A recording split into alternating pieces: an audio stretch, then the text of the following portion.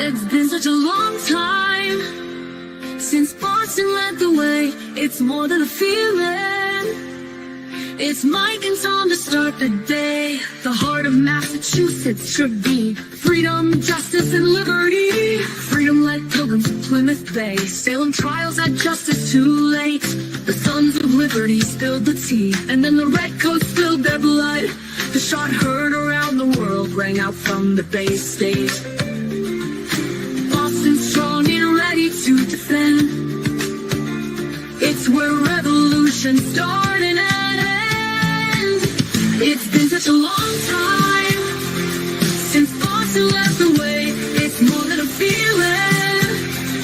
It's Mike and Tom to start the day. Quincy Market, Freedom Trail, Charles River, Boston Harbor, Bunker Hill, Griffin Wharf, Fenway Park, Omar Charge. It's been such a long time since Boston led the way. It's more than a feeling.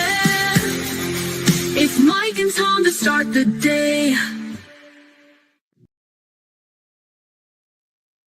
Good morning, everybody. I just want to say, how's everyone doing today? Hope we're all having a wonderful start to a great day.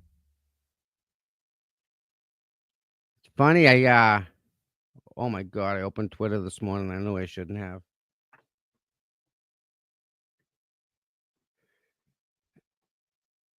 Real quick, who thinks yesterday was good for Karen Reed and her team?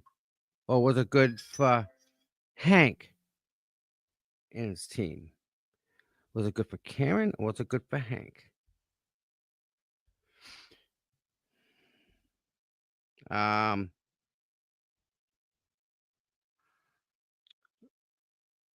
Morning, Antron. Listen, people, there's a fundraiser for Karen Reed. It's in my email. I'm gonna get it and I'm gonna play it. I'm sorry, I'm gonna get it and I'm gonna share it. I have video that I can also play today that I took yesterday. It's the same thing. It's just it's different. Where are you? Come on. There it is. Tell me this is it. Nope. Attorney client. Release. No, release. Where'd it go? Killing me. There's I think it's in Hopkinton. I'll find it. And I'll get up to you guys information. I need the information for that. Also, there is a glow pate. Big fundraiser. This one's going to be done right. This is the one.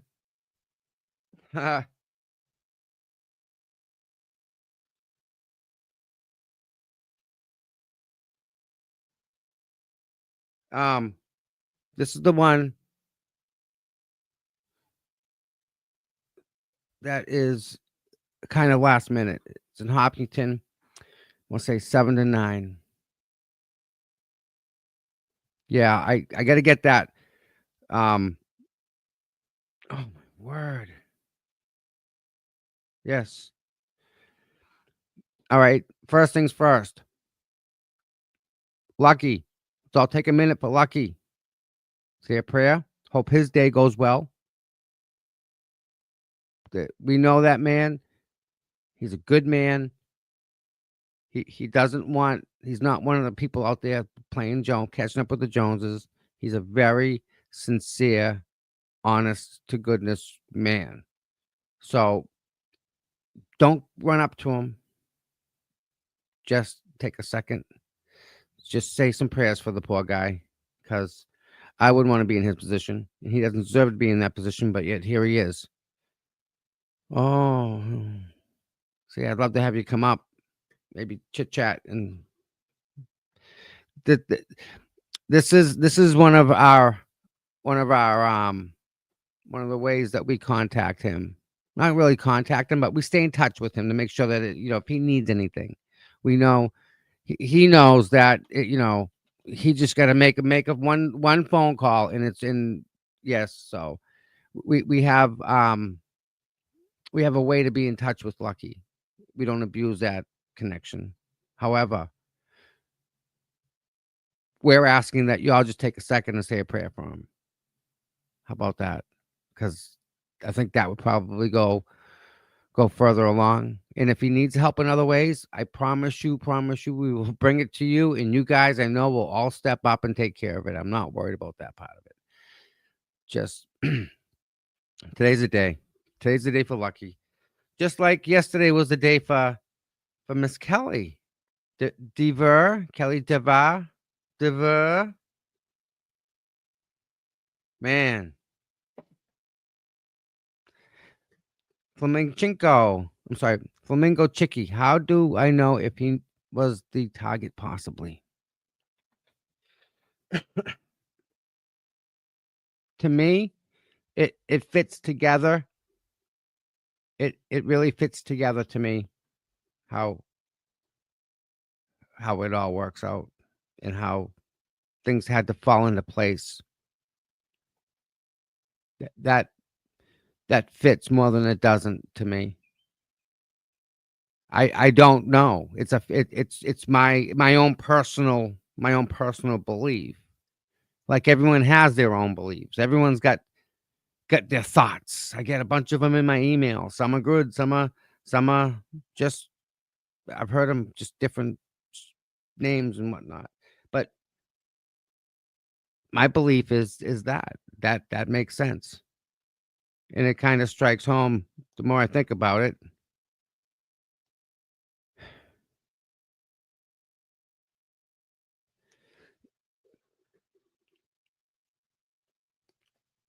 So you guys, not that you'd know, not that you care to know, whatever. It's just I don't always deal with some of this stuff the best of ways, we'll say. How about that? That better? All right. Let's play some video from yesterday, even though there's only a little bit of people here. Why isn't there a lot of people here today? Where is everybody? Is there like an FBI thing going on that I'm not sure? I missed that or something.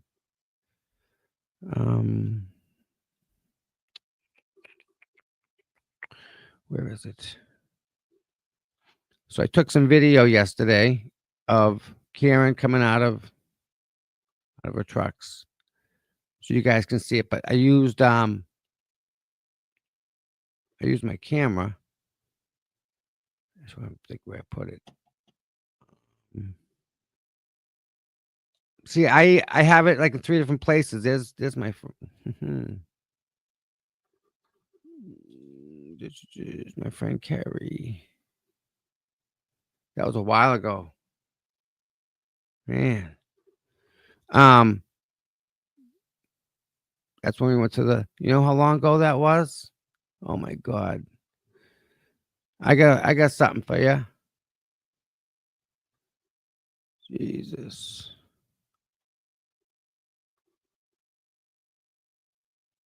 Hold on.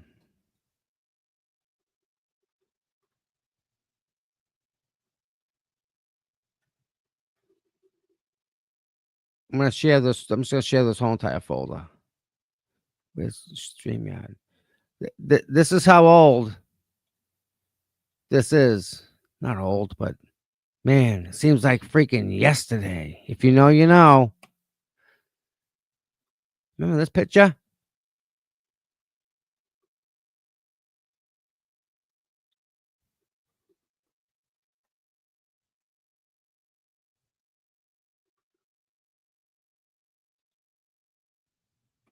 I can't see the screen, so it's not sharing. Why isn't it sharing? Stop sharing. Why? Why? Share screen. Share the whole window. No. All right. So if I go, I'll just select all of them. Right click. I want to open with.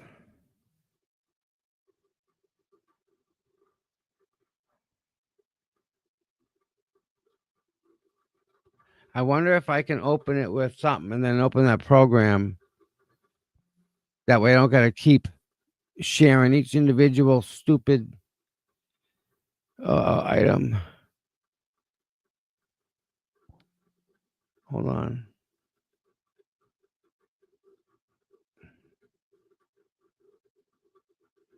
And I don't want to edit it. Resize, edit.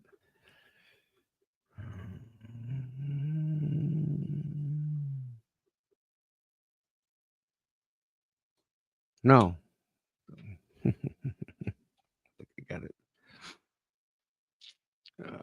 So the Twitter stuff has been blowing up. Okay. VLC, media, add media. Open multiple files, file. You know what? Let me see if I can share even this. Let me see if I can share this. Cancel. You guys can see what I'm doing. Share screen, window. You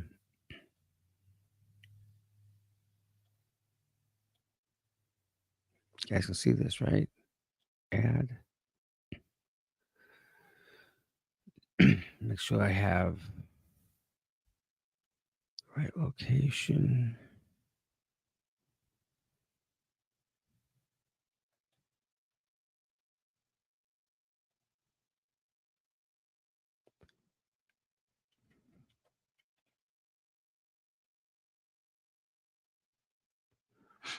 Yeah, there we go.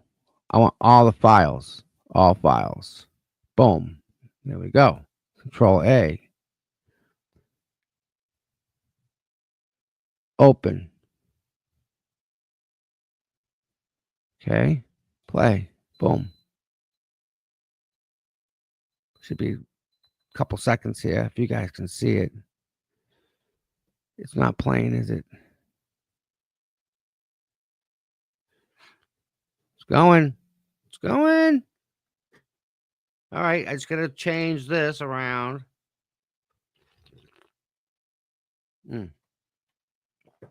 Now they know it's going. Let me go through this.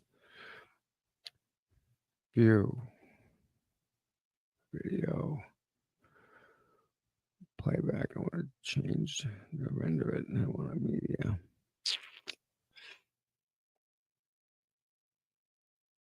Oh. I'm gonna have to open each file, but I'm not doing that.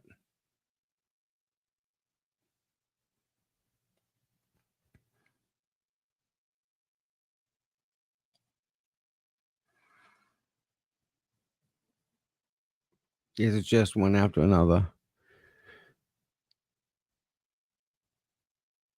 Old school.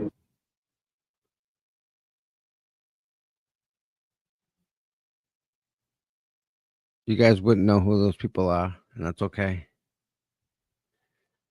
Who's that? That's Carrie. What else?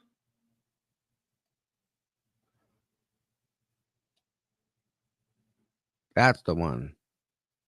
There we go. That's Carrie. That's who you probably see all around. So now you have a name with the face. Not that you didn't know who she was, but she does a lot of that boxing stuff over there.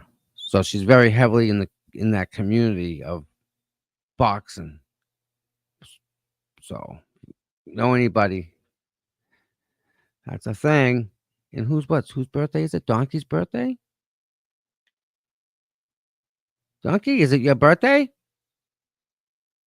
John Braggs, good morning, my friend.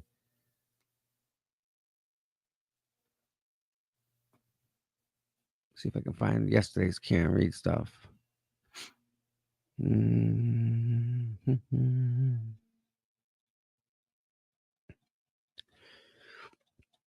I have so many photos. I don't even realize how many photos I have until I'm trying to scroll through them.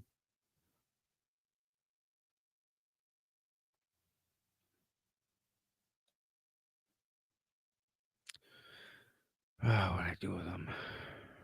Pictures of John.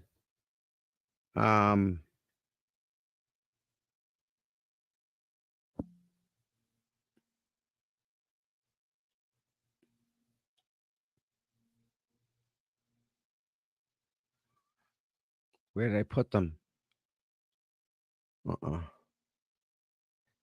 I put them somewhere. I think I put them somewhere for someone to view, right? So that I don't have to send everything.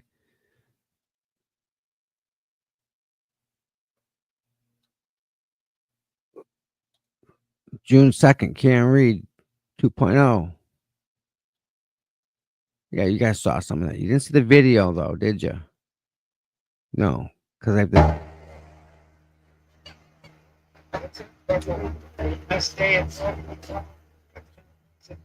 All right. For whatever reason, this is freaking loud, and I'm sorry off the bat, but this is loud stuff. You guys ready? This is yesterday. Karen coming out of court. I got this from the sidewalk, as close as I could get, and then I didn't want me between the vehicles in case they got rear-ended. But that's a whole other thing. So I was able to stand right here and here this is what we got. It's loud, so caution.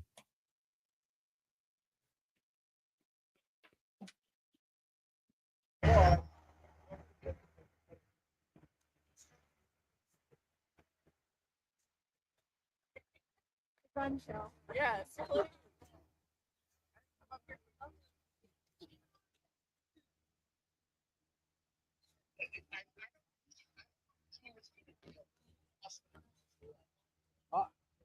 That's Dr. Marie's here. Yep. That's Dr. Marie Russell. Absolutely is.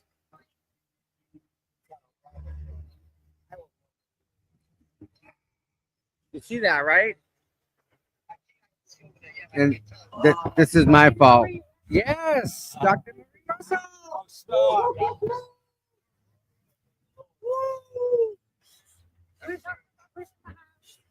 Not bad, huh? I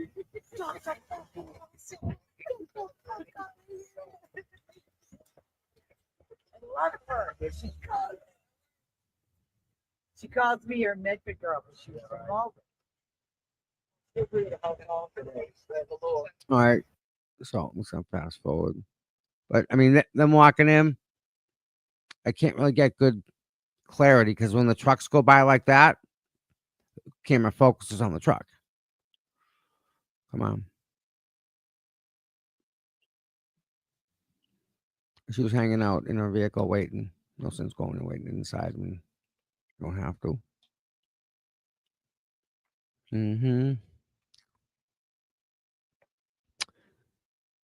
There's Lally. Let's watch this one. That's two behind me. That's the Lally. Lally. Defeated already. You know what? After watching Brennan, I like Lally more and more. There's Karen.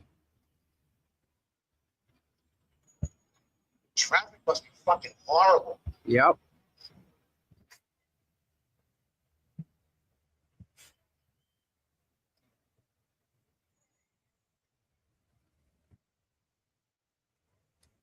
That wasn't her.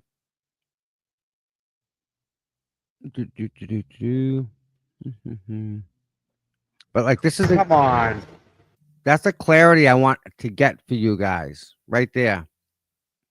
Problem is I can't even get close to get that for you guys. So try. All right, that's that. Stop that. Close that. And that was yesterday. I don't know. He'll be here. I'm not worried about it. He had an anniversary yesterday. He's probably relaxing. Well, he's not young. Keep telling everybody we're lucky. We're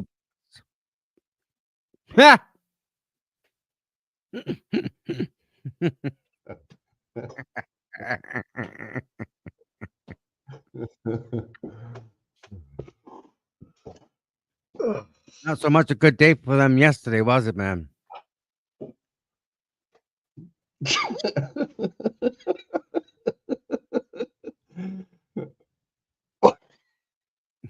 It's not that funny. I can't even look at your name. Oh, All right, fuck. so tonight, is it tonight, Kerry? There's something going on here. What's up, buddy? Oh my God, at Fenway, there's another. I think it's another big fight at Fenway. Oh, really? Well, it's 2 weeks away from the monumental return of boxing to Fenway, and we're Oh, wow. excited to announce that the event will be broadcast worldwide via Deesland. Deesland is a Who- global leader in combat sports streaming and the perfect partner for this historic event. Tickets are still available, and the press conference is right around the corner. Don't miss out on this once in a lifetime show as we continue to make Boston boxing great again. Tom, would that be cool if we became like ringside announcers and stream? Would that Do be you kinda want me to? cool? Do you want me to see if we can get it Yeah, in? I'll go. Seriously? Yeah, I'll go. Because like Oh, the fuck. person who's doing this and setting this all up, Yeah, I know who she is. I may know a guy.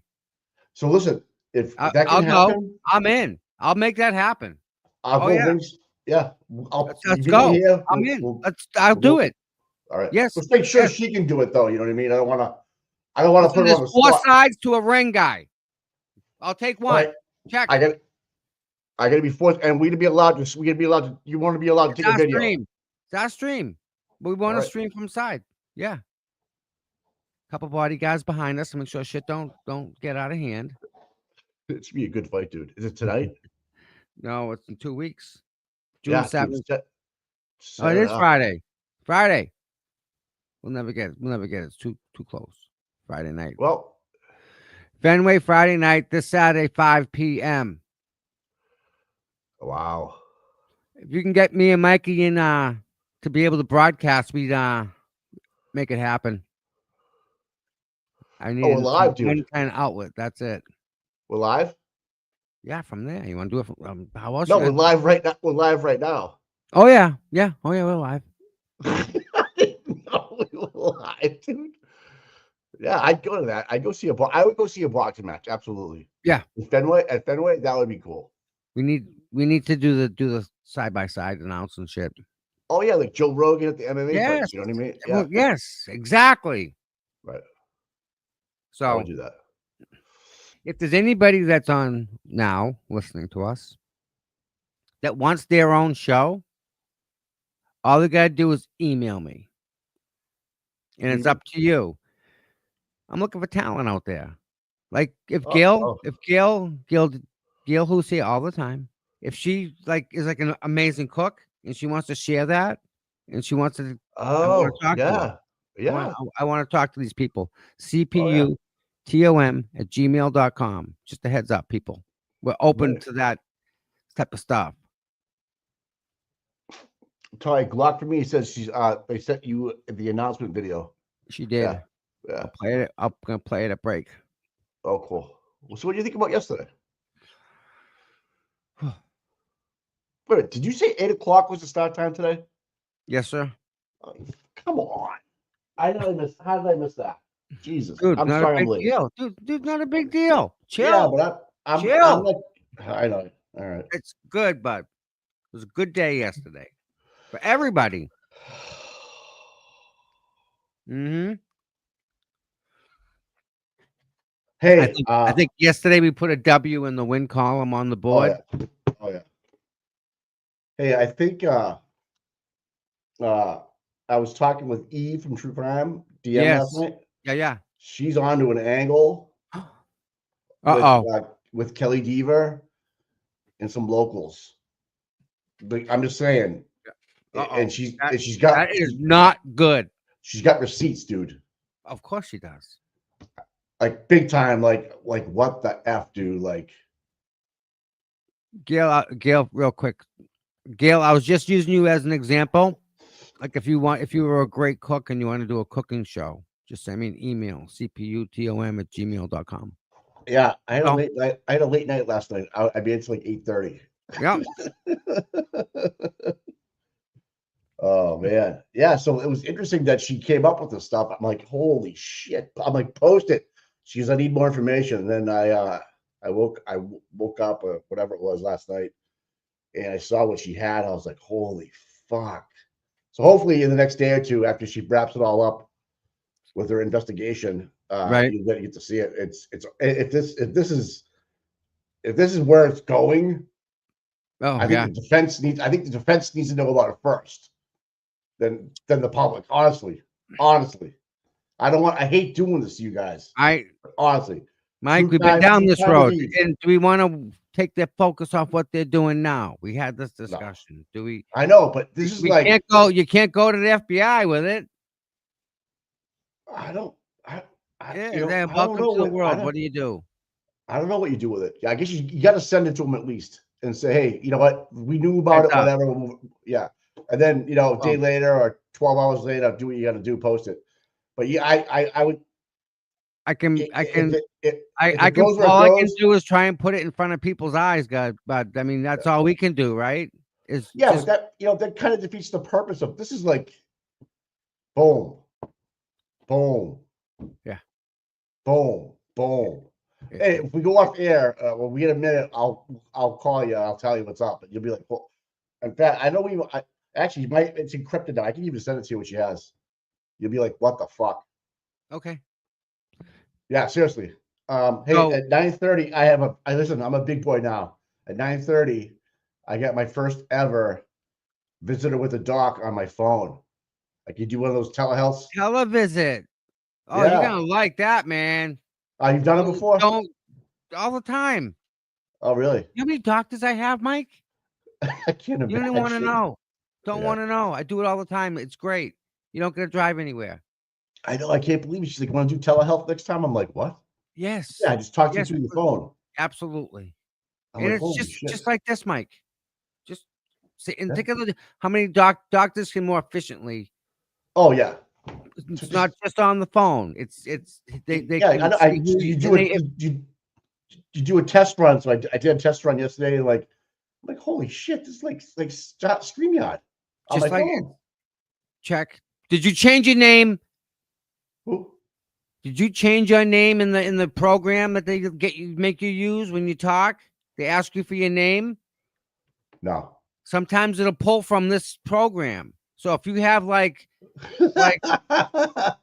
blank slapper, right? Yeah. It'll come up. I have like pink slapper on there or something like that. Something, yeah. Oh my god. I'm happy. I made a tweet yesterday and it's doing pretty good. It's just about to crest 100,000 per pot. No way, really. Yeah, I man. saw the one you did. That's it. It's almost 100,000. Did you see the trolls that came after you? Of course. I fucking slammed them. Slammed them. The Mama Llama? Yeah, I crushed. Yeah. I go, did you sleep with your son's friend? Just so listen. People don't know that story. I had Okay. my retirement taken away. We'll say that.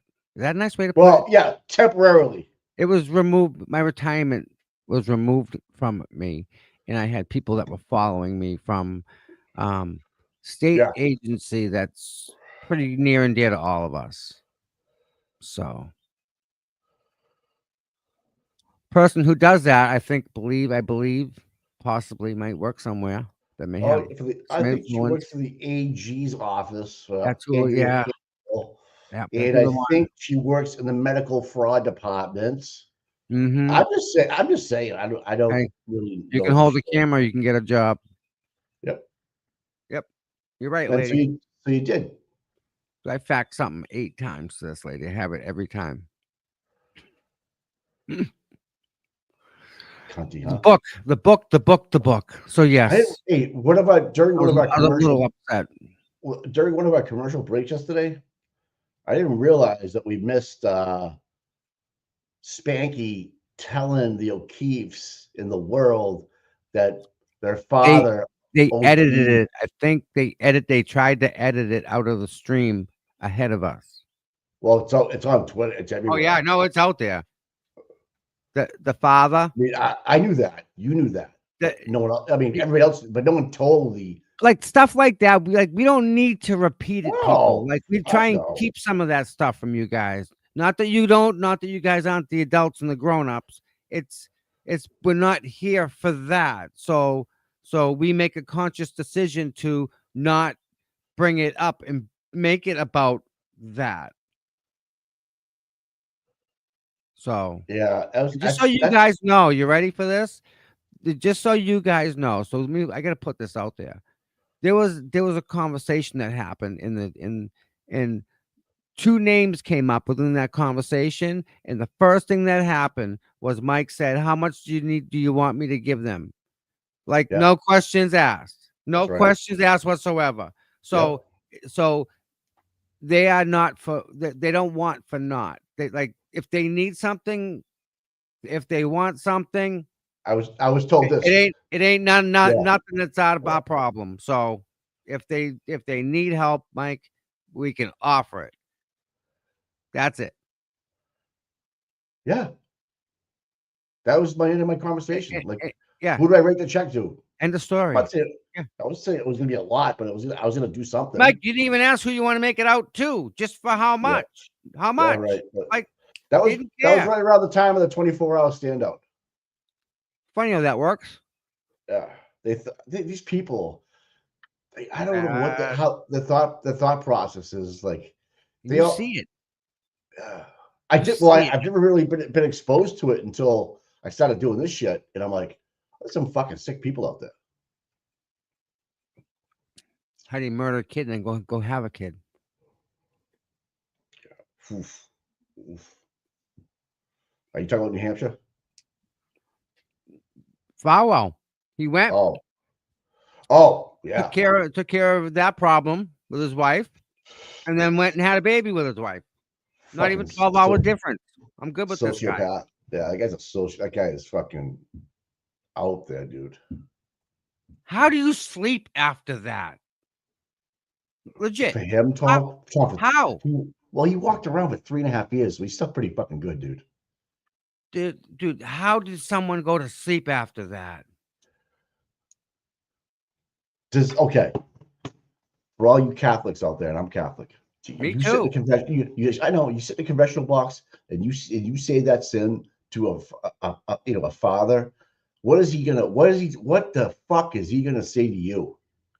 Seriously, Uh, what the fuck? If you drop that bomb inside of a confessional, Right? what's protocol? Like 50 Hail Marys. Fuck Get you, up Tom. there. No, fuck the fuck. I mean, how can that priest? I can't. How do you put your head around something like that? Legitimate. Like how does it even come to be? Let's Well, start at the beginning of that. Forget about let's talk getting in about the confessional. Let's talk about his coworkers. What had happened? The smartest people in the world who do the detective work, them people Yeah, who they put shit knew. together. They fucking Garrido knew. Fanning knew what they did, and they slept fucking great at night. That's sick. Sick. That's like when you go to war and you got a couple KIAs, right? Yeah, that And happens, you go unfortunately. Yes. back to the United States or whatever. Yep. Soldiers have a tough time dealing with it. Yes. Oh, hands down. Yep. Even Motherfucker just, went to work the same day at the same fucking yeah. town. But listen, he was intimate with her, dude. Like he was like Oh, yes, it's different. loving That's what I'm her. saying. He was, and she was in love with him. So that's Yeah. a whole deeper level that just Then you can't do that to somebody you love, bud. It doesn't and then happen. you promise her a baby to shut her up. And then she But then she gets pregnant. Okay, well, I was kidding. she's happy. She's happy now, right? Now I got a love child. Everything's gonna be cool. But when Right. she started asking for the money, she got serious. Tom, let's be real. It came Yeah, down well, to fucking money again. He was gonna pay like $4,500 a month for a love ouch, child. He was. ouch. And the wife said, "Oh no, no, no." Do you think she knew? How can she not? I don't know, Tom. How can she not, dude? She sleeps next to this man. Do you really think she said get rid of it and we're gonna be fine? Come on, man. I think she said, well, we can't have both. You either Make the pick problem one big. or the other. We can't have both. So to him, easy way out. Take care of that problem. Now he's got both. Doesn't have No. this problem no more. Now he's got his wife. And he's So the hero. Look what I did for you. Took care of it. Not my fault she killed herself. Not my fault she did what she did. Right? Not my fault. That was the biggest thing.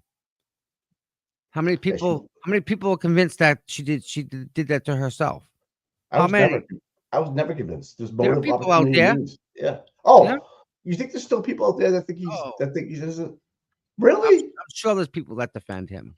I think we're gonna find out a lot more about the town of Stoughton and its internal mechanism of politics. I know we are because I'm going to court with that guy too. That fool. I'm going to go visit him up there in the federal building. When he goes there, I'm going to be able to go July into the 1st. courtroom and watch. July Take 1st. I notes. want Yeah, take I'm a good there. look at take a good look at his face. I want to know what his eyes see. Are they Okay, still black? Are they I can still do fucking that. black? Yeah, he's a fucking. If I could leave me alone for 10 minutes with that guy, I don't care how big he is. I'd give it my best. I'd give it my all.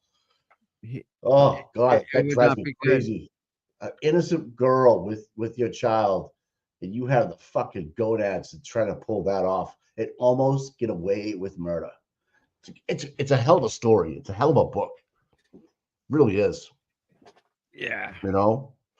And then to have the whole other side of the police departments working for you, helping you. Hey man, we love you. Don't worry, we got you, bro. Don't worry Right. about it. Hey, that's even sicker. To have a fucking DA knowing what's going on with his crew, trying to cover up for a local. He's not, if it was some Joe, Because they've had to cover up for him all the time. Think about and, that. but, and then Because his of having brother, the power to snuff somebody out yeah, or to drop them in yeah, the fucking drink. yeah, yeah, There's a dude, serial killer in Marina Bay guy. yeah. It's called the DA. Someone bumping people off with impunity guy. Going out. It's boating related. I look like Kurt Rambis from the 85 Legs. I'll take that as a compliment. I need to get more coffee. Go ahead. I love my coffee cup, by the way. Hey, Yeah. chat. I consider my chat like Google now. Like I can ask anything and the chat will have it figured out. Chat's awesome. Yeah, I watched. We have the Boys. best chat. No doubt. Dude, they're so Hands funny. down. Yep. So If they could just hit the like, subscribe, thumbs up, make sure they do that stuff too. Because Tommy, check your X when you get back, okay? yes, I'm sending you what Eve sent me, okay? And I hope she's watching. And we gotta have her back on. Okay, let's be honest. Open door to that girl. I love having her. I'll wake her up if I had to. Her hands are full with her kids, Mike. And I hate taking 1 second away from that poor girl. I really do. But this is like, I know. Wait. Okay. I'll look at it. All right. But that's why I don't bother Eve as much. She's a sweetheart for all she gives us. You know what I mean? She's like I know. All of a sudden I get this I'll take DM. all the attention, all the time you'll give me. Yes. I get this DM and I'm like, are you fucking kidding me? I'm sure. Yeah. Oh, and I can just imagine. I don't know if you can. Hold on. I don't know if you can. Guys, I wish Eve was in here because I told her to fucking post it. Oh, shall we out? We get a crash course? Fuck. I guess I gotta know, right? Because I can't go through mama. We gotta I guess I gotta know because I gotta go through all that shit, right?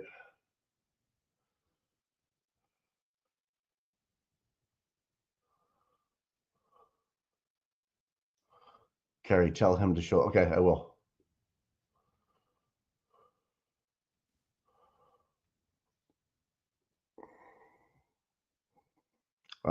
Yeah, hey, I'd like to go to that fight, by the way. I think that'd be cool. I haven't been to a boxing match since I got my ass kicked by my brother a couple times. And I really didn't see it. I was on the ground. I remember stepping into the ring. Oh yeah, thanks for my anniversary. Yeah, we had fun. Yeah, it was fun last night. We just sat in the jacuzzi and just had a nice. We had dinner. I made dinner. Sat in the jacuzzi. You know, well, I don't know. It was it was nice. Just watch the birds fly in the birdhouse. That's the question I have for the chat. What way should you face your birdhouse? And I'm going to tell you what I know. East, right? Because I'm putting more birdhouses up, and I'm sure if you face it the wrong way, like west or south, it doesn't work. So if anybody knows which way to face your birdhouse, let me know. Oh, this troll. Who is it? Who are you? Long Joan Gilbert. Oh, okay, wrong girl. This is the one I've been messing with. She's so funny.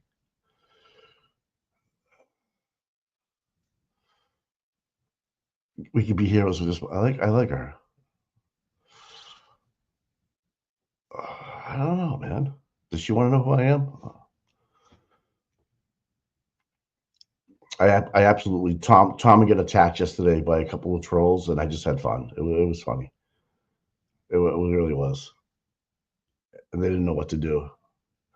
I'm not gonna lie, it was pretty gross.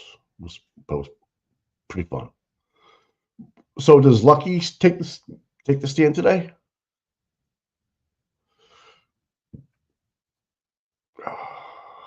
Huh?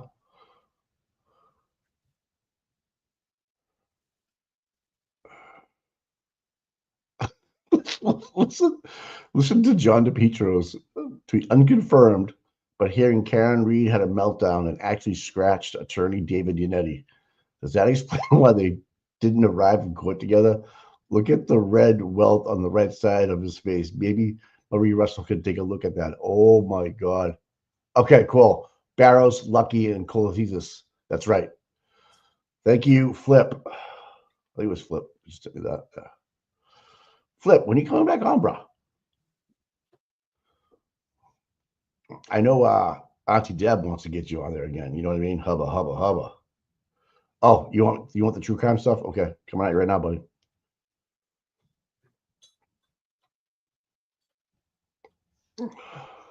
Have you guys seen Flip's newest video? Fuck, man. Is Brit's in the house? Hey, birthday boy. Oh. No, I would pay. No, I would really pay like $2 or something to see DePietro and Turtle Boy just like do like a presidential,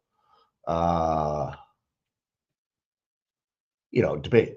Like even though I don't have to president, but the way it's set up, where they stand up there and they're on a stage, and they can do it live stream or whatever, and just they each get asked like there's 10 questions and they each respond to the questions.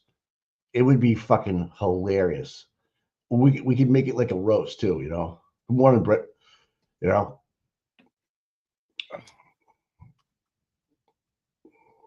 Everything's a fucking struggle, man.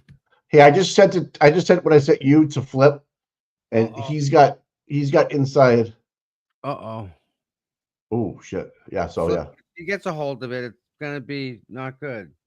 So he's Oh shit.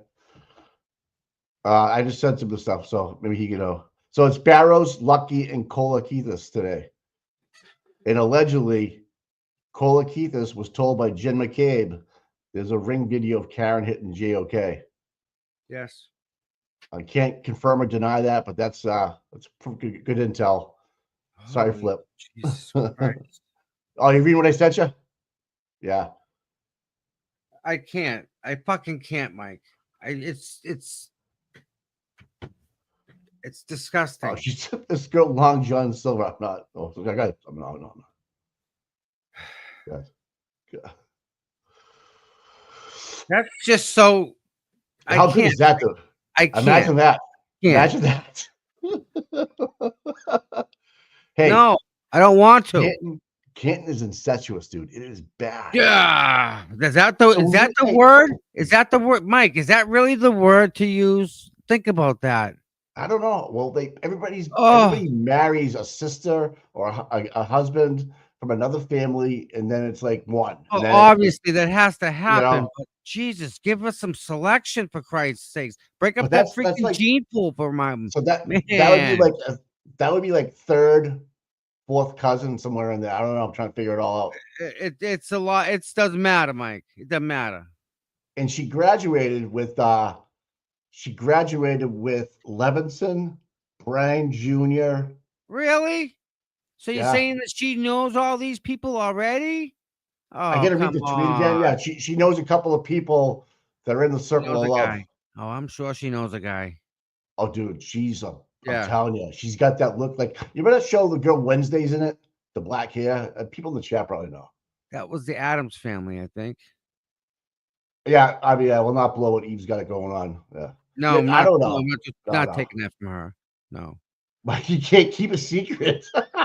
No.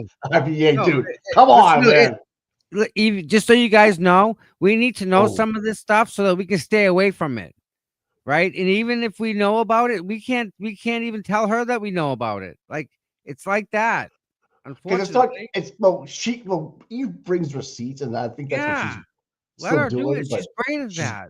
she's got a couple of them right now. Yeah, That's kind of lining up. If Tommy's looking at it now, but everything that girl does, yes, she's absolutely a yes.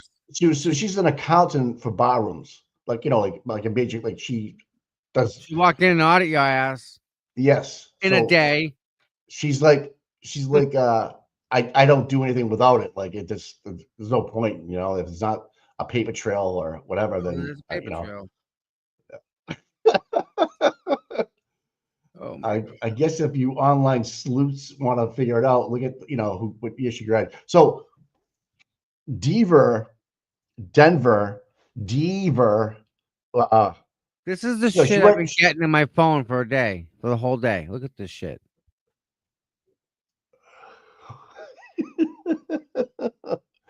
dude, yeah. I can't. You want to talk about an incestuous police department, Boston PD, dude. The Wait a fucking minute. the And let me pigs. say something. Time out. What's up? I'm almost positive you and I have been championing from the past year. We've been What's up? focusing and talking with the Boston Police Department in this. Why haven't they stepped up? Why are they absent? Why did you send Carl Dougal, who assaulted Karen in the courthouse?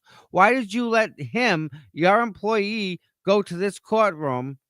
Because you can keep him away, obviously, because they're keeping everybody else away. They let Carl go as a representative of Boston Police Department because they haven't told him to stop going.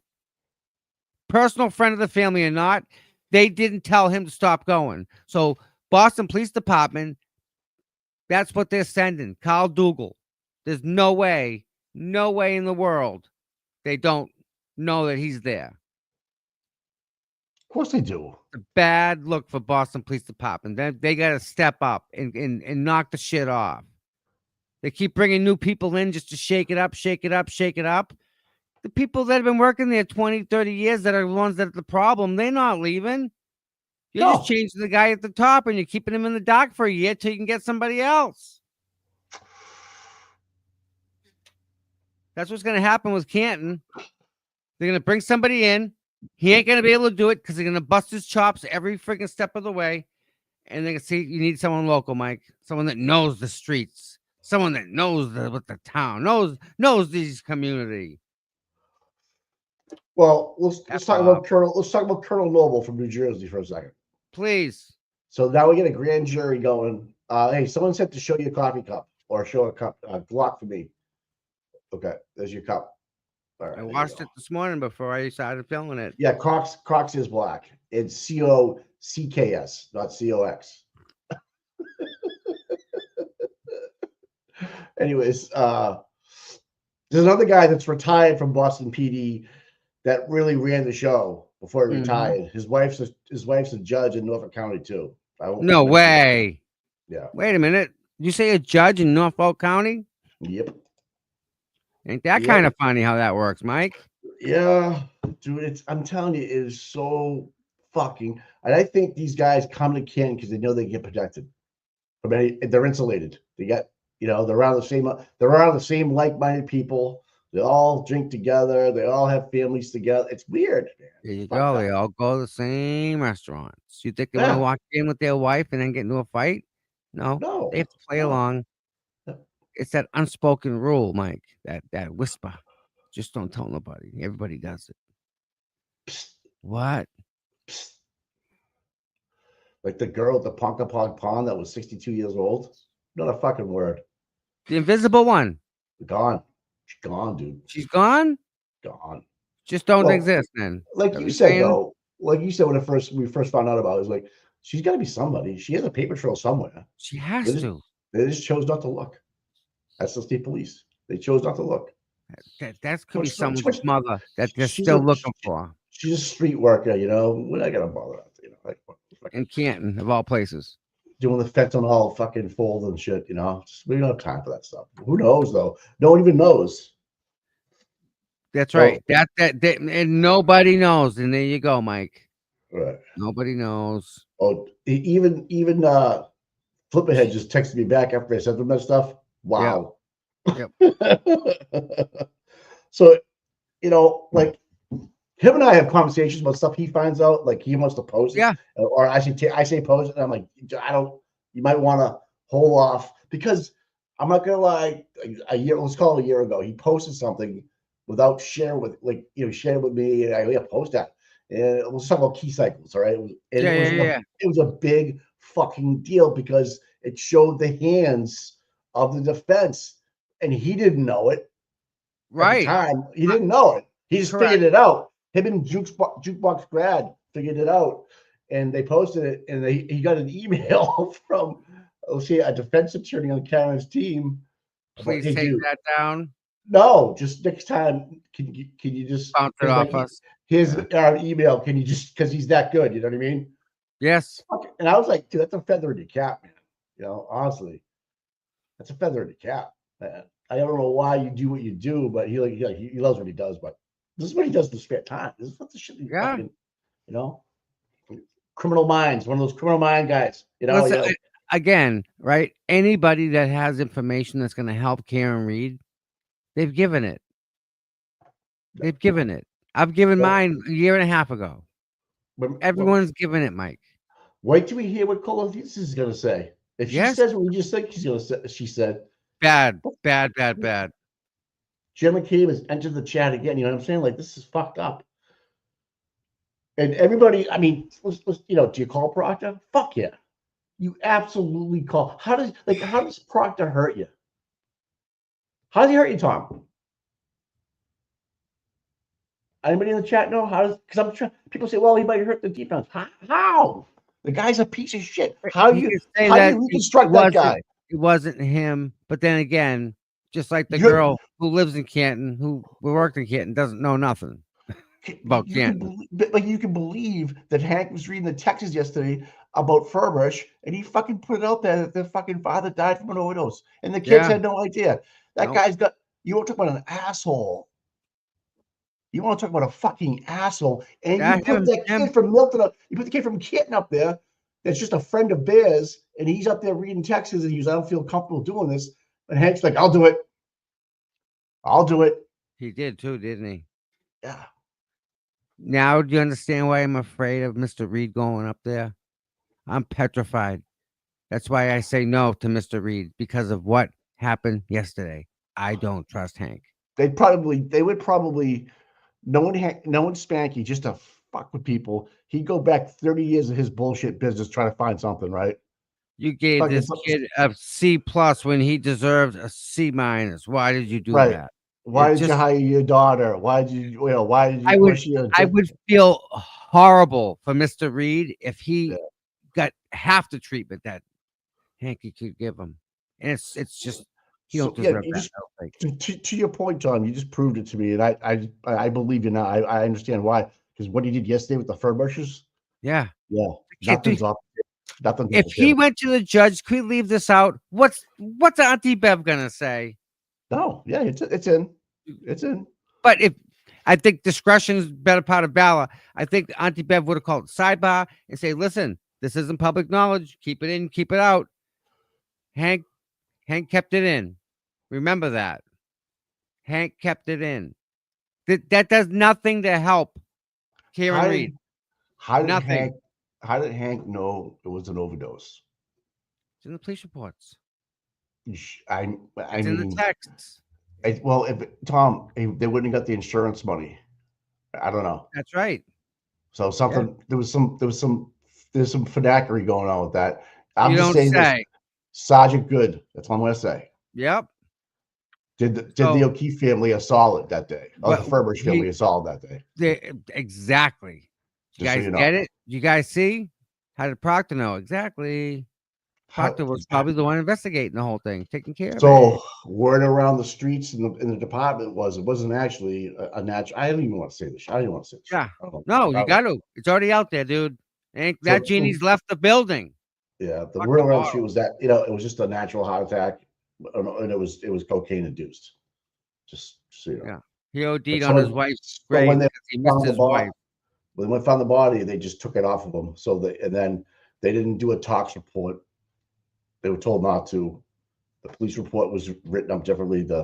So they got the money. That's yeah. But you know what, though? Time out. The And guy St. Louis. loved his wife. He loved his wife. Oh, that's what killed him.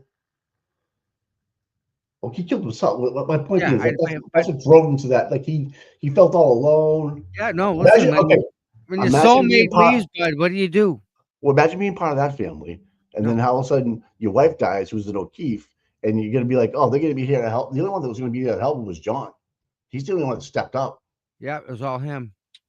Wow. You know, it was different. It was weird. I'm sure Mr. O'Keefe Sr. was there too, as much as Yeah. he could. Well, he can only do so much. Yeah, question. Sounds like a sharp.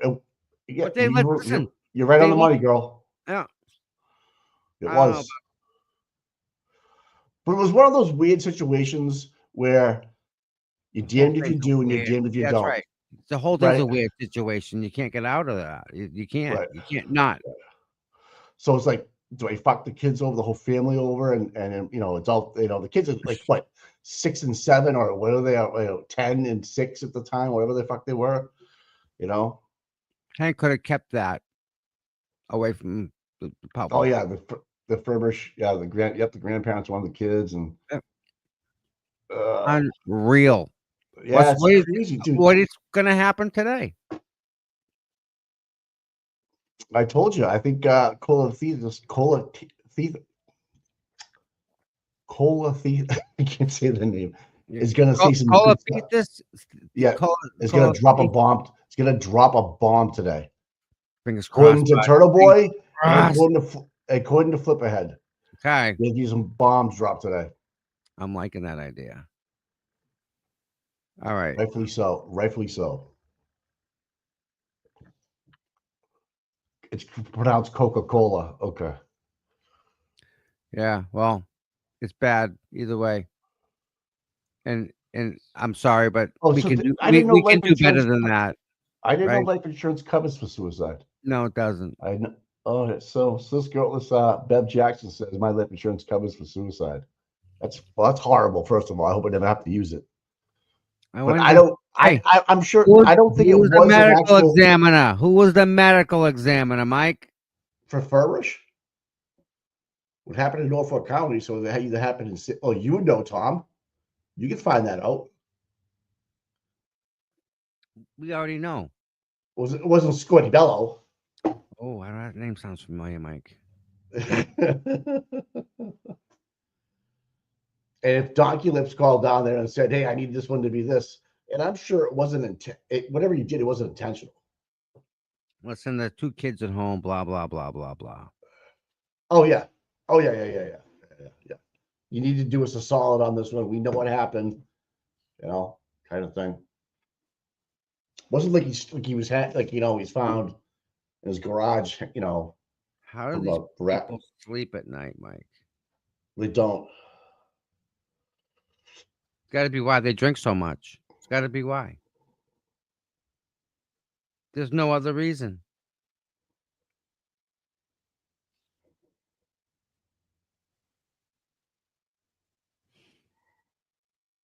Poor John. He didn't know what he was getting into. He tried to be his best, man. Yeah, he didn't know.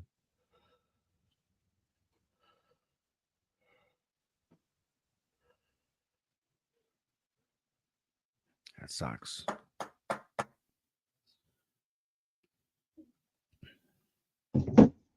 Yeah, I'm sorry guys for that this morning. Didn't mean to take it down that road. Somber morning this morning. Sorry. Yeah. It's just I think we're all feeling pretty bad for the kids.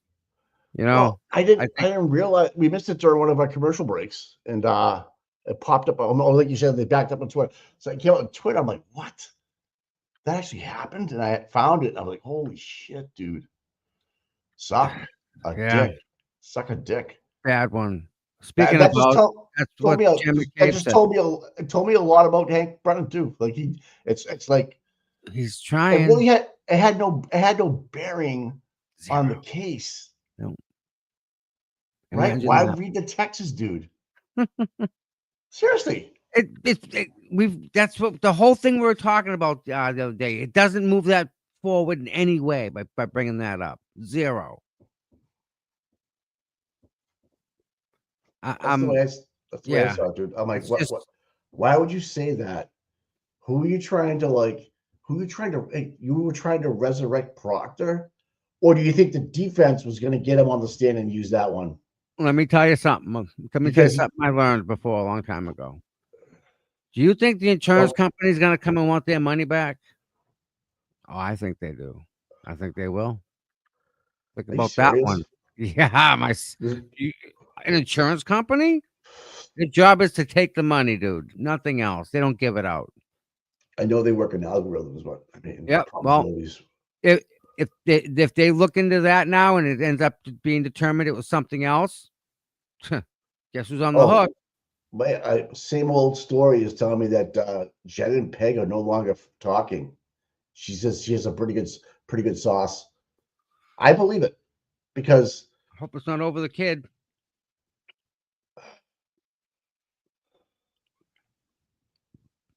Mm-hmm. the other Kirk study went, how did Proctor know about Karen's medical condition? Jim McCabe. Right away. That's right. She's right on the money. Oh, this is gonna get fucking good and roasted this week. Comma, that's enough to put you in the ground. Yep. What's up? Policy's 500K, but if she personally does it to herself, they only get 50. Holy fuck! So it's I like, get why? I get a milli. I get a milli. Yeah. Let's not talk about this. Can we not? That's motive, isn't it? Yes. I'm gonna cancel that motherfucker. Fuck that. My wife looks at me with that weird eye sometimes.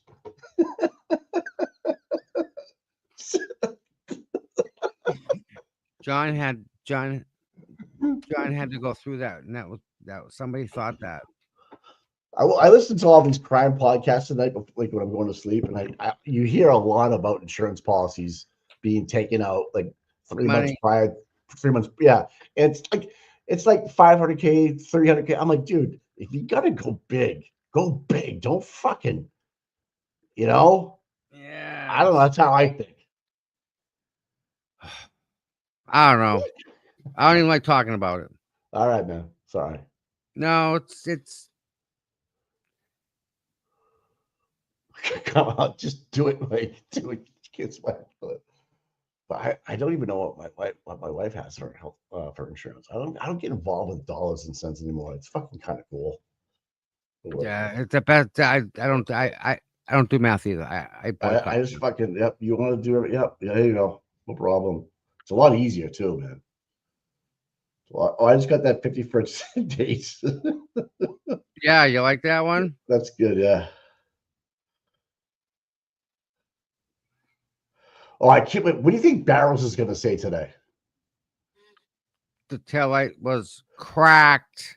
And do you think Barrows will be up there a little bit longer on because it's our witness? What do you think? How do you think Brennan's going to attack that? How do you, if you're Brennan, how do you attack that testimony from Officer Barrows? I don't know. I mean, what do they say? Well, what can they say? I'm trying to go back to last year what Lally did because I think he didn't do much, did he? He didn't jump on him like we thought, and he was neither the defense. The defense right. We thought they'd do more, and he didn't. Remember, we were all kind of stumped. Barrows was like trying to just ask me anything you want. Ask me the questions. And he was there. And she won't let him come in uniform. That's okay. I'm all right with that. Yeah, but Bev is rocking a whole new world over here, dude. So if you never thought you'd seen it in a courtroom before, well, you're seeing it now, okay? Whatever you think is going to happen in her court, it'll happen. I mean, it's going to happen. She'll never allow that, or whatever it might be, or so with that said, what how many sidebars? How many sidebars? oh yeah, shit, get your sidebars up. I'm going 9. All right, and the 50-50 money raffle is there a sidebar off the rip? First thing when Bev gets in there, Jim, get you a mimosa and sidebar. It's only Tuesday. Think of that, people.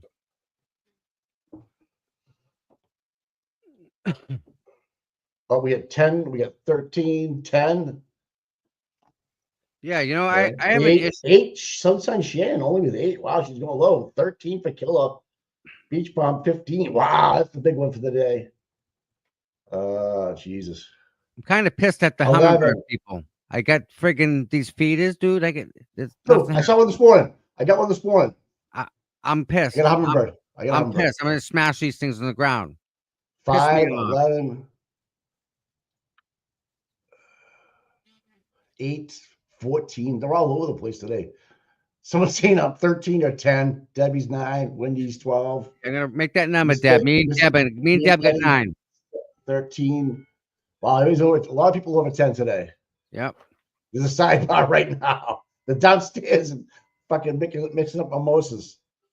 Heather, I bought 5 hummingbird feeders. Bird buddy feeder. Okay. And I was I asking filled them all Tom, when you put a new bird feeder up, are you supposed to face east with the hole? That's what I was told. After you use that smoke stuff, you gotta do that I don't stuff. know. Yeah. You have to Oh. cleanse it first. No, but they're hitting. I have one feeder that they won't leave alone, and it's an old one, an old glass one. They won't leave that RBA. one feeder alone. The new ones I got, they won't touch them. I'm pissed. I want 7 minutes and 28 seconds of an old is slow. RBA. He is my calculator for my clock, my chiming clock. Yeah, my sister. Erica, 2 minutes is number 11. Okay, That's wow. that's a good number. I think that's a solid number. I think right there, Mike. You want to hear something cool? Amazon sells a bird feeder with a camera on it that you can get an app for and put it on your phone. Every time they land, it Dude. takes a picture. Oh my god, that's so cool! I'm Yes. like, what? And then she'll just like text me like, "Look at this rare bird," or whatever it is. I'm like, holy shit! Yep. The clarity of I want to get one of those for a hummingbird though. The freaking things won't. I'm trying to get them to come over here. The freaking things. I'm pissed. What else So do you I have gotta do? You have one feeder that's working very well, and others that aren't. They're hammering it, dude. They all and they're fighting over it. They're chasing each other off and stuff. They're pissed. Oh, the It's fun. territorial. They love it. They love the one. That's territorial. one feeder, yeah. But I got 5 up. The 4 I got. Other ones aren't doing jack. Not even like. Cop Oh, start. I have wait a minute, one. speak of the devil. One just showed up and looked at it and left. Like they just went by. Like, dude, yeah, that's for you. It's like he flipped me off and he's at the bigger one, I bet. Whoever gets the closest gets a date with Monkey. Well, he paid, but Shelby, are you pimping me out? What's going on? Shelby. Easy.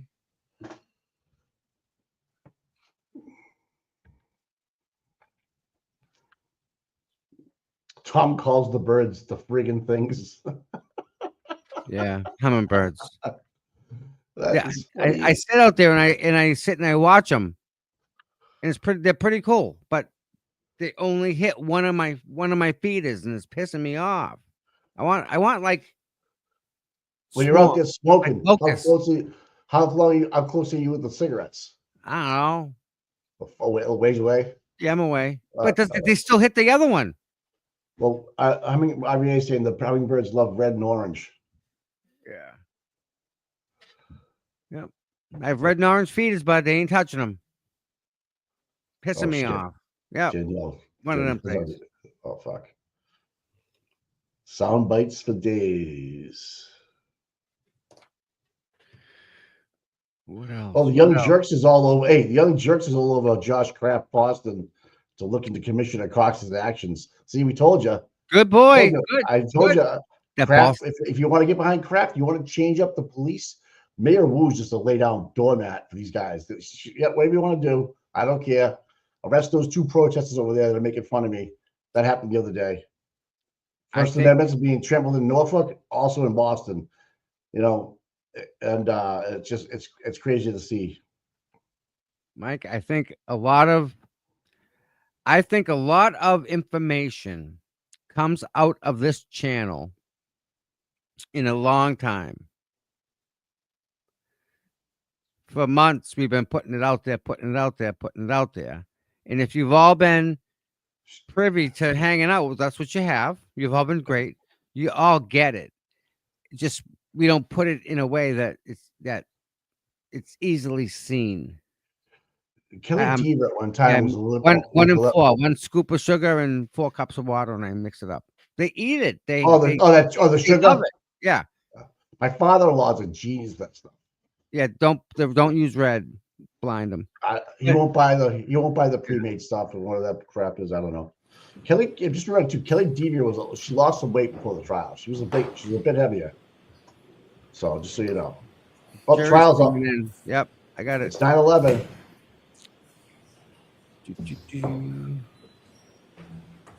You are unmuted. You are Jimmy. Yeah. Another mimosa.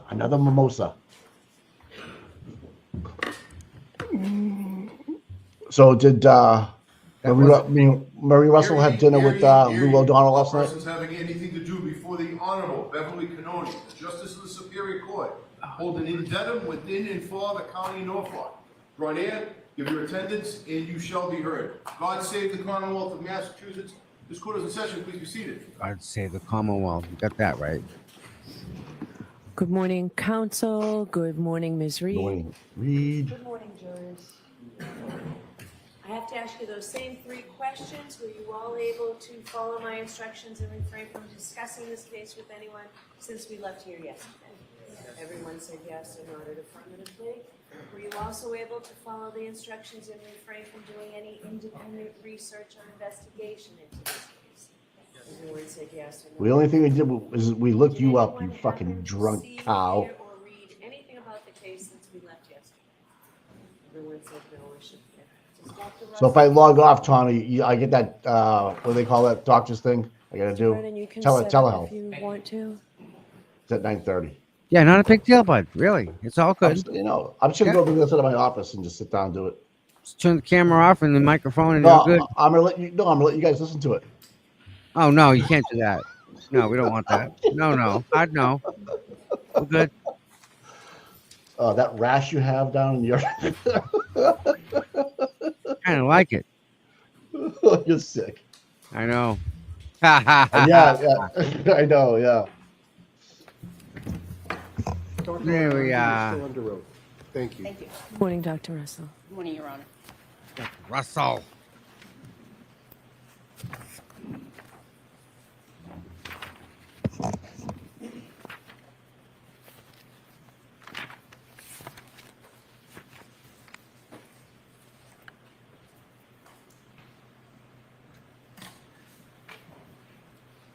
May I? Yes.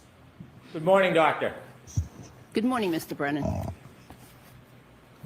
I had asked you yesterday if your opinions regarding the wounds on Objection. Mr. O'Keefe's arm changed between when you testified last year and then the more recent hearings that we've had over the past 4 or 5 months. Do you remember that question?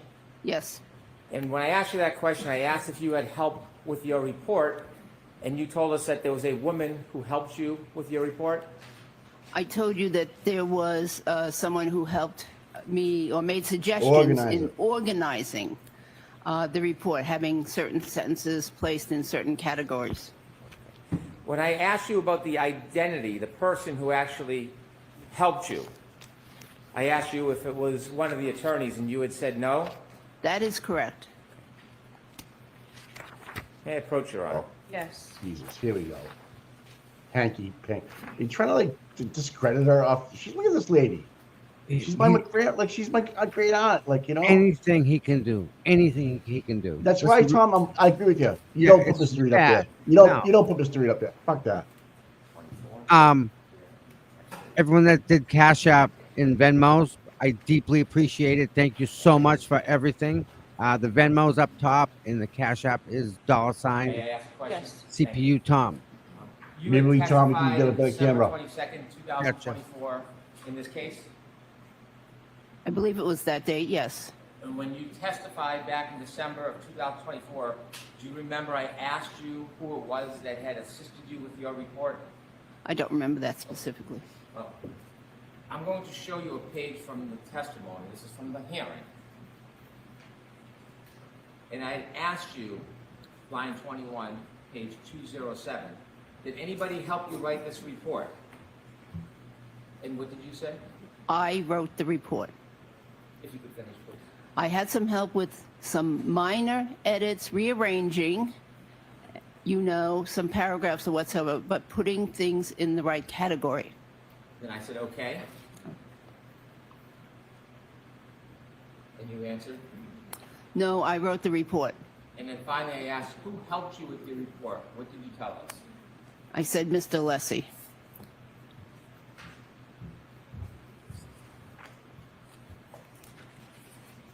And Mr. Alessi, is that gentleman the attorney who asked questions on direct examination? Look at her. Yes. Okay. And so, did Mr. Alessi help you with your report? What I recall is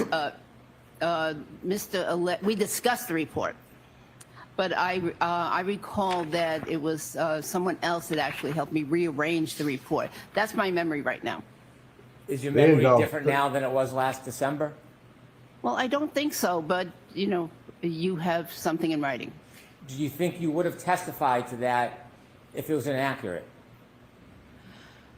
Mr. Alessi did not help write the report. He may have helped organize and make a suggestion about what is training versus what is experience, but he did not help me write the report. Did you have any help trying to describe methodology? No. You had any help talking about differential diagnosis? No, I'm very familiar with differential And diagnosis. so, after that report was written, is there any reason why some of your opinions have changed? I don't believe my opinions have changed. When you testified at the hearing last year,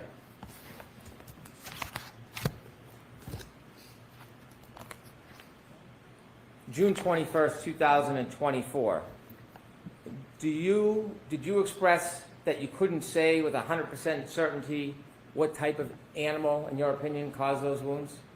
100% certainty, that is absolutely correct. And I'd like to see that, but yes, that's my recollection. If it's your recollection, I'm happy to show you what Yes, you please. testified to. You want to Yes. see it again? Yes. Okay.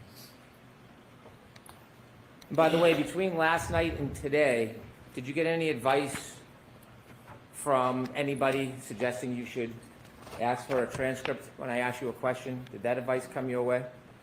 That's my general advice from previous times.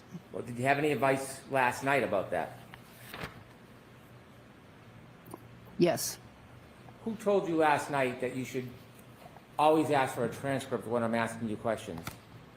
Well, I think it was just Mr. Alessi. So did you and Mr. Alessi, you know there's a sequestration order, don't you?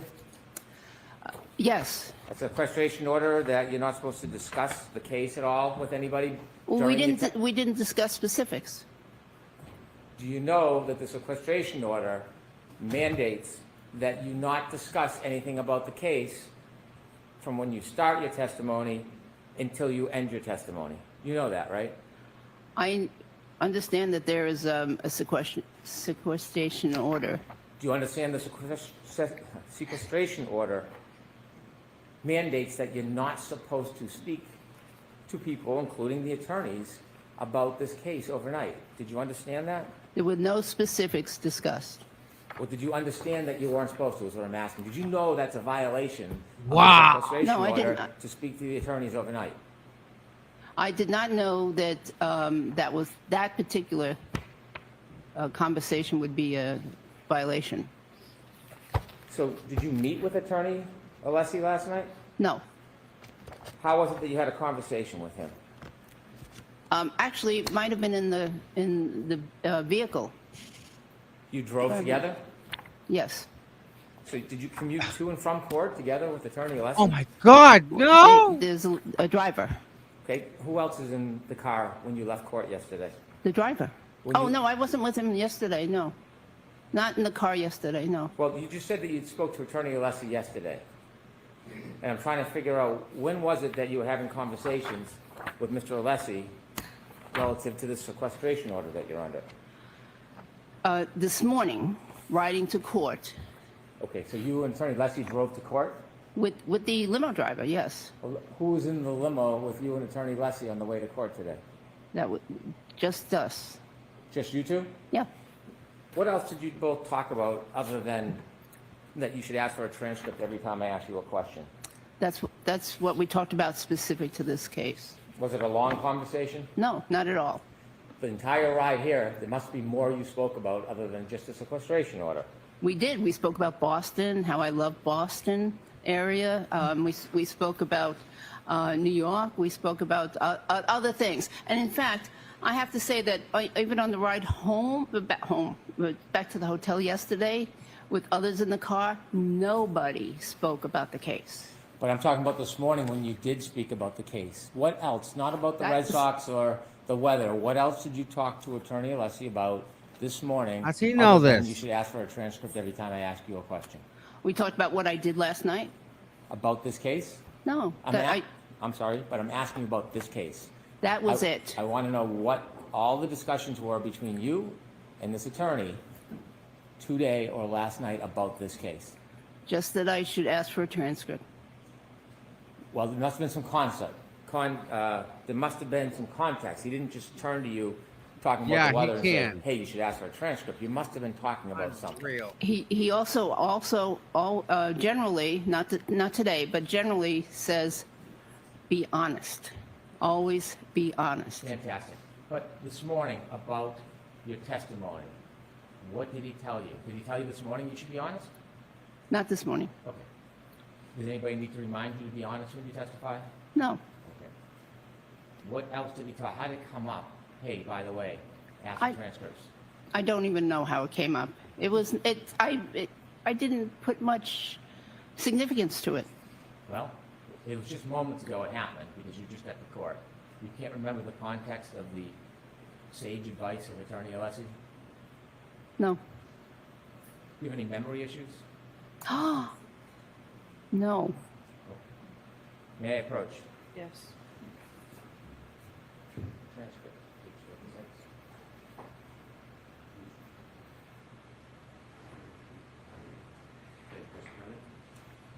Since you've asked for the transcript, I have it for you.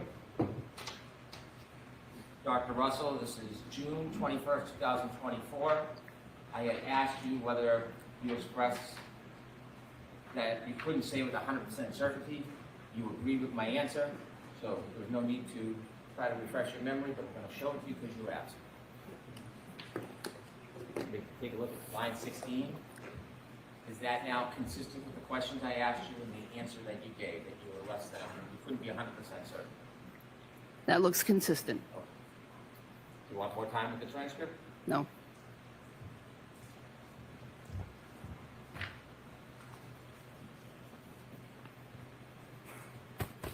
Has anybody else talked to you about your testimony today overnight, Dr. Russell? No.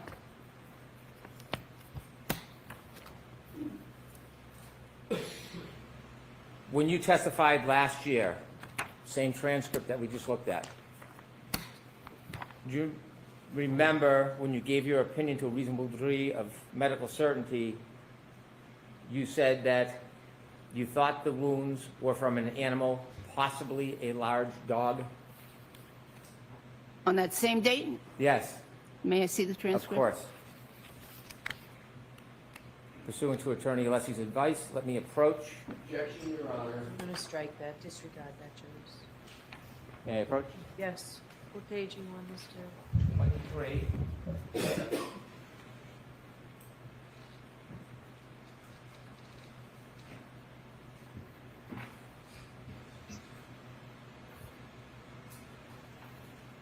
June 21st, 2024, Doctor? June 21st. Page 23, line 14.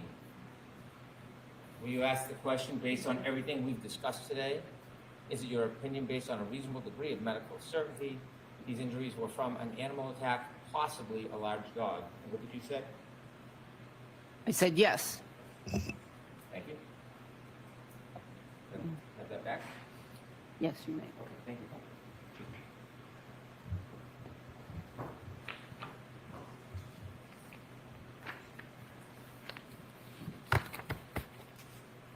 I don't You think gave the your jury opinion, cares. Not this year, last year. You agreed when you were assessing the wound, you used the word or adopted the word possibly, didn't you? Explain the context of it, Sure. that sentence? Sure. Go right ahead. No, you. I'm sorry. Okay. I'm sorry. Please When rephrase you- the question. When you were asked about your opinion last year, not this year, last year, about whether to a reasonable degree of medical certainty the injuries were from an animal attack, possibly a large dog, you agreed with that characterization. A large animal, possibly a dog, didn't you?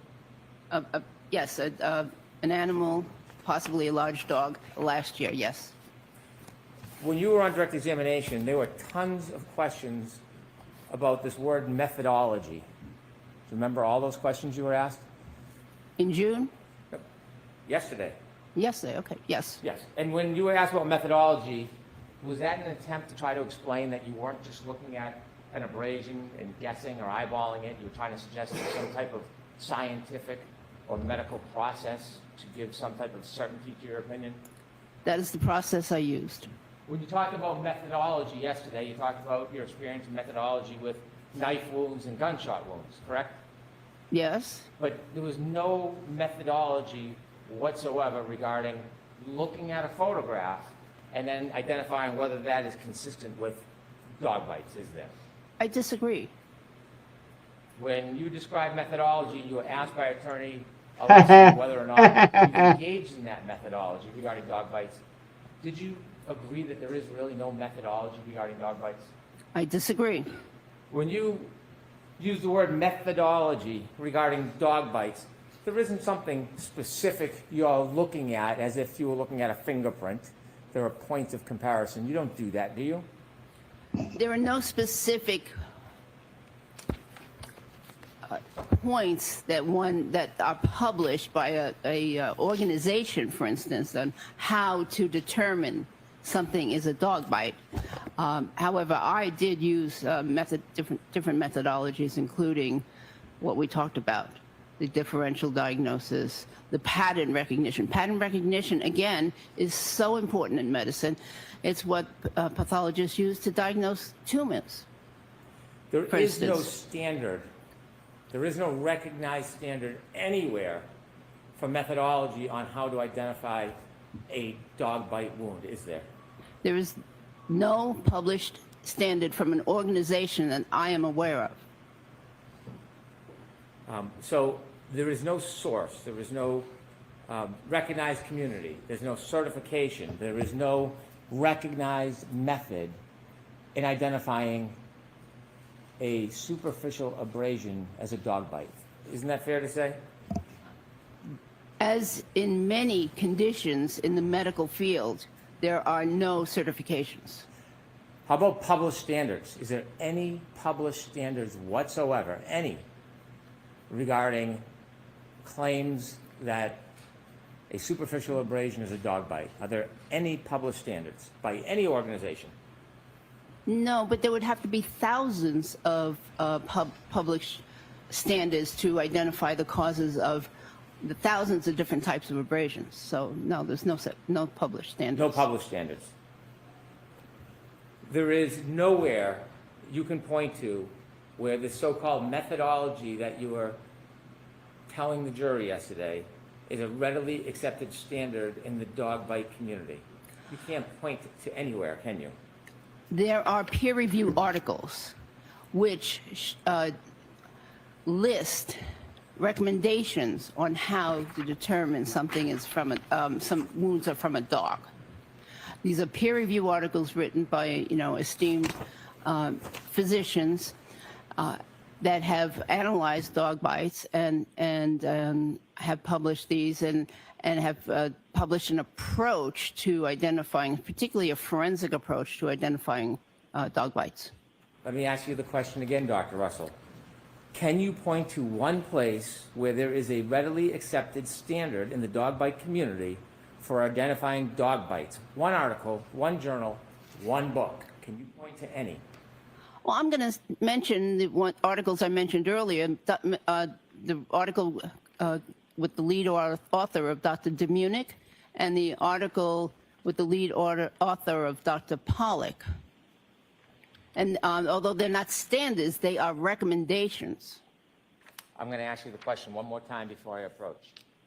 Can you point to one place, where there is a readily accepted standard in the dog bite community for identifying dog bites? No.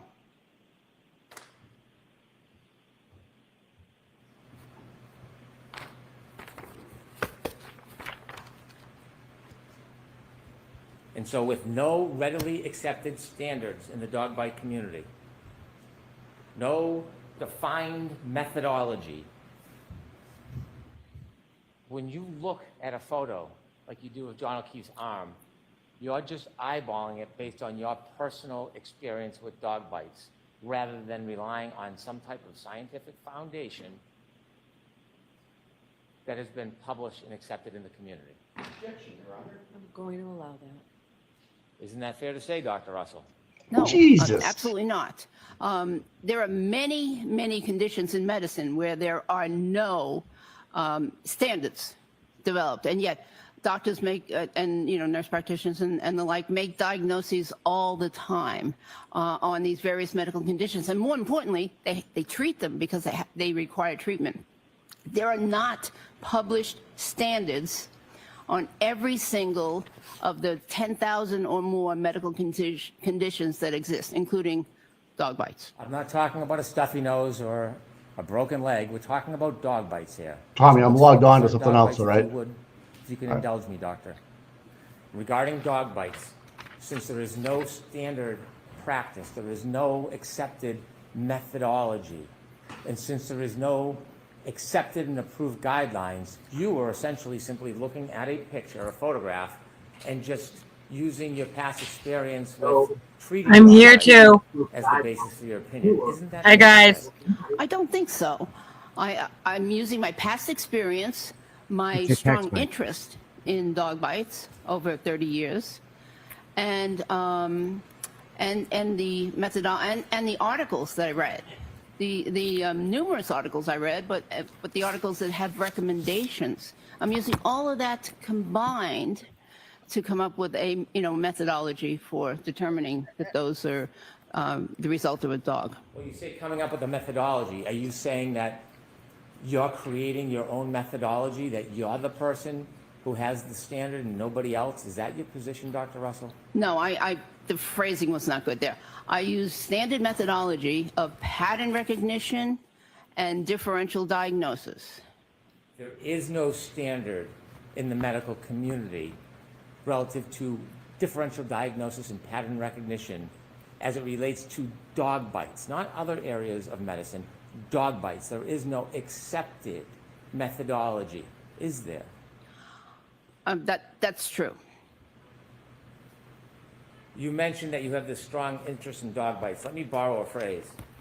Do you think you had any confirmation bias when you got into this case? I don't think so. Well, you definitely wanted to be in this case. You weren't sought out, you sought the case. That is incorrect. And you said you had a strong interest in dogs, and that is one of the reasons you wanted to get involved in this case. Isn't that fair to say? No, that's actually an unfair statement. I did not want to get involved. I wanted to offer my my knowledge and experience to help clarify issues. I did not want to become an expert witness in this case. And I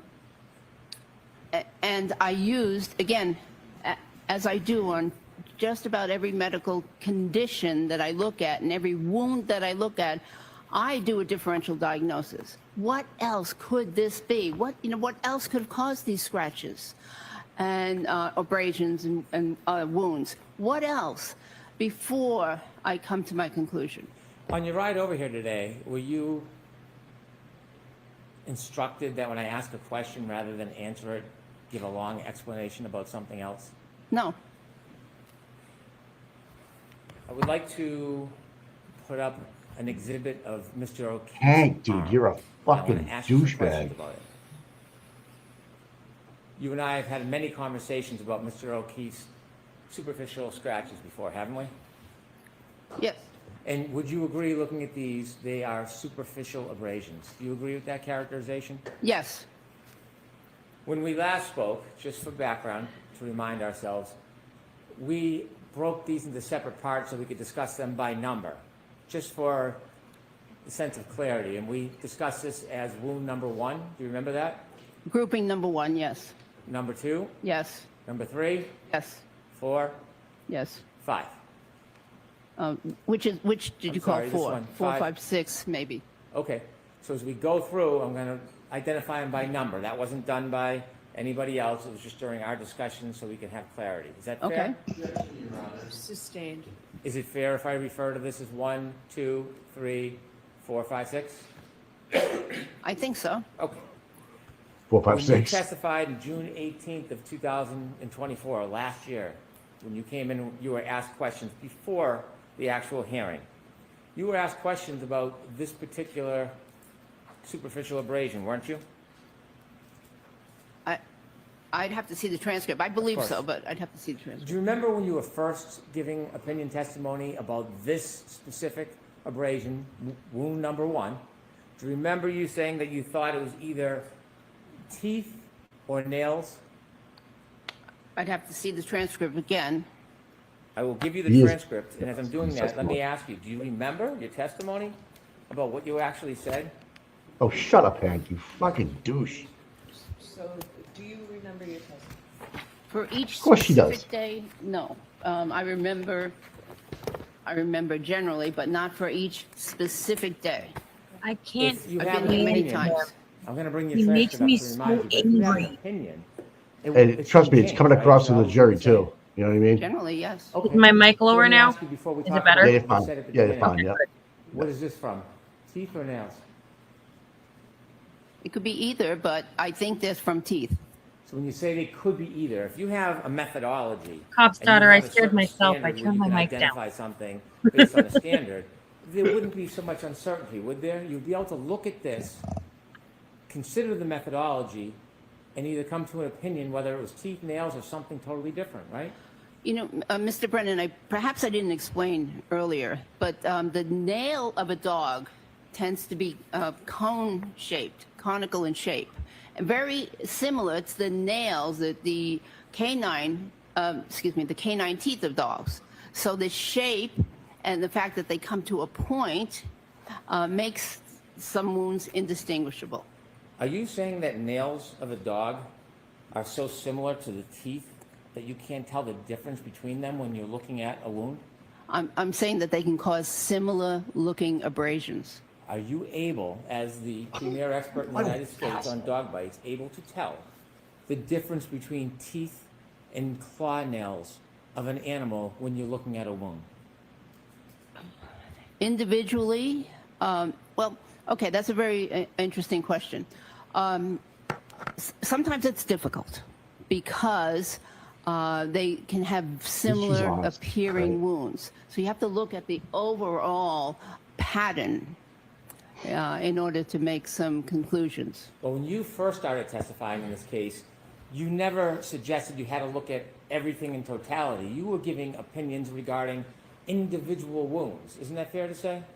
No, It wasn't until I began asking you questions and you had inconsistent answers that you've now changed from, rather than identifying individual wounds, now you're saying I can't identify individual wounds, but I can tell you in totality. I disagree with that. I believe that the very first time I testified, I mentioned that the overall pattern was important. When you first testified, so today, before we get to your testimony, you're saying this could be either teeth or nails, but you think it's probably teeth. Correct. How probable? Do you think it's certainly teeth, to a reasonable degree of medical certainty? You're not sure? What is the value of your certainty or lack of certainty about what caused this wound? Reasonable degree of medical certainty. What is a reasonable degree of medical certainty? That what? That those are caused by teeth. Teeth. Okay. When you first testified, your position was it could have been teeth or nails. That is different than saying, to a reasonable degree of medical certainty, teeth, isn't it? No, there is a small possibility that they could be caused by nails. When you first testified, you didn't qualify it as a small possibility, did you? I perhaps wasn't asked. Well, you answered. Remember when you were asked about it and you answered? You talked about that it was a pattern close to the shoulder with parallel marks. Do you remember? Do I remember what? Saying that this is a pattern close to the shoulder, right? That they're superficial. You agree with that still? Yes. And did you say they were consistent with teeth and nail marks? Yes. Okay. Nails on a dog, oftentimes or most times, are horseshoe shaped, aren't they? They're generally conical shape. You don't think that nails on a dog in your studies have a horseshoe shape? I think it depends on the grooming of the dog and if the nails were cut recently. But in general, they come to a point. They're at the, at the end of the paw. They come to a point. And by the way, the paws can open and close. So the distance between the nails can vary depending on how that claw impacts the skin. So in many ways, they resemble the overall shape of canine teeth. And so to get back to my question here, you're saying that this could have been caused by dog nails? It's possible. Do you know, or do you think that the teeth in a dog are different shapes and sizes? Oh, yes. Depending on the tooth, there's different shapes and sizes. Absolutely. When you testified the first time and you said that you thought it was teeth or nails, do you remember testifying a couple days later in front of a group of people and you again iterated that this could be teeth or claw marks? That was your testimony last year, teeth or claw marks, right? I'm going to object to the characterization of that prior proceeding. So just prior proceeding, folks, that's all. Did you testify at that prior proceeding last summer that this could have been teeth or claw marks? I would need to see the transcript.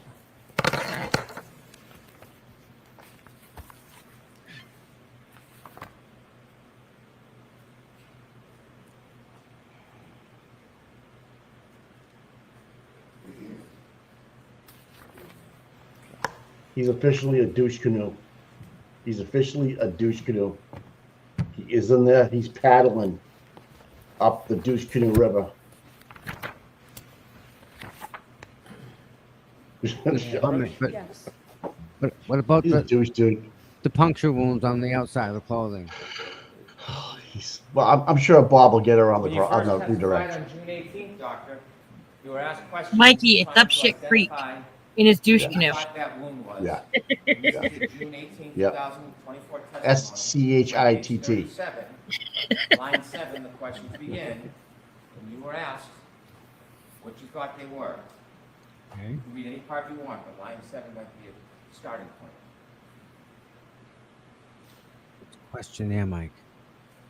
Fucking questionnaire. Oh, what a prior testimony, dude. Yes, I said that, Fucking- which are consistent with teeth marks. They also could be possibly consistent with nail marks. Yeah. Okay, what's your point, Okay. Brennan? You lost the jury, dude. Look at him. He's trying to grab the piece of paper from her. Yep. She won't give it to him. I love it. Look at him. Look at his smirk.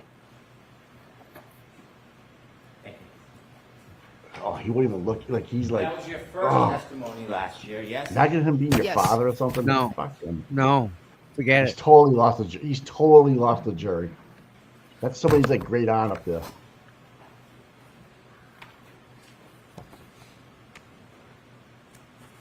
Oh, I unfortunately, think he's doing- on doing his when job. women go and buy a douche And at then did CVS. you He's on testify he's a on the couple days bottle. later Has this guy been and around you again lately? repeated the same opinion, teeth or nail marks? May I see it?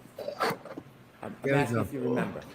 Yes, I remember testifying. Yeah. Do you remember after you worked on your report and submitted your report, Yes, after your consultations, do you remember changing that opinion regarding number one? Do you remember changing that opinion? no,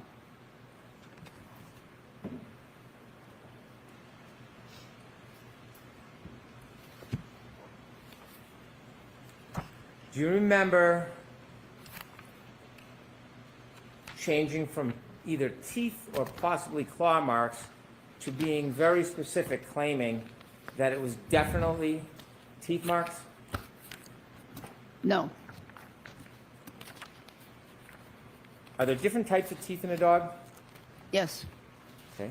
The pointy teeth, the big ones, those are called canines, correct, and the smaller ones are incisors. correct, There are 6 incisors in a healthy dog on the top and bottom between the canines. correct.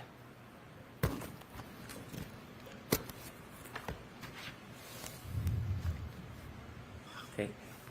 Did you, when you testified subsequently to the original proceedings, did you change your opinion from teeth or claw marks to specifically teeth and even more specifically canines? Do you have a transcript? I do, but I'm going to ask you the question. Do you remember changing your testimony from teeth or nails to Show being me. very certain that it was canines, not just teeth, canines that caused that wound? Show I me. became more certain, yes. You had never said that the canines caused these wounds before you filed your report, ever, did you? I may not have, that's true. And so after you did your report, you shifted from teeth and nails to canines. Do you remember that? I don't think it's a shift. No one would ever refer to a dog's nails as canines, would they? No, I don't think so. That would be inaccurate, wouldn't it? Yes, That would be a mistaken use of the word. I believe so. When you testified, December 2024, you didn't say nails could have caused this wound. You didn't say generally teeth. You said canines. I believe that, and that's true. I believe that canine teeth caused that wound. Did you have any new information about photographs that would help you change your opinion from teeth and nails to canines? Well, I had been challenged. I had testified several times. I reviewed the case several times and challenged, and each time I reviewed the case, I became more certain that these were from canine teeth. And actually, there's other marks there, but these are from teeth. You say more certain. You had never said canines before, ever, until that recent hearing. Isn't that true?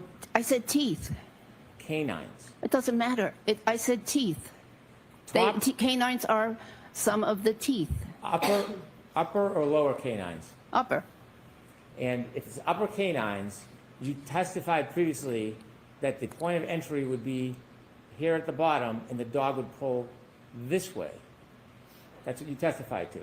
Yes? No, I believe you misunderstood then. The point of entry is up there.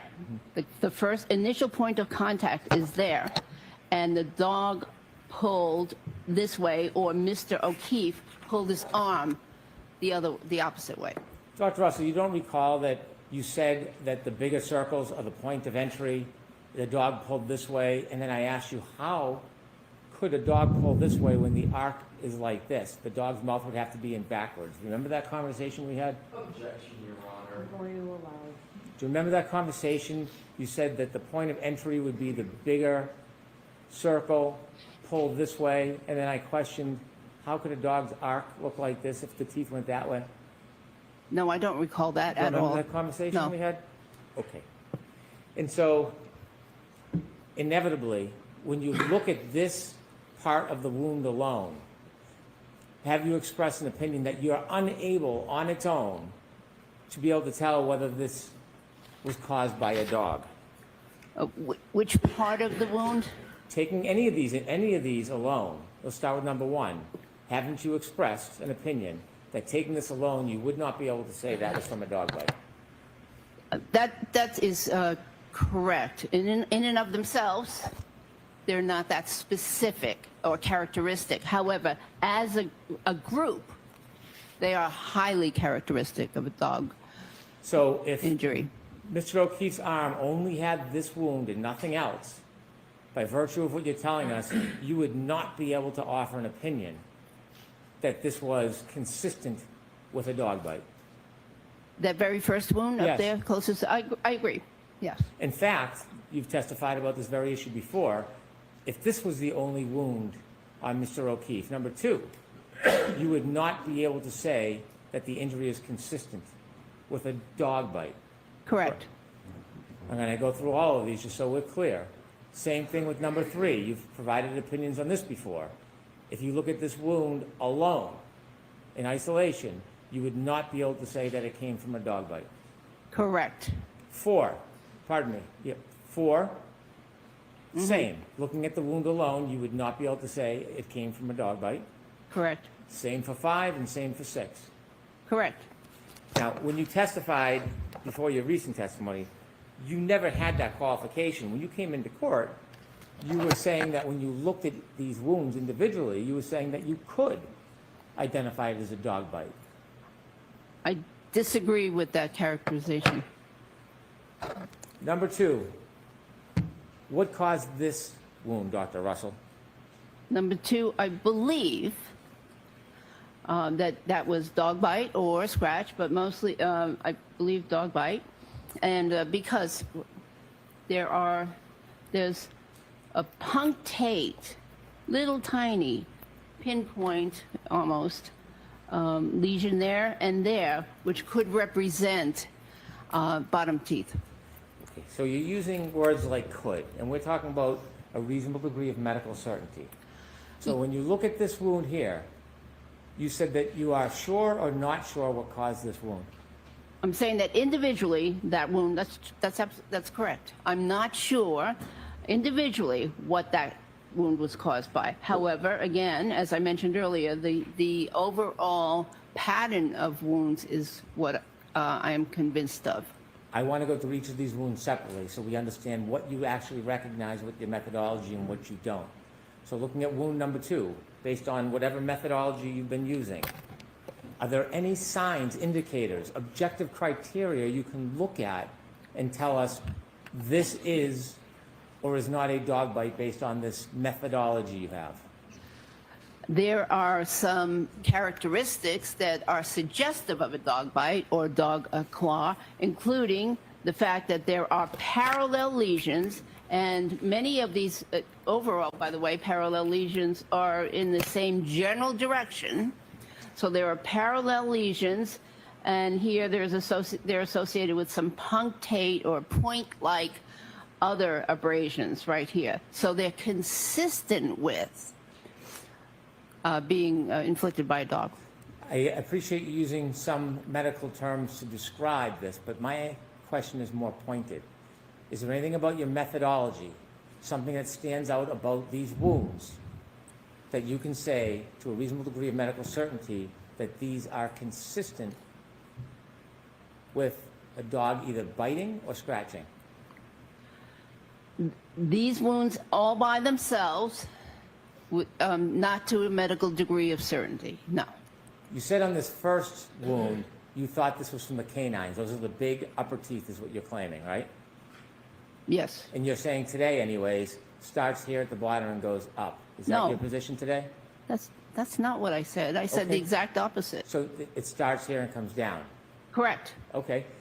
And these two scratches, they're linear, just like these are linear, aren't they? Yes. But you have a problem with these because if these are the canines, you see the spacing there? Uh-huh. This is nowhere close, is it?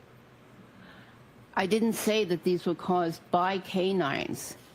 And spacing also, there's reasons why the spacing could be different. Well, we can talk about that in a second. Are you suggesting that these not exact, these two linear abrasions, just like 1 and 2, are you suggesting the canines caused these? I don't know what caused those, which teeth caused those, or which nails caused those. When you testified last year on June 18th, you said that this was either teeth or claws. Can you give us any development of your opinions, whether or not you think that is teeth or claws? Excuse me? No, well, I couldn't hear because of the fan. When you testified on June 18th, you said wound number 2, the top 2 linear abrasions, you believe were either teeth or claws. You've shared with us now you have improved your study and have new opinions. Do you have a clearer opinion whether this is teeth or claws? Objection, Your Honor. Sustained, ask it differently, Mr. Do you have an opinion whether this is teeth or claws or not something totally different than a dog? I believe they are teeth or claws caused. When you testified at trial and in that hearing that they were teeth or claws, you changed that opinion as well at the most recent hearings, didn't you? No, I'm going to object to the word that you used has been done before. Mr. Brennan, word it differently. Sorry? Word it differently. Okay. Did you testify at a more recent hearing that teeth made these, not teeth or claws, but teeth? I may have, and I would like to see that.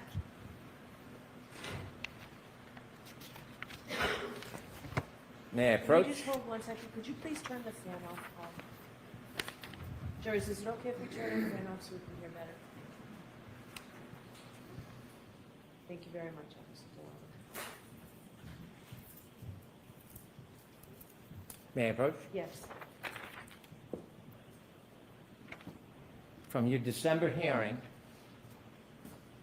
page 100, line 5, when you were asked about that second wound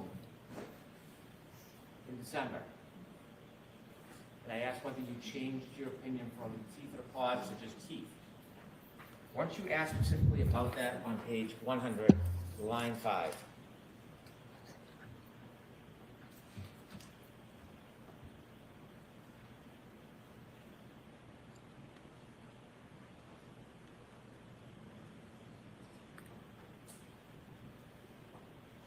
Yes.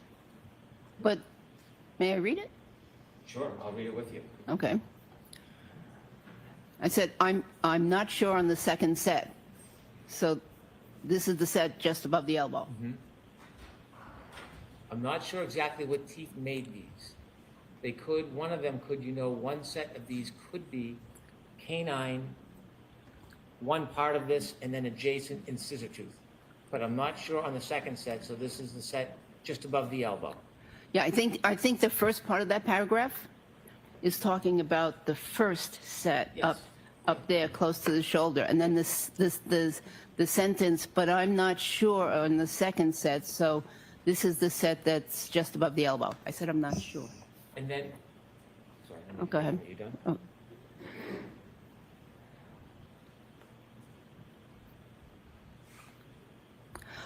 Yeah, actually, I did make another comment. What is it? So, however, what is interesting and certain is that there's an upper set and a lower set. So, this mark was an upper tooth. This is a lower tooth. What I was referring to is this mark here and that mark, and then this mark here and this mark here. So it appears that this is from upper, and these are from lower. That's what I was referring to.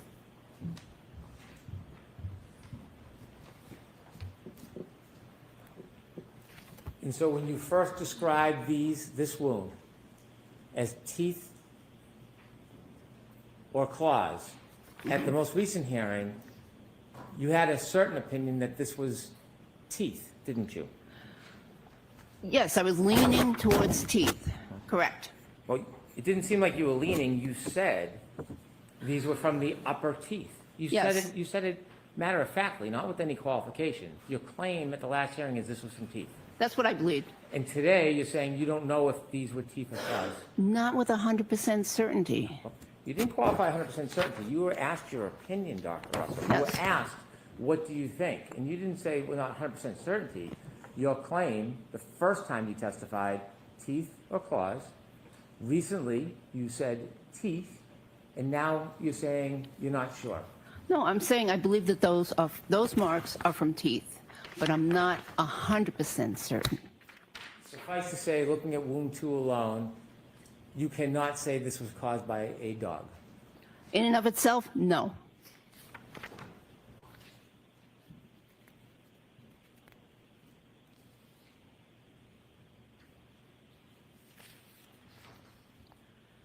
Hank's badgering is ridiculous. What tooth do you think caused this wound? I don't know. This is where he loses it, Shelby. Right there. This Do is you where think it, this like, in any way all could be this caused bullshit. by dog teeth if you're claiming that this is dog teeth? Excuse me? Do you think there's any way these two could be caused by dog teeth if you're saying that these two were caused by dog teeth? Yes, could be, but I don't know which teeth. And I don't know the extent of the bite, how much impact there was, and how much pressure, how much contact there was between the teeth and the skin. The canines are the longer teeth in a dog's mouth, aren't they? They are. And when a dog bites, it's very common for the canines to puncture, isn't it? It's common if there's enough force, and it's common that you might have two canines if the strike is perpendicular to the skin. But if you have a tangential strike, a partial strike where only part of the teeth impact, you'll get different configurations. Look at the spacing, Dr. Russell. Did you say strike or strike? Strike with a K. Look at the spacing, Dr. Russell. Mm-hmm. A dog causing these wounds, the canines are not going to have such a dramatic distance between them because dog canines don't move, do they? They don't, and I'm not claiming that these two parallel stripes in this case, or abrasions here, I'm not claiming that those two were caused by canines. You think a dog is going to leave a wound with linear abrasions using its incisors as opposed to its canines? Is that your opinion? It's possible if that's the only part of the mouth or the jaw that actually touched the skin, if it didn't go back as far as the canines. Did you ever look at the underside of Mr. O'Keefe's arm? I did. Posterior side? Excuse me. Pictures, yes. Yeah. And when you looked at the photographs of the posterior side of Mr. O'Keefe's arm, did you find anything conspicuously absent from underneath his arm? Well, first of all, let me clarify. Part of this is the posterior aspect of the arm. So are you asking me, did I look at the underside of the arm, the fleshy part of the arm? Exactly what I'm asking. It's a question I've asked before. When you look at the other side of Mr. O'Keefe's arm, did you notice anything conspicuously absent? Yes, there's an absence of wounds. When a dog bites, I don't care if it's a law enforcement dog or a domestic dog, you know it's like a lever, a dog's mouth, isn't it? It can be if both jaws strike the skin. However, there are many times when only the upper jaw strikes the skin. The lower jaw is a lever, locks, and that's part of the clamping and pulling process of a dog, whether it's a law enforcement dog or a domestic dog. You know that, don't you? I know that they are attached. Your claim is that there's many, many different dog bites on Mr. O'Keefe's arm. Are you suggesting, to a reasonable degree of medical certainty, That right there these are a number of different dog strikes, and coincidentally, every single one of them lacks any wound to the underside of his arm? Yes. Your claim is that a dog penetrated the sweater on the top, but the lower jaw did not leave any wounds? I'm claiming that this That's not what I'm claiming. No. As I mentioned earlier, these could be from lower jaw. Those right there. You're saying could be. Could be. That's speculation. We're asking you for your medical opinions. Your medical opinions. Do you have any He is evidence giving that him the a dog's medical lower opinion. jaw, What the you fuck? said maybe upper, maybe that the Well, lower how can jaw, she give it even a once- medical once opinion when this there's whole no event peer review or any penetrated other, Mr. O'Keefe's skin? in Nothing a medical penetrated book, the it skin. says that this is going to There be was a no dog bite. actual It's like penetration you of have to the skin. observe These it, are abrasions. listen to the But patient, or listen yes, I to another believe that person, this may, or see the dog. these small marks right here, punctate marks, may be the result of lower jaw impact. Rather than deal in speculation and maybes, can Oh, you for tell us fuck's to a sake. reasonable degree of medical certainty whether or not this was caused by a tooth? Yes, Your Honor. We're going to strike the first part. Why don't you ask the other part? Can you tell us to a reasonable degree of medical certainty whether this superficial abrasion, put that back up, please, was It's using the caused jury, by a according to dog? Jess Machado. In and of itself, that part only, no. Can you tell us anywhere on Mr. O'Keefe's arm to a reasonable degree of medical certainty where the lower jaw impacted Mr. O'Keefe to leave even a scratch? Not with a reasonable degree of medical certainty on individual wounds. And not just individual wounds, I'm talking specifically the lower jaw. Can you point to one wound, one abrasion on that Now arm? he's where you can changing the say to a question. reasonable degree of But he medical does. certainty, the lower jaw But if caused defense were to do any of this, any of that those would be abrasions. literally on their case. I believe there are Yeah. several Neat. areas where there's impact from the Fucking lower bias. jaw. However, I cannot say with reasonable degree of medical certainty that part only. Let's look at number 3 to move along. Thank When God. you first talked about these wounds again, is it fair to say that you described that it could have either been teeth or claw? I'd have to see it. Okay, I'll bring it to you. You don't remember that testimony? I remember, again, I've been here many times, so I want to be, Well, you have the Specific. opinion today, and I'm getting the transcript for you, Dr. Russell. thank Do you you. have the opinion today that that those were either teeth or claws? Shut the fuck up, Yes. Brendan. What's your opinion today? Well, I think that most likely they are from teeth marks. Well, rather than most likely, we deal with reasonable degree of medical certainty. To a reasonable degree of medical certainty, can you give us an opinion regarding the cause of those marks? Objection, Your Honor. So I'll strike I'll allow it. comment. Can you tell us to a reasonable degree of medical certainty whether these wounds were caused by teeth or claws? Individually, no.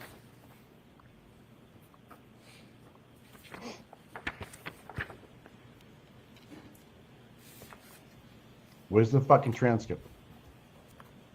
You fucking snake.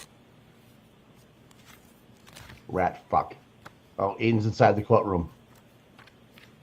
Oh, good.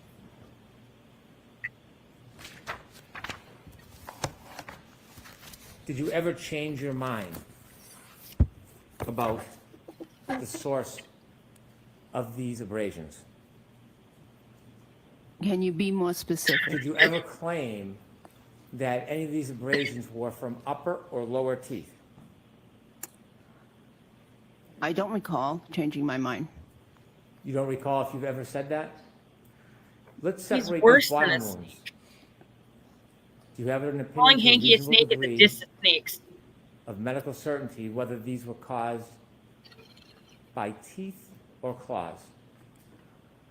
I have an opinion. To a reasonable degree of medical certainty? No. Do you have an opinion to a reasonable Mikey, degree are of you medical watching certainty TV whether Twitter? these were Yeah. caused by either dog teeth? No, or I'm not. dog I'm reading claws? a an motion that opinion. was just filed. To a reasonable degree of medical certainty? All right, I'm jumping on Individually, right no. now.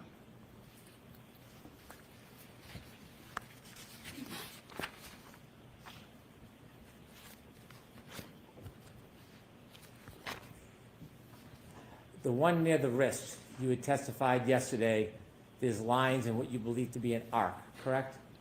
Yes, they have a general overall appearance of an arc. If there's an arc and there's 2 linear abrasions on the outside borders, wouldn't these necessarily have to be the outside borders from canine teeth? Not necessarily. They're longer than the middle ones, aren't they? The abrasions are, but doesn't mean the teeth are. If this was an arc, like you claimed, you think different teeth other than the canines could have caused the outside scratches? It's possible.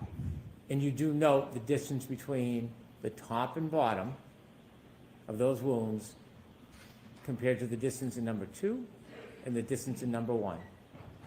I see the difference, yes. And you have to concede, Dr. Russell, that the same set of teeth, the same canines, could not reasonably have caused this wound, and this wound, given the distance between the inside and outside. First of all, I'm not certain that these are all canines, as I mentioned earlier. Secondly, you have to take into account that skin is elastic. It bends. It depresses. So you could have 2 prongs, for instance, of a pitchfork, for instance, just as an example, impact the skin in different places, and the Where's Chloe? measurement between the 2 can be slightly different depending on the elasticity of the skin and the underlying structures. This is not a slight difference, Dr. Russell, is it? The distances- Again, Objection, Your Honor. So there was a question with that, so I'm going to let that in. Again, Dr. Russell, the distance here, it's not insignificant, is it? Mr. Brennan, I already mentioned that I did not think that these were caused by 2 canine teeth. And these, the distance between these 2, have you measured them? I approximated them, yes. What did you come up with? Visually, and I can see that there's a difference. What was your measurement for this one? I think about 4 centimeters, and this was a little bit more. Did you note that in the report? Did you No, I actually did measure not. them? Did you actually take out a ruler, measure them, and document them as you studied these wounds? Did you go through that process during your Yeah, I can hear you showing up. methodology? No, because this is an image, and there's no scale in this image as to how far away different My points bad. are. So my own If I don't, I measurement might would not cook be and might accurate throw because there's no something. scale in the picture. Why did all you go good, through the girl. process of measuring them if you're now saying that it's inaccurate after I asked you if you memorialized it? Why would you even do it if you're now saying it was inaccurate? It was an approximate measurement in my mind. In your mind? Yeah. Okay, but you never put it on a piece of paper or report, notes? That's correct. Why would you even go through the process if you're looking at it and your explanation is, it's only a photo, I wouldn't be able to tell? Why would you even try to? I think probably everybody in this room has already done the same thing. And if anybody in this room did the same thing, it would be quite obvious, Doctor, that the gaps between 1, 2, and 5 are dramatically different from each other, aren't they? They are. However, I'm not saying the same exact teeth caused those marks. When you testified yesterday, you used the term differential diagnosis. I want to ask you a lot of questions about differential diagnosis. Do you remember using that term?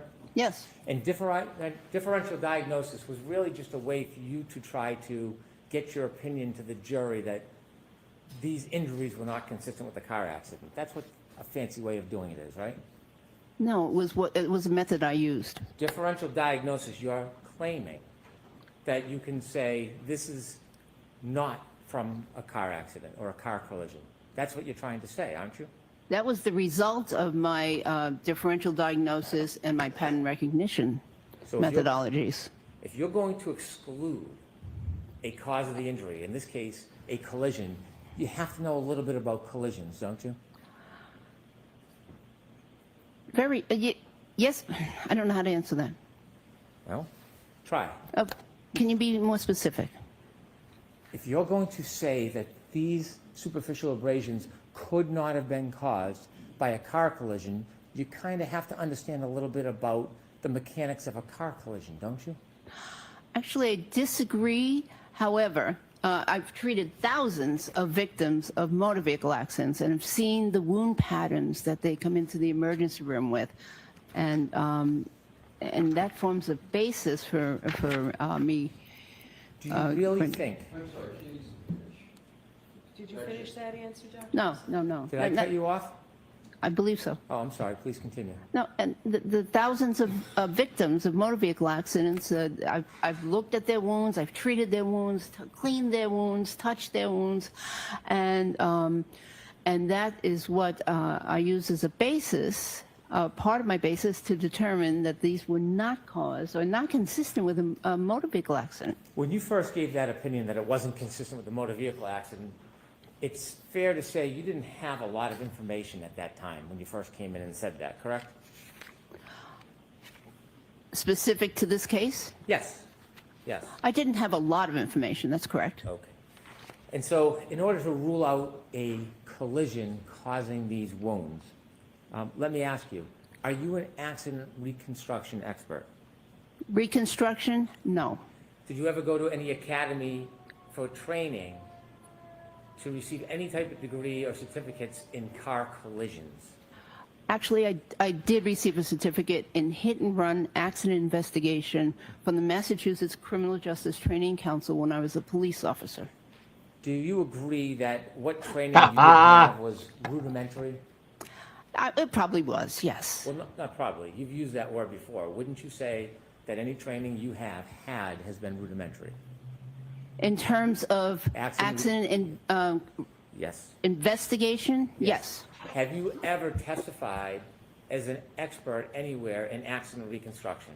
No. Do you know what ACTAR is? ACTAR? Yes. No. It's a certification group for collision specialists, accident reconstructionists. Is it fair to She say that doesn't you're not need to be an ACTAR accident qualified? reconstructionist. She's a fucking doctor I'm going to sustain. with years of Are you experience, ACTAR decades. qualified? No, and I don't know any physicians that are.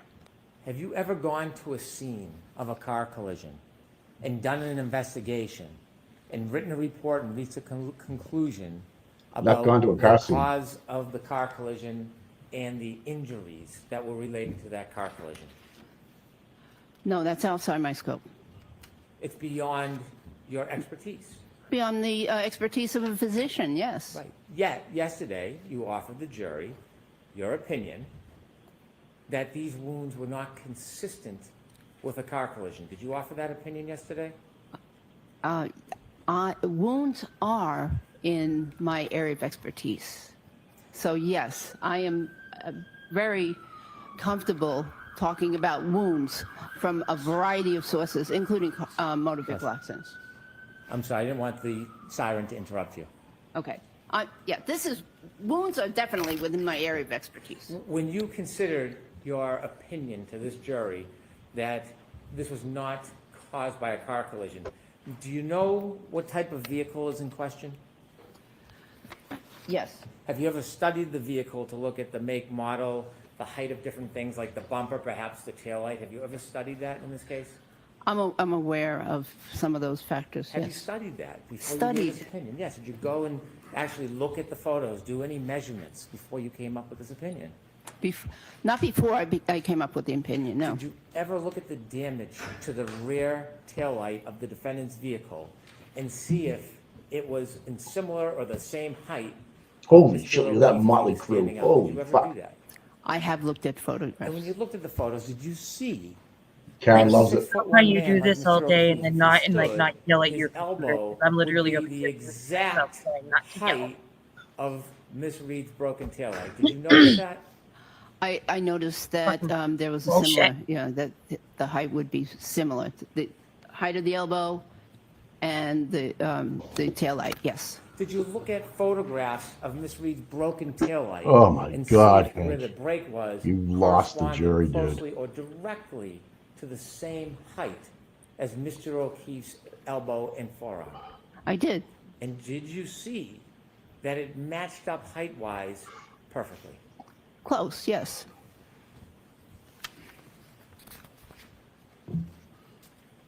You have really no, respectfully, comprehension about the details of the car collision in this case, do you? I have some understanding of the allegations of a possible collision. Do you know how slowly or fastly Ms. Reed's Lexus was Fastly? traveling Okay. on January 29, 2022 at about 12:32 a.m., right around the time that you think these wounds happened? I have some knowledge of the alleged speed at the time of the alleged collision. Do you have any knowledge about the surroundings, the outside, whether the ground was soft or frozen? I understand that there was snow on the ground. How much snow do you understand was on the ground when Mr. O'Keefe's body first landed on that ground? Several inches. Where did you get the information that there were several inches of snow on the ground when Mr. O'Keefe landed? You asked me when? Where did you get that information from? A report that I read. Have you ever seen the videos or the reports that when Mr. O'Keefe was moved from the ground, there was grass and dirt under him? Yes, I saw a picture. Okay. Not 2 inches of snow. The ground, the cold, hard ground. Did you see anything that said that? Yes, I saw an area of grass in the picture. Have you ever looked at Mr. O'Keefe's hands to see if there was any dirt or grass stains on the back of them? I've seen pictures. Did you realize when you were forming your opinions about the source or the genesis or the cause of these abrasions, did you look at his pants and study whether or not he landed on snow or landed on the hard ground? I did not see any evidence of grass on the pants. Did you ever actually look at the pants? I don't know if I looked at the pants. So when you say you didn't see any evidence, are you saying you didn't look, or you looked and you didn't see anything? I looked at pictures of the clothing that was available at the hospital. Did you look at anything about the pants, photographs, the actual pants themselves? Did you look at them? I looked at the pictures that were available at the hospital of his clothing that was on the floor. Were part of the photographs that were available for your review and your conclusions of differential diagnosis, was part of that evidence photographs of the back of his pants? I don't recall. If you're going to make an opinion about something outside your expertise, that this was not consistent with a collision, wouldn't you want to see as much information as possible? So let's, yes, we'll come to Sidebars tomorrow.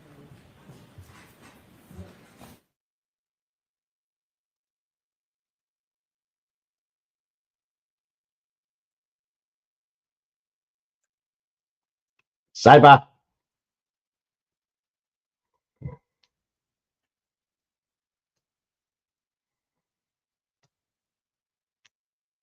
Of course they went to Sidebar.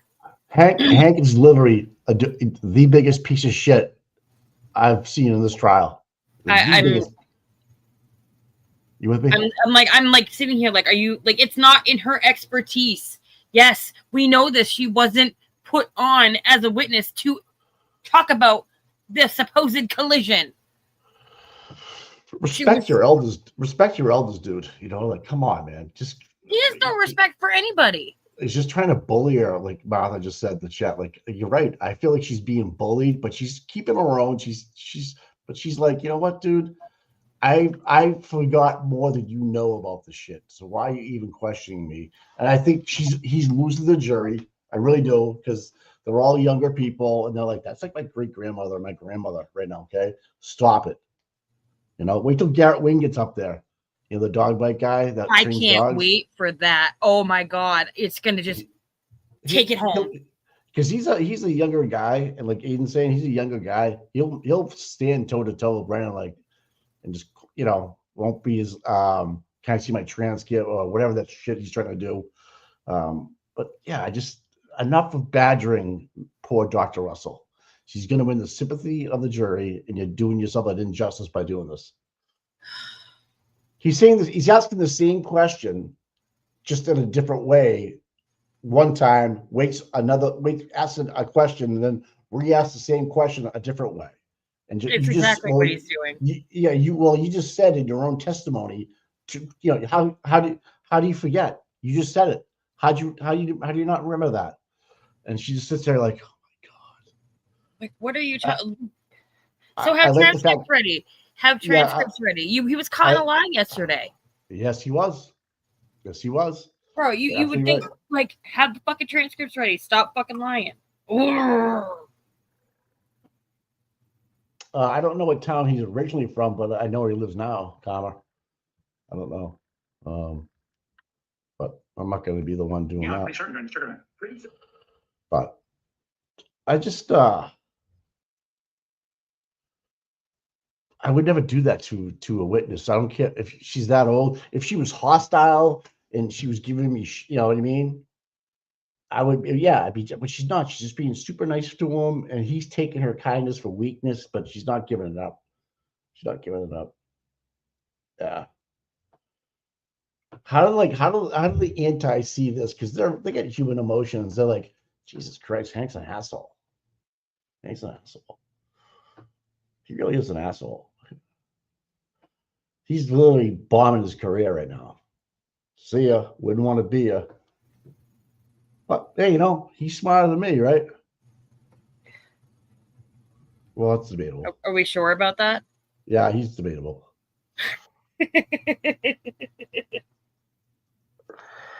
Yeah, ask for the reports. What did I say? Let me read that, please. And I love how she reads more and doesn't hand it back to him, and he gets pissed.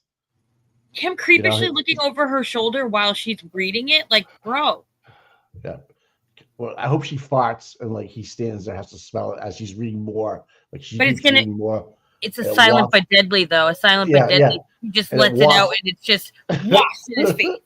Wafts right in his face, and she's sitting there holding the transcript, just pretending to read as she's gassing him. Blah, blah. And she's like, "Oh, I had lobster last night. Sorry." Yeah, Petty, I can't go anywhere in public after being on this, because if they hear me laugh, if I go out to like anywhere out of Western Mass, my laugh will be recognized. Yes, you do have a very distinctive laugh. Yes. Yeah. People are talking about Garrett Wing's testimony will be so much better. But you know what? Dr. Russell, she went out with Lou O'Donnell last night, had a nice meal of food. Whatever. They're dog bites. Just call them what they are. He's trying to outsmart her, and she's smarter than him when it comes to medical shit, right? And she's like one of the first people to actually go out there and to start to testify about dog bites, which I'm sure there's not a lot of cases about, but I'm sure there will be with insurance claims, So she's trying to keep herself busy in the world of medicine by, elaborating on dog bites, potential dog bites, not a dog bite. And you have to take into consideration, like a builder, he can build 1,000 homes, right? By looking at shit, he can build a set of stairs and figure out what the steps need to be. Just how you've been doing it for so long. Same thing applies here. Like, it's just the way you see things and diagnose the problem. Okay, all right, dog. Really? Sidebar number 1, check. I thought that was 2, but go ahead. Is that 2? I don't know. I'm trying. Everybody remember, I'm pimping Mike out, so we have to have a good guesstimate. That's. Oh, Jesus. Your phone must be ringing off the hook then. Russell, before you gave your opinion to this jury, suggesting that Mr. O'Keefe's wounds on his arm were not caused by an impact with the motor vehicle, did you go to the scene of 34 Fairview and look around in the corner of the yard? I did not need to. Did you? No. Did you look at photographs to see if you could identify the land, the dirt, whether it was flat and smooth or whether it was bumpy, whether there was rocks or debris in that area? Yes. And you went there and looked at it? No. You asked me if I looked at photographs. When you looked at photographs, did they show whether that ground had any bumps or divots or rocks? It showed that there was a little bit of a hill in that area. Could you tell from the photos, were they close enough so that you could see what the makeup of the ground was? No, most of the ground was covered with snow. Did you know that there were bushes right near the area where Mr. O'Keefe was found? Bushes with branches. Did you know that? Not very close, no. Did you see the bushes in the photographs near where Mr. O'Keefe lay? Right where he laid, no. How about next to him on the left? Did you see those bushes? There was some other stuff there in the photograph, but the photographs I looked at were not of excellent quality. Do you have any understanding or information you can share with us the angle of Mr. O'Keefe's body at the time of any impact with a motor vehicle? I don't see any medical evidence that there was impact with the vehicle. Do you know Mr. O'Keefe had other injuries other than just the superficial abrasions on his arm? Yes, but no significant injuries below the neck. How about on the head? Was there a significant injury? Oh, yes. I love it. When you considered excluding car collision as a source of those wounds, did you consider in your history that you've seen, or have you seen, let me strike that, have you seen in your history multiple victims of a car collision where Many. they were Sorry. hit by the same car?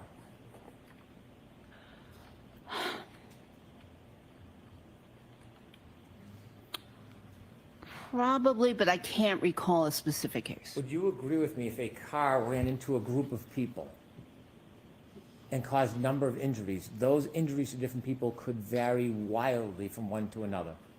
Yes. Even if the car was going at the same speed and ran into a group of people, those injuries could be totally dissimilar from one another, couldn't they? Yes. Some person, unfortunately, could be killed if the car was going fast enough and hit them the right way. Yes? Yes. Another person could have a less severe injury, maybe a broken bone. Yes. Another person in the same exact collision could have scratches. Yes. In fact, there are cases, I'm sure you've studied, where people have been hit by cars, thrown airborne, and had no wounds on them at all. Have you seen that? Could you repeat that? Are there instances that you have considered where a person is hit by an automobile, actually thrown, removed from the ground, thrown in the air, and gets up unscathed with no injury at all?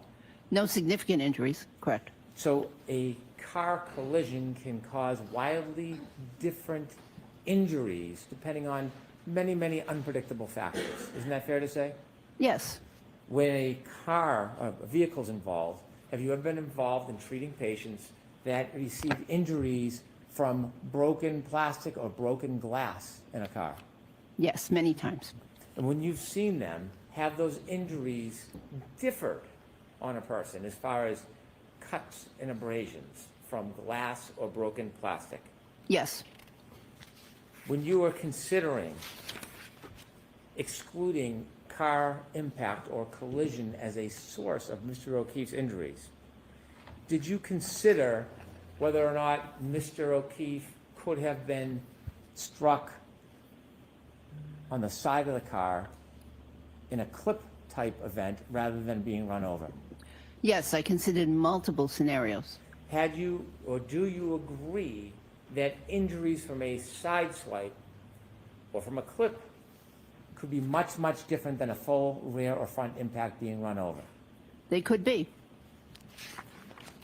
Did you do any study in this case when you were thinking about excluding the car collision or impact as the source of Mr. O'Keefe's abrasions, about what his body posture was, how he may have hit a motor vehicle? Did you consider that? I considered several scenarios, several different positions.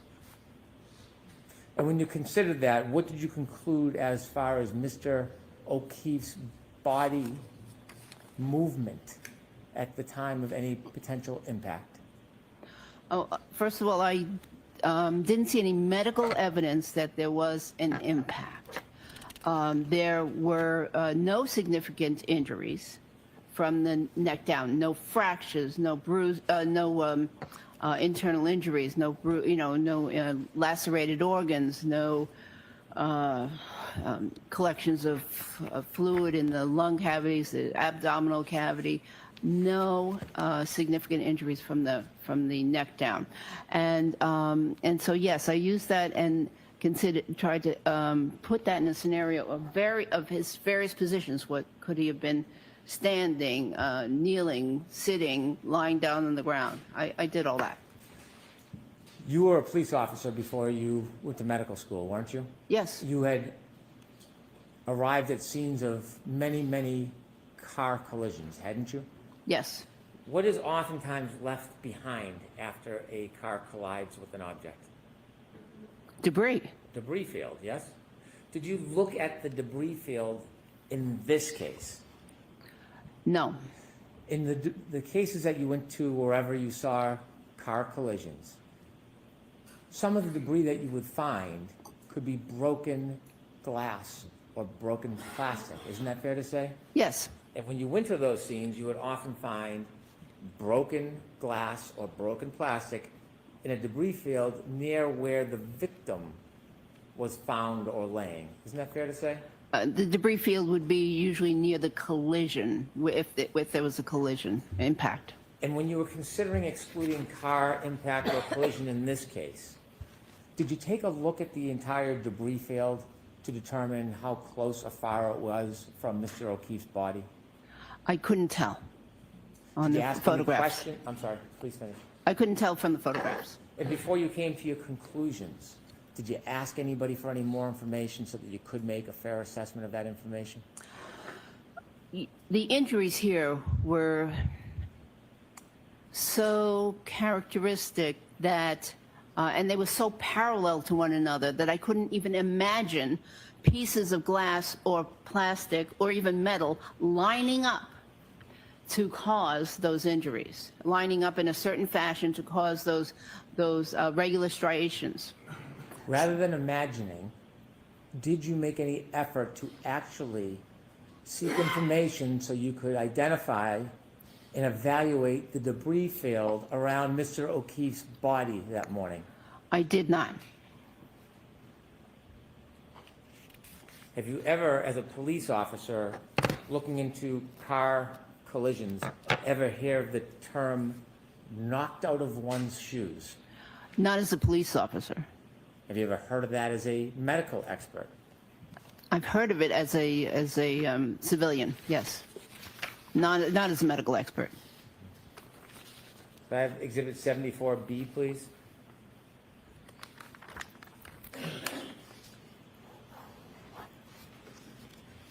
In your study, before you gave an opinion excluding an impact or a collision as the cause of Mr. O'Keefe's abrasions on his arm, were you aware of this photograph where Mr. O'Keefe's sneaker was found on the side of the road? I am aware that that there was one shoe off, correct? Were you aware that it was wedged right up against the curb? Were you aware of that? I'm aware, I have been aware of that, yes. And when you came to your conclusion that you offered that the injuries are not consistent with a impact or car collision, was this photograph part of your consideration? No. Could I have Exhibit 99D, please? In your study to give an ultimate opinion, where you suggest that a car collision or impact was not the source of Mr. O'Keefe's arm injuries, were you aware of this photograph of Mr. O'Keefe's hat found at the bottom of the snow in the corner of that yard? No. Do you see underneath that hat there was not 2 inches of snow? It looks like dirt and grass. Yes. When you gave the opinion that he was on 2 inches of snow, would it be important to know whether or not he fell directly on the hard ground or on snow? It could be important. However, it could be. If the ground was frozen, if it wasn't frozen, it could matter a little bit. Exhibit 73, please. When you were reaching your conclusions, you said you considered some of the debris field. Did you see this photograph of a piece of taillight that matches the defendant's taillight of her SUV? Did you consider this piece of evidence that was found in the debris field? Not specifically. 76A, please. Same question. Did you consider this piece of the debris field when you were coming to your conclusions that you offered us yesterday? I considered that there would be several pieces of metal, plastic, or glass at the scene. Did you consider this picture of plastic from the defendant's rear taillight found at that scene? Did you consider that before you gave your opinion to the jury? No.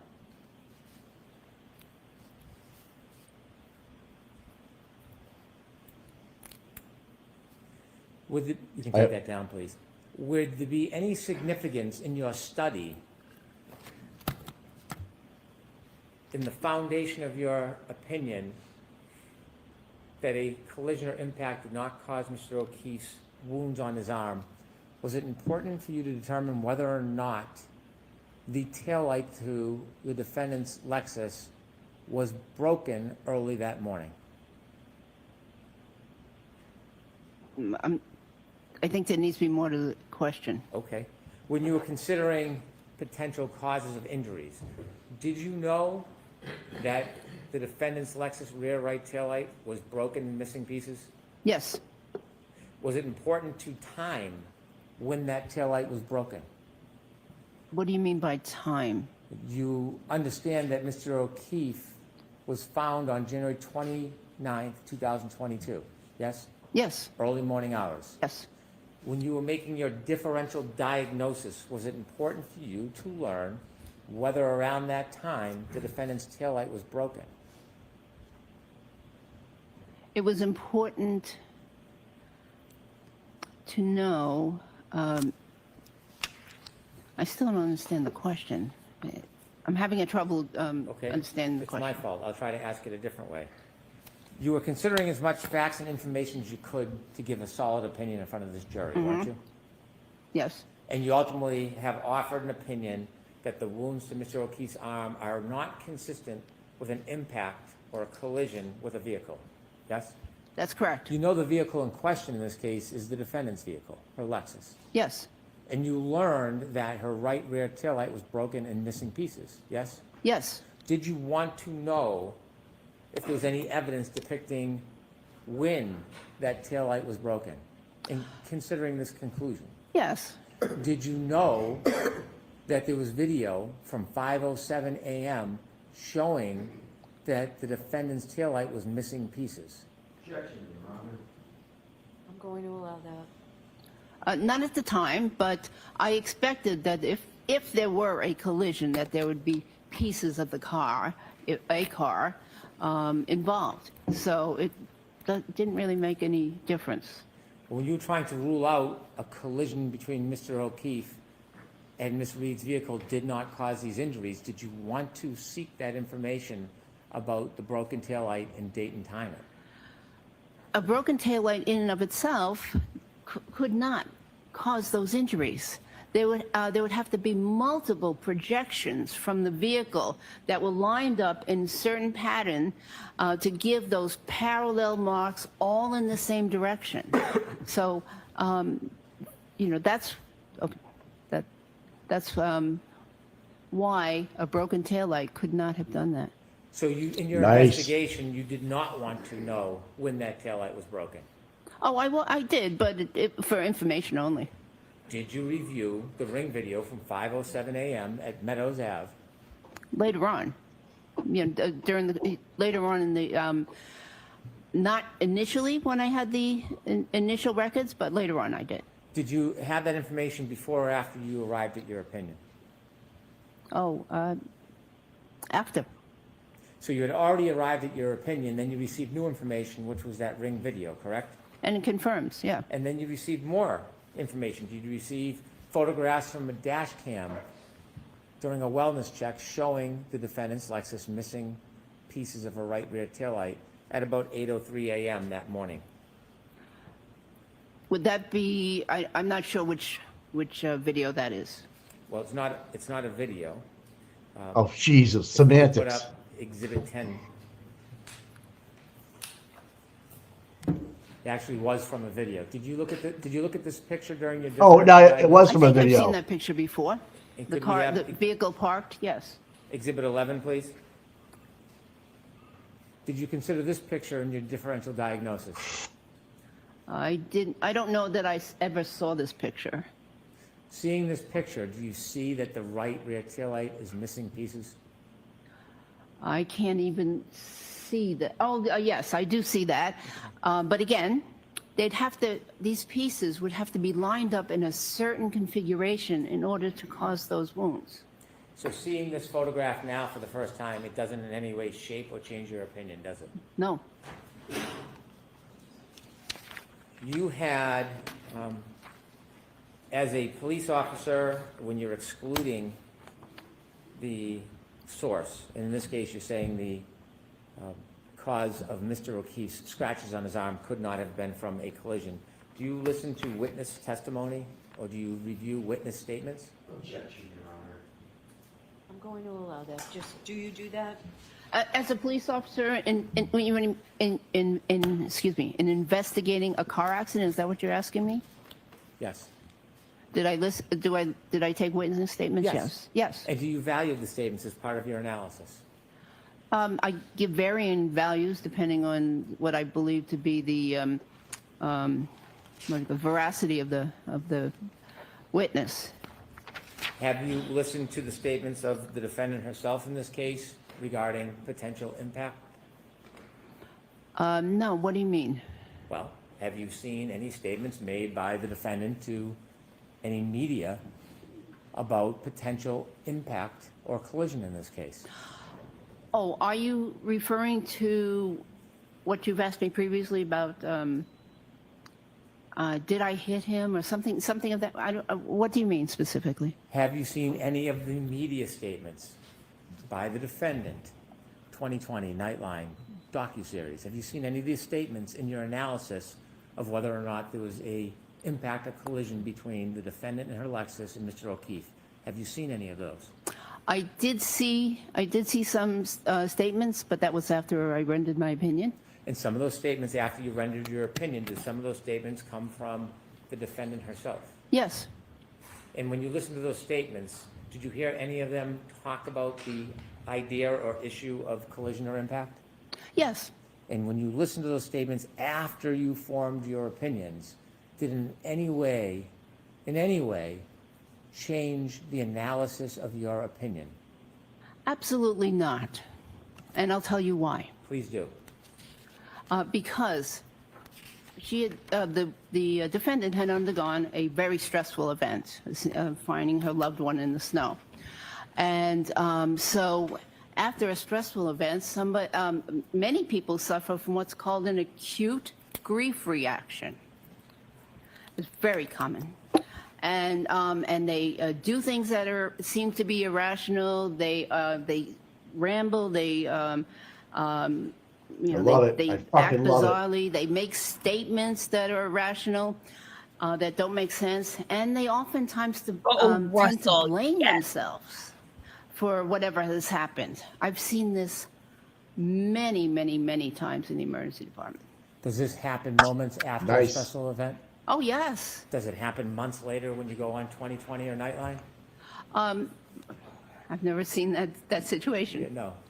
Does it happen a year later when you go and speak to documentarians and be interviewed? Is that the same kind of condition you see? Are you fucking kidding me? A grief reaction can last years. It usually is very brief, but it can last years. Now, when you love the clothes in this case, Mr. O'Keefe's clothes, you are aware that those clothes were swabbed for DNA traces, aren't you? Yes, I'm aware that some of the clothes were swabbed for DNA. Could we have Exhibit 147B, please?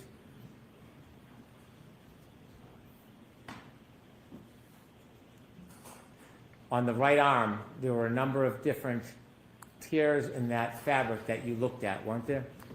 Yes, there were a number of small round holes in that You're fabric. aware, aren't you, that those holes were swabbed for traces of dog DNA? Objection, Your Honor. I'd like to approach, please. Okay, come on up.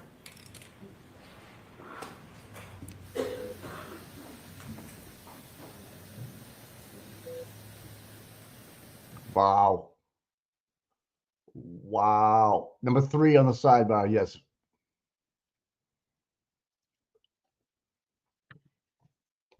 How do you think they're thinking right now? Oh, is that Jen McCabe's daughter in the background there? It is. Wow.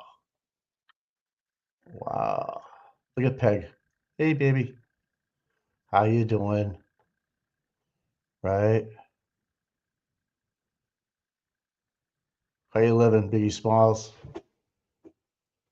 Always wearing the black and white. I don't know what that means. Pay years for dog treats. That's right, guys. He's bouncing all around on different people's testimony just because she's a doctor. That's exactly what he's doing. It's fucking annoying. Yeah, he's like, do you remember this? Do you remember that? Do you remember this? Do you remember that? I don't know. Like it's annoying. It's if I'm annoyed, she's annoying the jury. I'm just gonna say that. God damn it.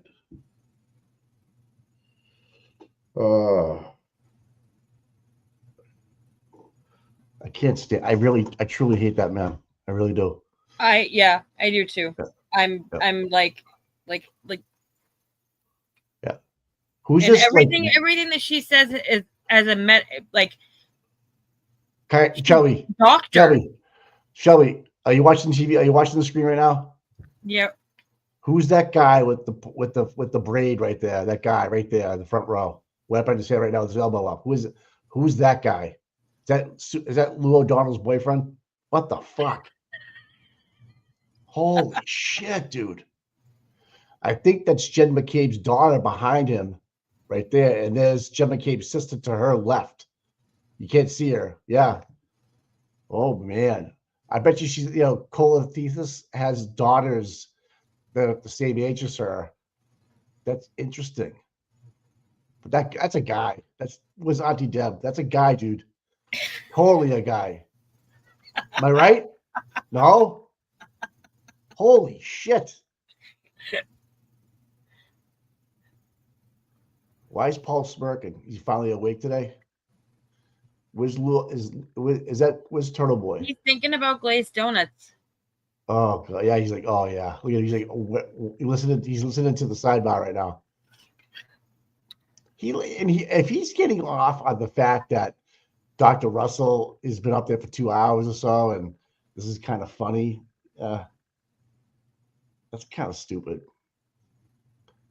What is that? Like, I think that guy was like, I'm gonna lift weights for a while, but then I'm gonna decide to do a Bruce Jenner kind of thing. And here I am. Love me. Bruce to Caitlin. Just love me for what I am, right? Right. Just love me for what I am. I'll punch your lights out. Hey, hello, how you doing up there? And how you I'm gonna punch your lights out if you fucking say the wrong thing. Mike, I know who you are. Damn. Damn. What's the McCabe's got a little cross out, like Mom told me to wear. Come on, you haven't been to church in fucking ever. Her arms right? are crossed, just like her mother. Oh yeah. Look at that. Look at this thing here. Oh my God. Look at her face. Look at her bone. Oh my God. Who told her to wear her hair like that? Jesus Christ. Look at the shoulder. Look at the shoulders on that thing. Holy shit. She's like a Viking. Yep. Jesus. Too sexy for this court. Too sexy for this court. Watch out. I just might escort.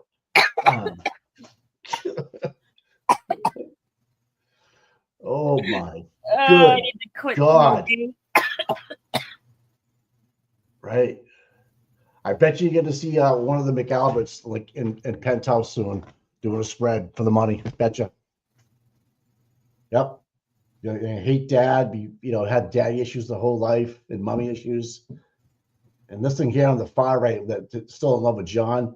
Please, girl. You took a guy's leg off on the bridge. Stage 5 clinger status. Yeah, you stage were 5. No, you look at Klinger. You look at Klinger in the dictionary. There's a picture of her. Right? Come on. Yes. Oh my God.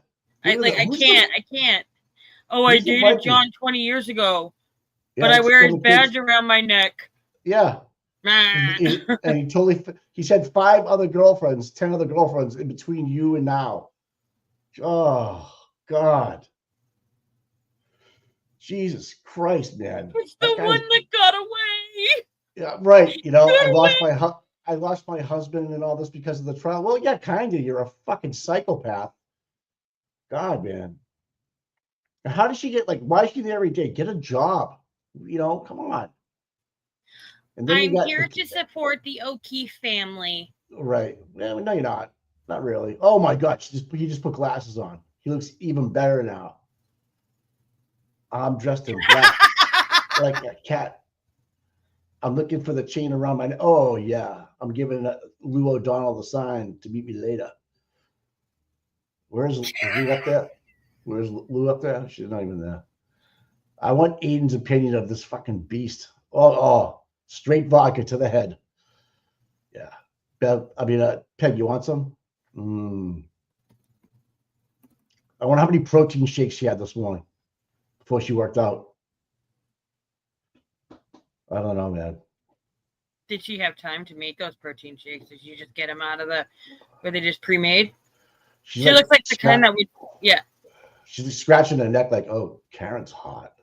Karen's so hot.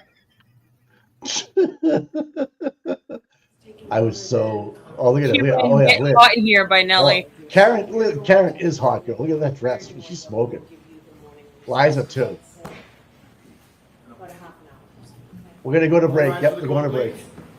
Those notebooks, follow me. Big fucking surprise. But it is, you know what? The O'Keefe's, it is Pride Month. You got to hand it to them. You know, what are you going to do?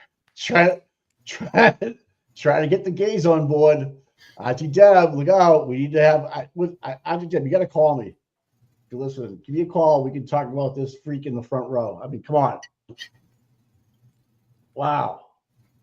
She's not driving a Subaru. That one's driving a fucking pickup truck. No doubt about it. What's going on now? All right. Can we please get the transvestite out of the front row? It's distracting to the jurors. Mikey! Sorry. It's Pride Month. We have to be nice. All right, Mr. Alessi, I'll hear you.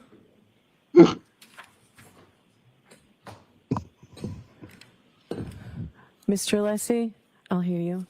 Is it voir dire? Did they just excuse the jury? I don't. Can we just stop with the badgering of my little old aunt here, please? Mr. Brennan, can you remove? Oh, okay. It's being removed. Yeah. You see Aiden? Is he in the back row up there? I can't tell.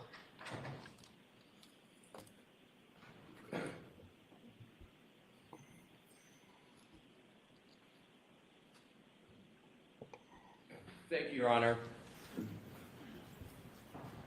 No, this is Meredith. Attorney Brennan, just with regard to Dr. Russell, in open court in front of the jury, used the concept of DNA in this case. He has introduced it and brought it in for the very first time in front of the jury. He has done so intentionally. He intentionally brought up DNA. Based upon that intentional mention, the defense moves strongly, vigorously for a mistrial with prejudice. A mistrial with prejudice. There has been no mention in this trial of DNA with regard to the topic, with regard to what Mr. Brennan has raised. There has been none.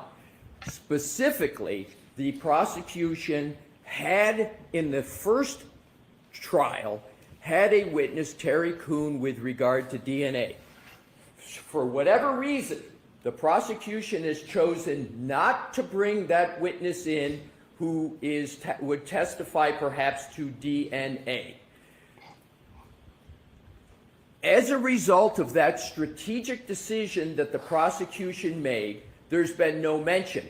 I want to be very clear. The defense has been incredibly assiduous and meticulous about not mentioning DNA in any fashion, directly or indirectly. With regard to the hoodie shirt and the hole, The only thing that was adduced in direct examination was a mechanical function simply of Dr. Russell testifying that a dog tooth went in and came out and caused a certain mechanical effect on the yarn. Nothing even close to the mention of DNA. With regard to representations that Attorney Brennan has made that somehow there was a hearing that we were on notice, it is completely incorrect. Show me the hearing, show me the transcript where that has been discussed.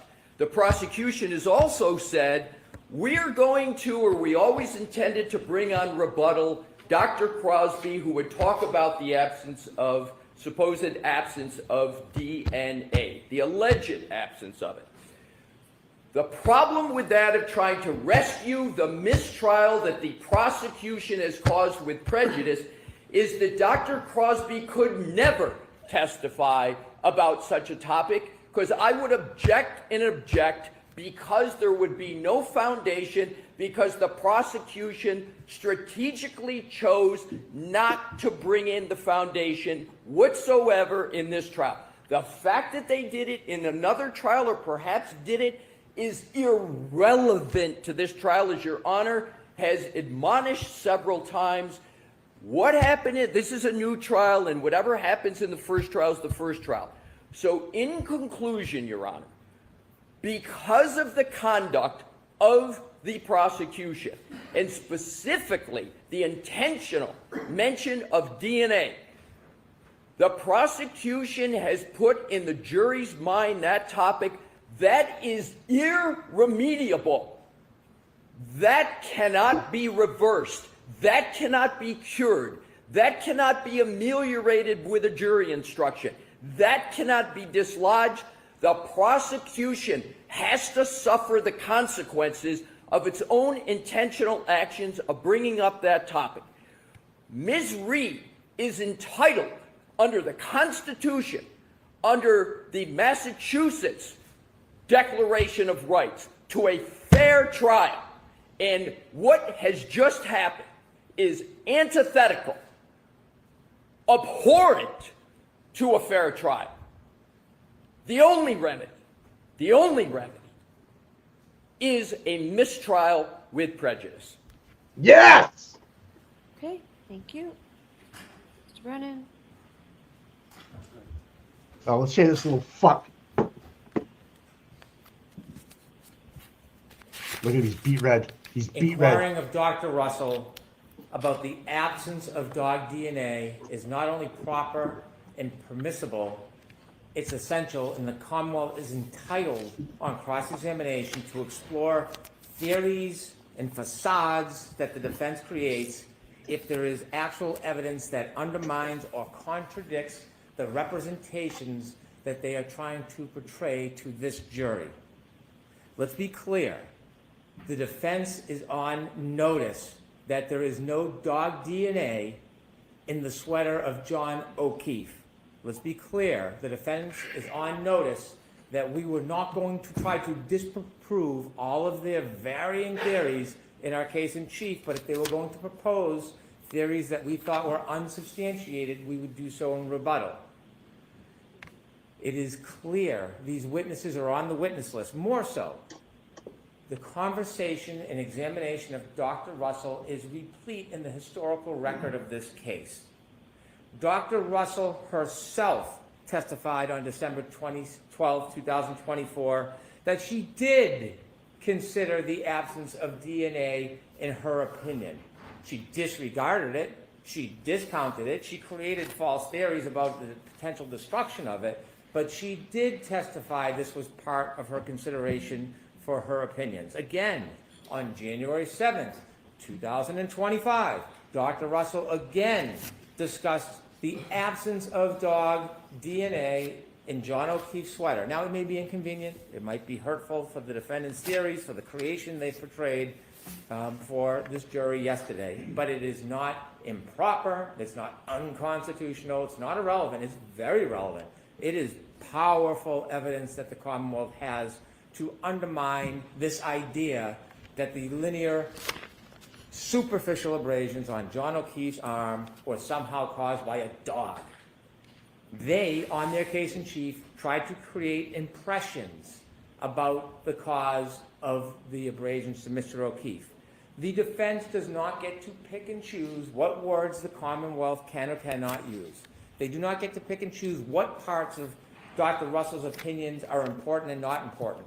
Because they chose not to emphasize, highlight, or discuss the absence of dog DNA on direct does not mean it's beyond the scope of direct examination. It means they did not want to talk about it because it was not helpful to them. There have been countless cross-examinations in this case where questions are asked beyond the scope of direct. This is not beyond it. It goes to the heart of her opinion. If I cannot cross-examine her, as proposed by the defense, about the heart of her opinion, she shouldn't give it.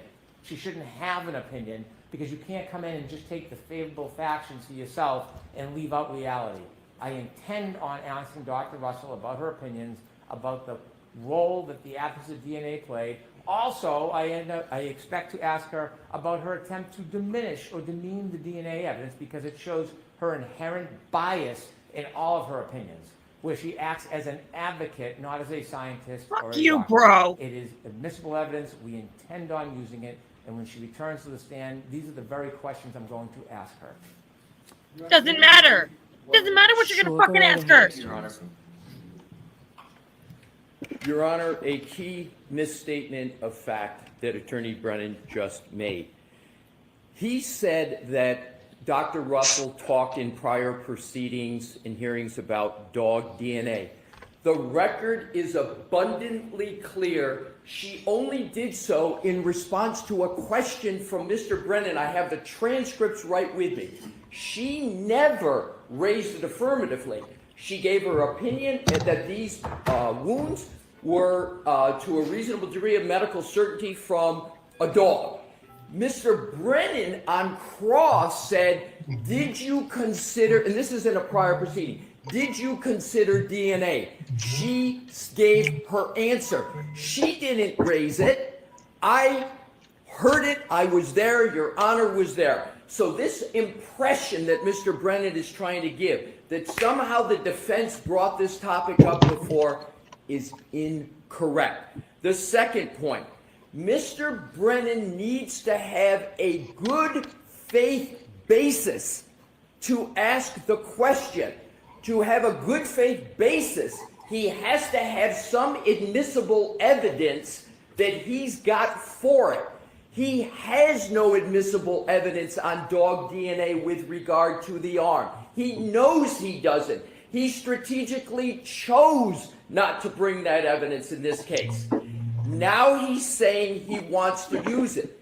That would be improper in this trial for that reason. The other 2 points quickly. Mr. Brennan alleges an absence of dog DNA with regard to these wounds in the right arm. There was no swabbing of the wounds to of the right arm of Mr. O'Keefe. That is a major, major investigative flaw in this case. That should not be befallen upon the defendant. Secondly, there are, with regard to the hoodie, that was one, I believe, swab taken, and we don't know much about it, but what we do know about it is there are horrible, tremendous chain of custody and care with regard to the hoodie, conceded, virtually left on the floor of the ambulance, left on the floor of the hospital, carried around by Mr. Proctor for weeks, maybe even months, not submitted for testing for months. There are huge issues that prevent a fair determination about whether there was even proper determination of whether there was DNA or not. So in conclusion, Your Honor, the defense has never brought up DNA or alleged absence with regard to the right arm of the hoodie. It's always been the prosecution. We were meticulous and assiduous in not doing it here.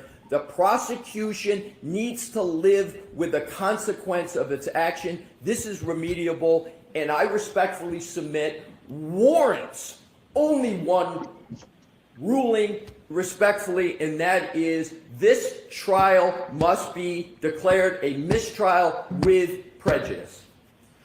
Boom! Oh, Paul keeps smiling. Oh my God, really again, Hank?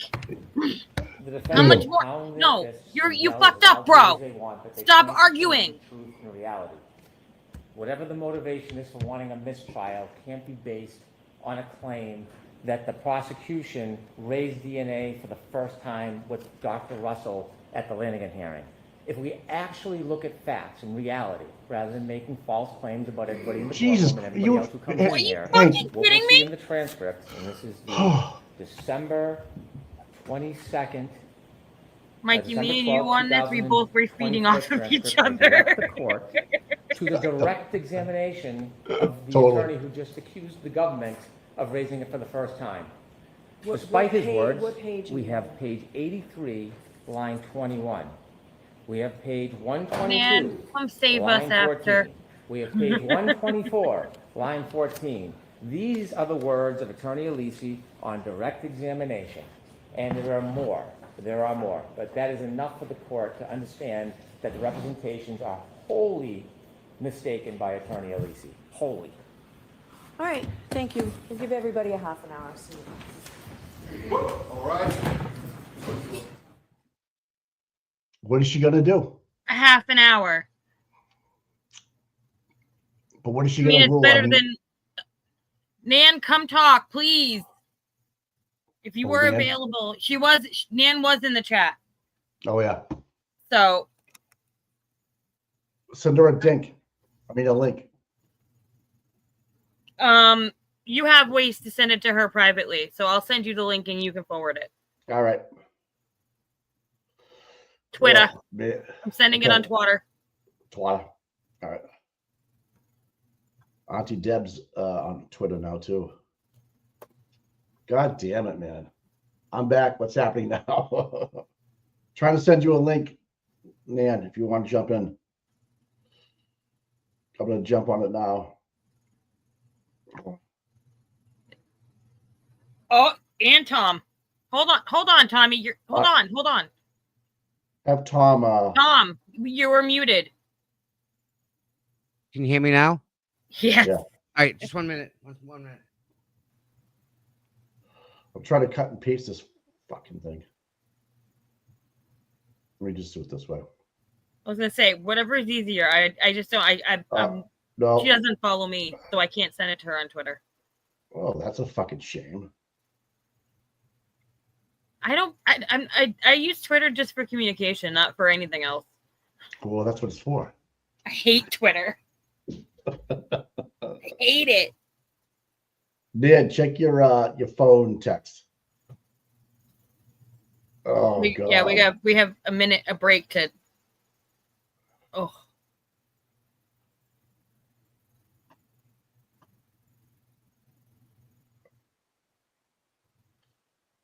Oh man, this is getting spicy. Oh, I'm so glad I had today off, Mike. I'm so glad. What? I didn't see. If this was not on my bingo card. Thank you, Nan. She says she's driving. Hold on, she'll jump on. Oh, really? She's coming, guys. Give her a little while. Class. So the Canton Bass class of 2016 includes Chris Albert Jr., Ben Berkowitz, Kelly Diva, Sarah Give Me a Bagel Levinson, and Juliana Nagel are all in the same graduation class. Isn't that interesting? And Canton is a very small town, so there's no way in denying that they don't know each other. Fuck no. They all slept together. Berkowitz banged Diva. Chris Jr. did Levinson, and Julie just played with herself. And she watched. She was the female cuck. She just sat there and watched. Christ almighty.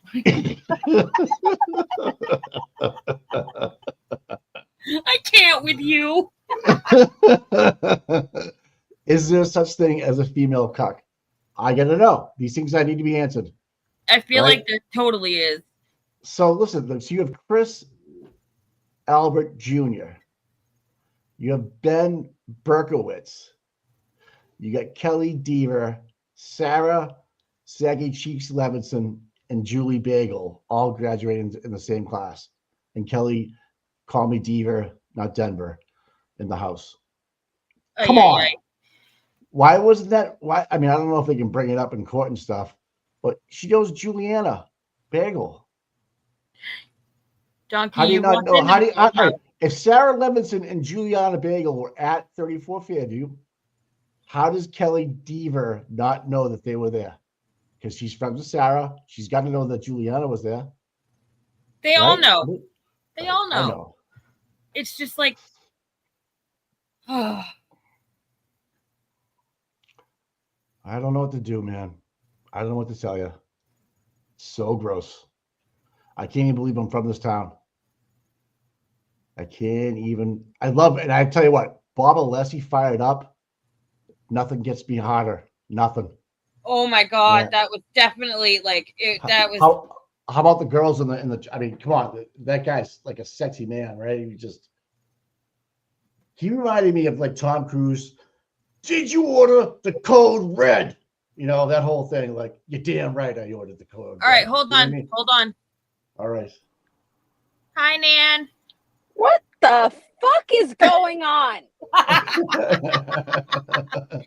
I was in a meeting. Now I've pulled over, but I'm like, I started listening and I was like, whoa, oh my God. So, but I have a couple questions because I'm catching up. Did she say they're on a break? Yes. Yes. Okay. All right. So here's what I gathered is happening. And I can't see your chat. So, oh, maybe I can, but I think the last time I clicked chat, I got knocked off of a stream. So I'm not going to check your chat. Yeah. What would you like to tell me, Michael? What would I like to tell you? No, I thought you were about to say something. No, I'm just in awe that you're here. Oh, there's Tommy. Tommy's right above you. We're playing the Brady Bunch. Oh, yay. No, I just think that Bob Alessi, does Bob Alessi have a point after what you just saw? Yeah. So what I didn't seem to grasp was the tail end of what Brennan was saying. It sounded to me like he was citing some transcript pages, and I'm not sure what transcript he was referring to. So if he was referring to this trial 2.0's transcript, it's possible that this application will be denied if Alessi or anyone from the defense has brought up the DNA, the absence of DNA, anything having to do with DNA during this trial. But just so everyone understands, what has happened as far as I'm observing it real time this morning is Alessi is making an application for an immediate mistrial with prejudice, which means permanently, meaning all charges get dismissed. Yep. Right. And what he would be doing, what he's doing by making that application is saying, hold on a second. You can't come at Dr. Marie Russell and say, well, wouldn't you have wanted to know that there's no DNA from a dog on these wounds, which is not facts in evidence. Nothing before this jury to have been considered as to the absence of dog DNA on these wounds. And as Alessi pointed out in his argument, I guess it was his, not his primary argument, it was his second argument after Brennan went. He said, well, hold on a second, the wounds weren't swabbed. Only parts of clothing were swabbed. You can't swab every single surface. So if a prosecutor brings up new evidence even in the cross-examination of a witness, saying things like, well, and I didn't hear his exact question, but something to the effect of, wouldn't you have wanted to know there was no dog DNA on these wounds, which is not facts and evidence, that taints, T-A-I-N-T-S, taints the jury, because the jury will say, oh, I didn't know that, because they didn't fucking know that. and that is irreparable. It's irremediable. It's unfixable to a jury. You can't put the shit back in the horse or the toothpaste back in the toothpaste container, whatever, the tube. I'm pre-caffeinated at this point. You guys are actually going to get me probably walking into a Starbucks momentarily. What are the odds? Well, in a normal on a normal planet, which is where I and Betero live, there would be a mistrial declared immediately. On Bev's weird circus planet, which is where you guys live, which I'm happy to visit from time to time and happy to leave more times than I come, I will say that she's probably going to say, no, I think I've considered everything. I've downed a few White Claws. I let court clerk Jim sit on my lap and diddle my blonde locks, and I'm going to deny your request. That's what's probably going to happen. So odds, you got about a 20% chance that she grants this application. If she grants it, the whole thing comes to a screeching halt, which means that, Karen is free. Everyone will have to find something better to do with their lives, including Mike. And then you'll be in you'll be in a position. I just love you're on fire. You're on fire today, girl. You're on fire. You'll be in a position where everything just ends, and that kind of feels satisfying in one breath and kind of dissatisfying, because that's not justice. It's the right result, but it's we won because Brennan is a complete asshole and an idiot. Even Brennan, from my brief observation, knows the severity and gravity of the mistake he made. So I think right now Bev is probably shitting in her pants or shitting in her black robe and saying, oh crap, because even she knows that this was a fatal mistake. And not only that, what I threw in your chat earlier, just a few moments ago, was, whoa, this is a right to an immediate appeal. Like, this isn't just, hey, this is with prejudice. This is intentional. This is not an accident. Well, as much as I never want to pretend I'm Brennan, I think he didn't intend to, create the grounds for a mistrial. But I think what he did was he tried to wedge in additional evidence that just wasn't there. He did not want this jury to hear on his case in chief that there was no evidence of dog DNA, because that would have invited cross-examination from Alessi or Jackson, where they said, well, wait, you didn't swab the wounds. You swabbed parts of the clothing. Like, that would have brought more challenge and, cast a bad light on the case he was putting in than did him any good. So he tried to wedge it in. Hold on one second. What is my client texting me? Are we still on for 11:30? No, we're fucking not on for 11:30. This is the Karen Reed trial. Hello? Yeah, come on. I'm the boss. I'll put him off. Hypothetical, it goes mistrial. Yeah. Is it trial 3? No, because it would be a mistrial with prejudice. Prejudice. They can't bring the charges back.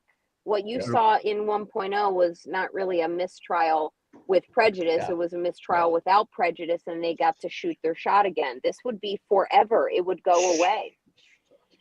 So I think right now we're in a position where the judge has a moral decision to make, because as I said, any judge would know this was a bad mistake. Although, like I said, I'm going to hedge my bet just a little bit, because I don't know, and maybe you guys could ask your chat, or I can, and someone can tell me what they're saying. I don't know what Brennan was citing. If he was citing, well, hold on, I didn't bring up the issue of DNA, no DNA, etc., but maybe Alessi did or Jackson did in this trial already. I just don't know what he was citing in his. It was either a Lanigan or a Dahmer hearing back in December, where they talked about, before the trial started, obviously, about DNA, if it was in or out. Oh, okay. Well, right. if that's the case, that's not this trial because that was not before this jury. The issue of a mistrial with prejudice is, did something happen to confuse, influence, misrepresent, or change how this jury views this case? Oh, it sounds like something's going on. No, I that's gotta me. watch. That's me. That's me. You That's want me. to That's me. watch? You want to watch it, Dan? You want to Oh. watch it? Do you want Oh, me to, yes. I rewound it. You ready? Yeah, while I walk into Starbucks and get my. All right. Jesus So- Christ! White girl problems. I'm gonna let this play and I'm gonna mute so you guys can hear it.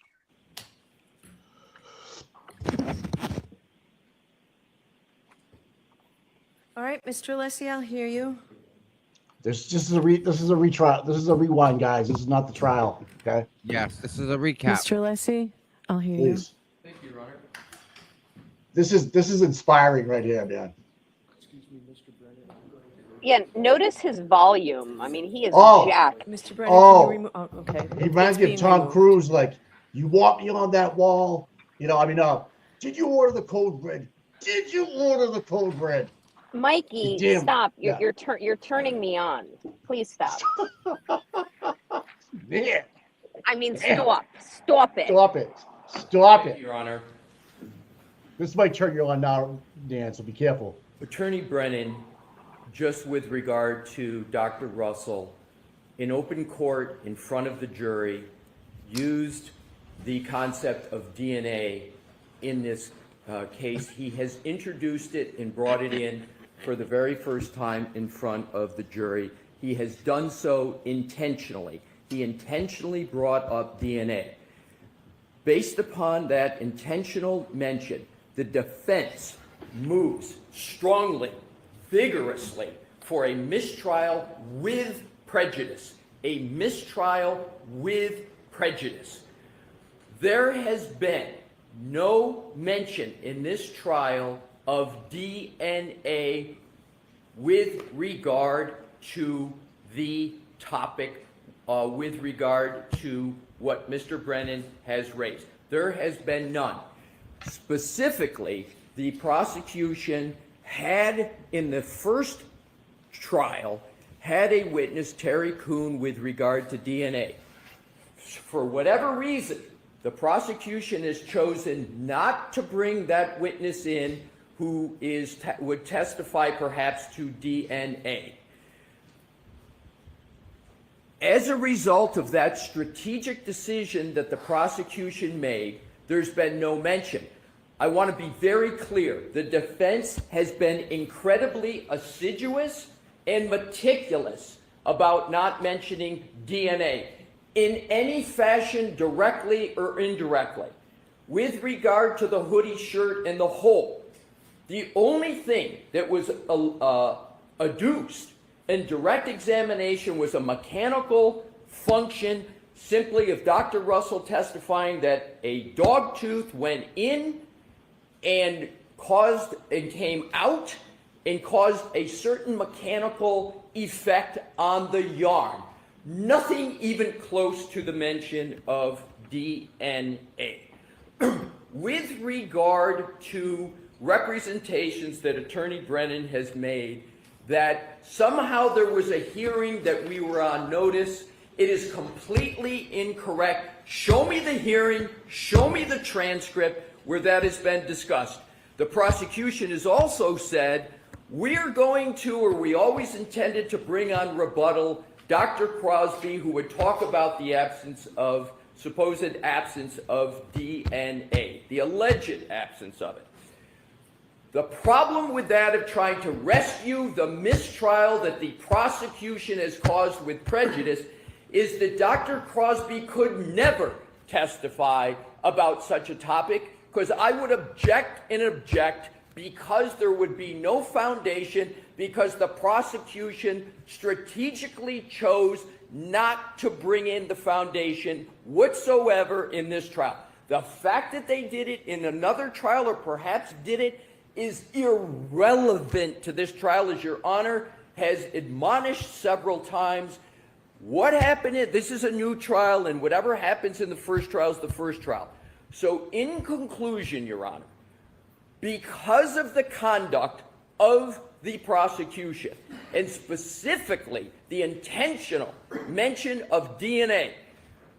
The prosecution has put in the jury's mind that topic that is irremediable.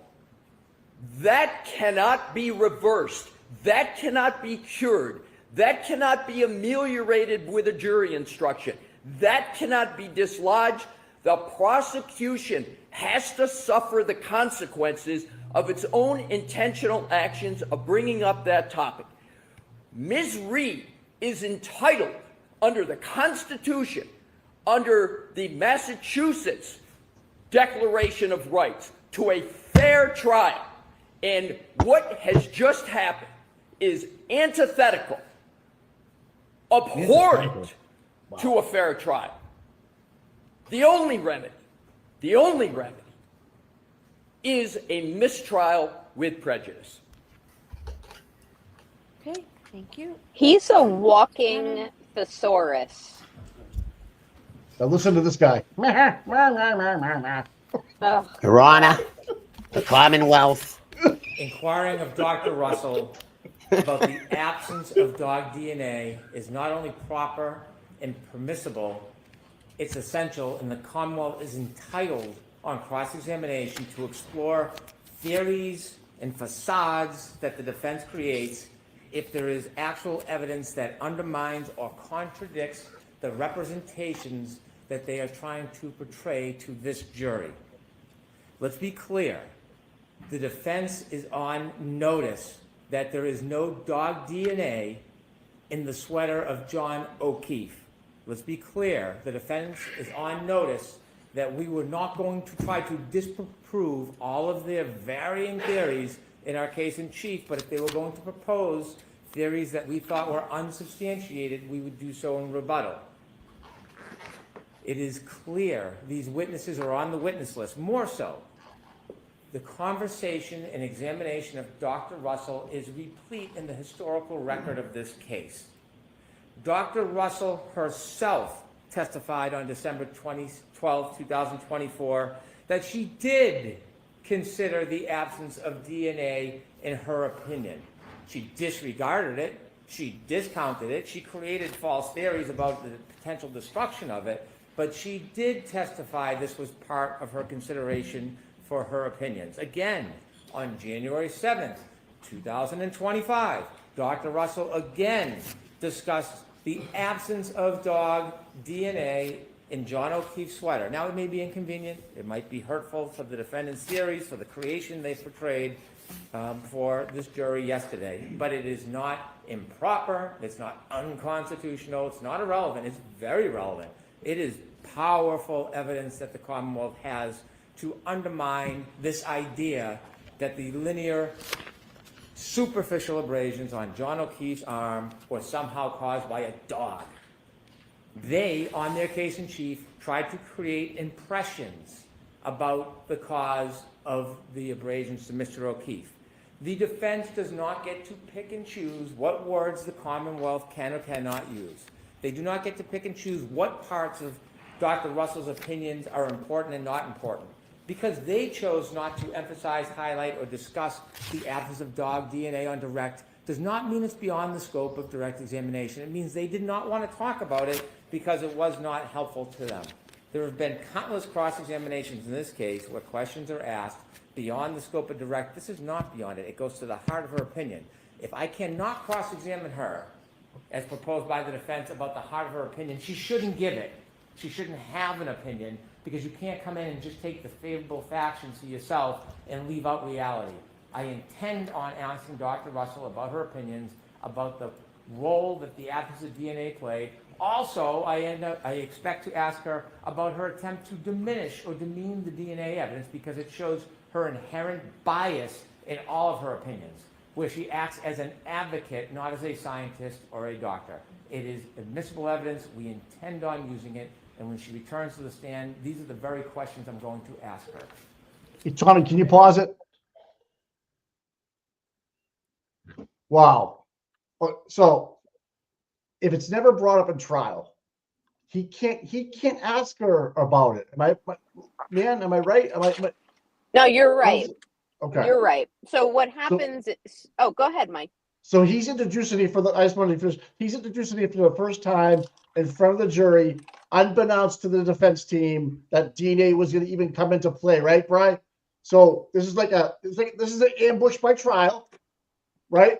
Yep. Trial by ambush, so to speak, and completely caught off guard. And I think it should be totally dismissed, but it's Bev. I just have a problem with that whole thing. It's just Bev. Yeah. Go ahead.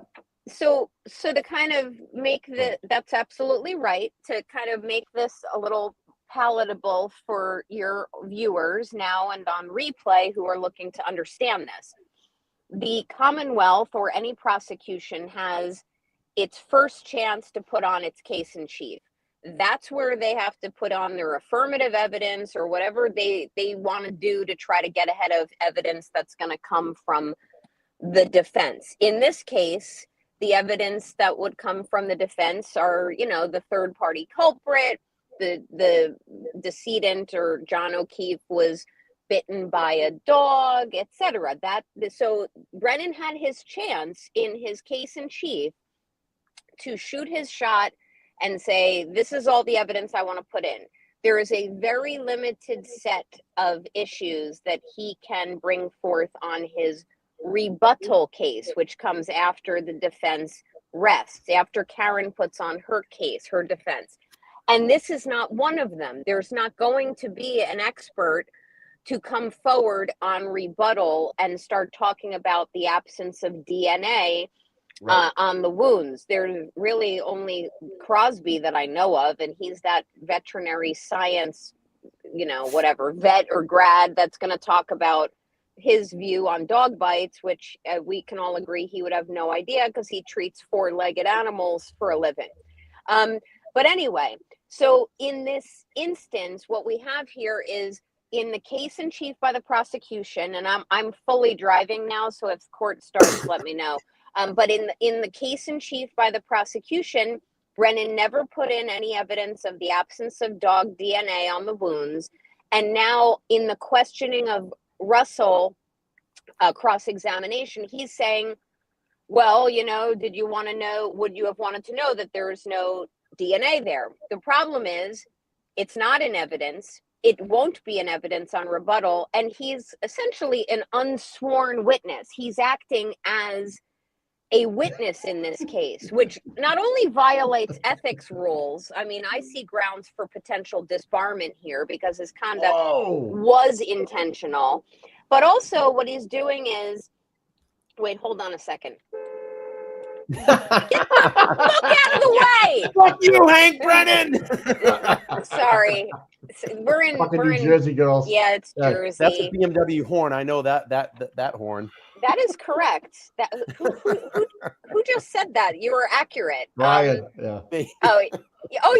Yeah. So that is a beam. This is one of my many Beamers, Brian. But anyway, so what we have now is he's acting like an unsworn witness. He Bush League moved this into evidence.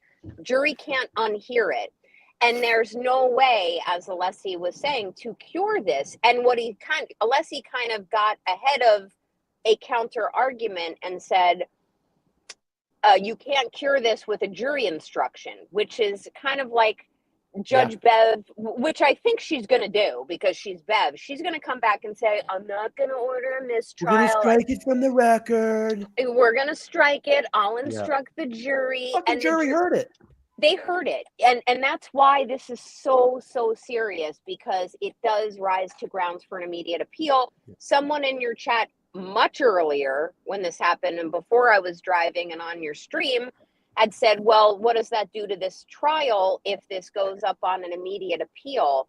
I believe, without having researched it, that would have to pause this trial, meaning if Judge Cannoni says I'm denying a mistrial and Karen's team files an immediate appeal, I think naturally the appellate court has to pause this trial. And that in and of itself is a problem because all of these jurors need to go back to their lives. They can't just stop looking at social media, stop, reading news articles. So this is like a conundrum in the extreme.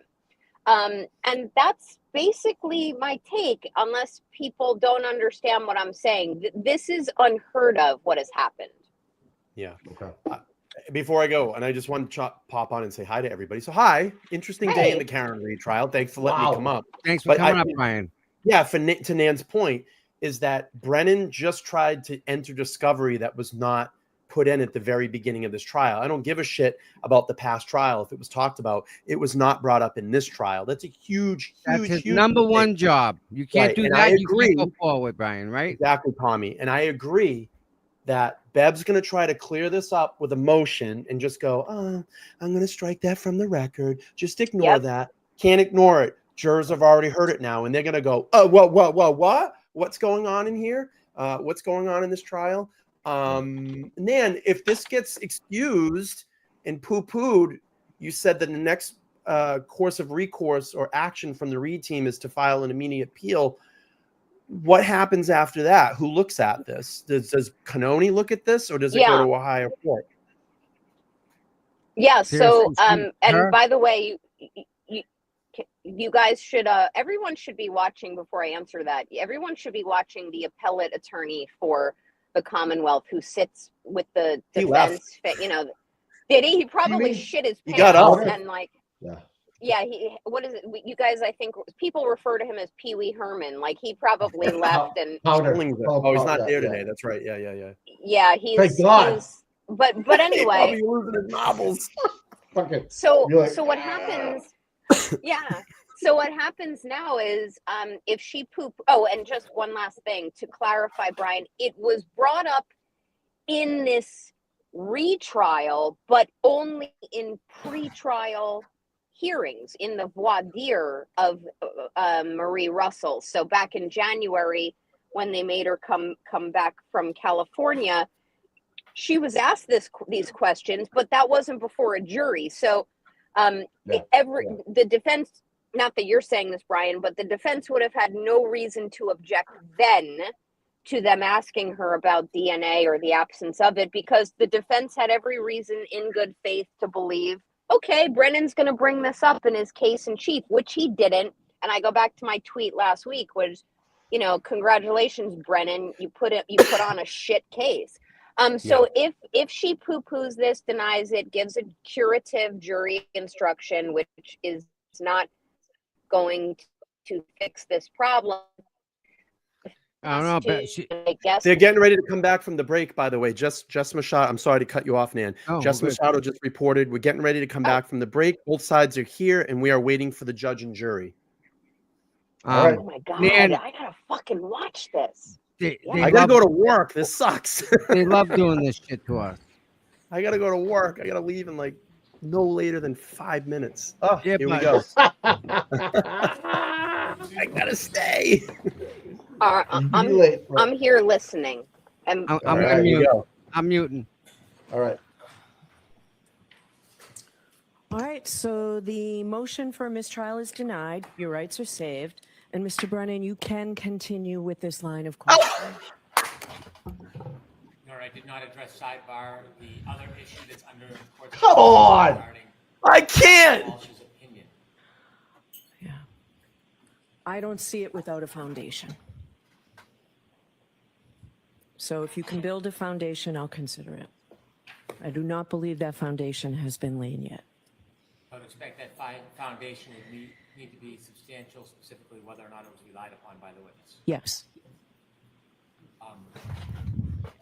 Could you do that outside the presence of the jury so that I don't ask the questions in front of the jury? Yes, but not right now. They're on their way. All right. Do you have enough? I'll work around it. Okay. Your Honor, I would object to being done outside the jury. That it should be done like I've had to do with several witnesses in front of the jury. Okay, if that's what the defense wants. Are you sure, Mr. Alessi? Oh, I'm sorry, let me confer with my... Yeah, okay. I am going to, yes, Your Honor, we are going to... Oh, dear. Thank you, Your Honor. Okay. Wow. Thank you. I can't. I'll be done very quickly, so... I'll be done very quickly.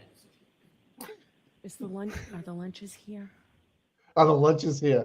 She's here. Oh my God, that's what she's worried about. A fucking lunch. She just said, "Oh, the lunch is here." Are She's you sick. fucking kidding me? She's sick.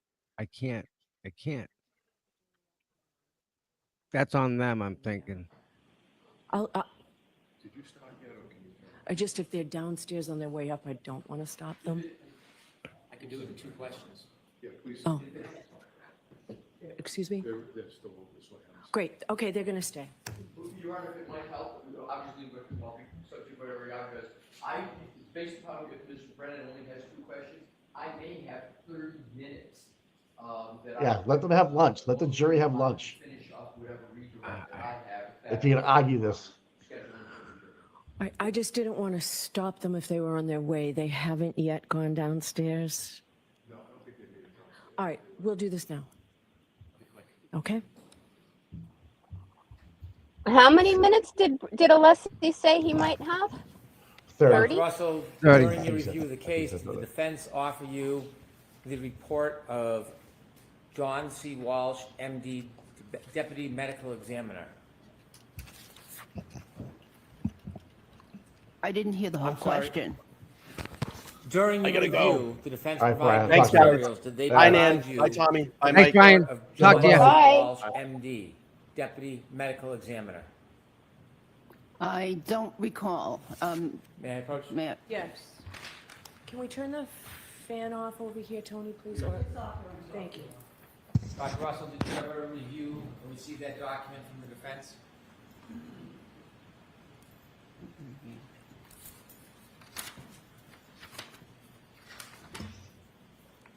Oh, yes. And regarding Dr. Walsh's opinion, did you consider that when you formed your ultimate basis that the wounds on Mr. O'Keefe's arm were consistent with the dog bite? Yes. Did you disregard it or agree with it? I disregard. I disagree with his assessment. Thank you. So I'd like to inquire. Your Honor, I would object. This is the same exact issue I had here with recalls where witnesses disregarded it, and I was not allowed to pursue questioning. So I do not believe, under the standards that's been set in this trial, that a proper foundation has been set. What do you say about that, Mr. Brennan? How is this any different? Pardon me? I'm talking to Mr. Brennan. How is this different with this witness's analysis? Because they specifically opened the door when they had her vouch for her own credibility, extolling her uniqueness and ability to determine that these were dog bite wounds. And so when they opened their own door to vouch for their own credibility and suggested that they're the only person or a limited person in the entire country that could do this, they should be confronted that they are not alone. There are other experts. And so this isn't affirmatively bringing it in. This is when the defense continually opens the door and creates these issues. What do you say, Mr. Leslie? Thank you, Your Honor. My response is this. I'll give 2 quick examples. Dr. Welcher, Trooper Paul, Dr. Scordy-Bello. They talked and opened the door under Mr. Brennan's theory of opening the door widely. They even had, as part of their direct examination, documents in Dr. Welcher's slide that mentioned Dr. Scordy-Bello. You'll recall that slide. They even had material from the CARS team with a file named Trooper Paul. I'm not letting it in. Thank you. All right, I'm not letting it in under that, Mr. Brennan. So you can mark the report if you want, but for that reason, I'm not, for the reasons stated by the Commonwealth, I'm not letting it in. I don't need to mark it. Okay. All right, thank you, Hunter. I don't know what he was trying to put in. I guess it was the report of Dr. Wolf, I guess. I'm not, because she's claiming to be the only expert in the country, kind of thing. Like, no one can, so that would open the door for criticism or more, a more robust cross with now there is no DNA from John's arm.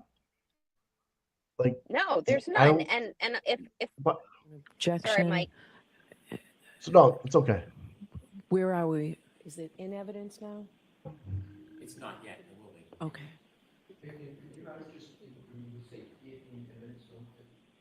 The DNA. It's not, right? It is not. It's not in. Okay. Yes, it's open. I denied the motion and allowed the line of inquiry.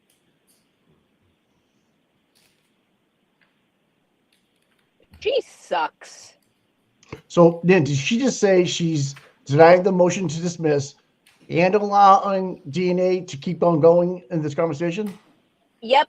And I it's mean, unsubstantiated. There's no expert in evidence who even offered that opinion right, to this. right.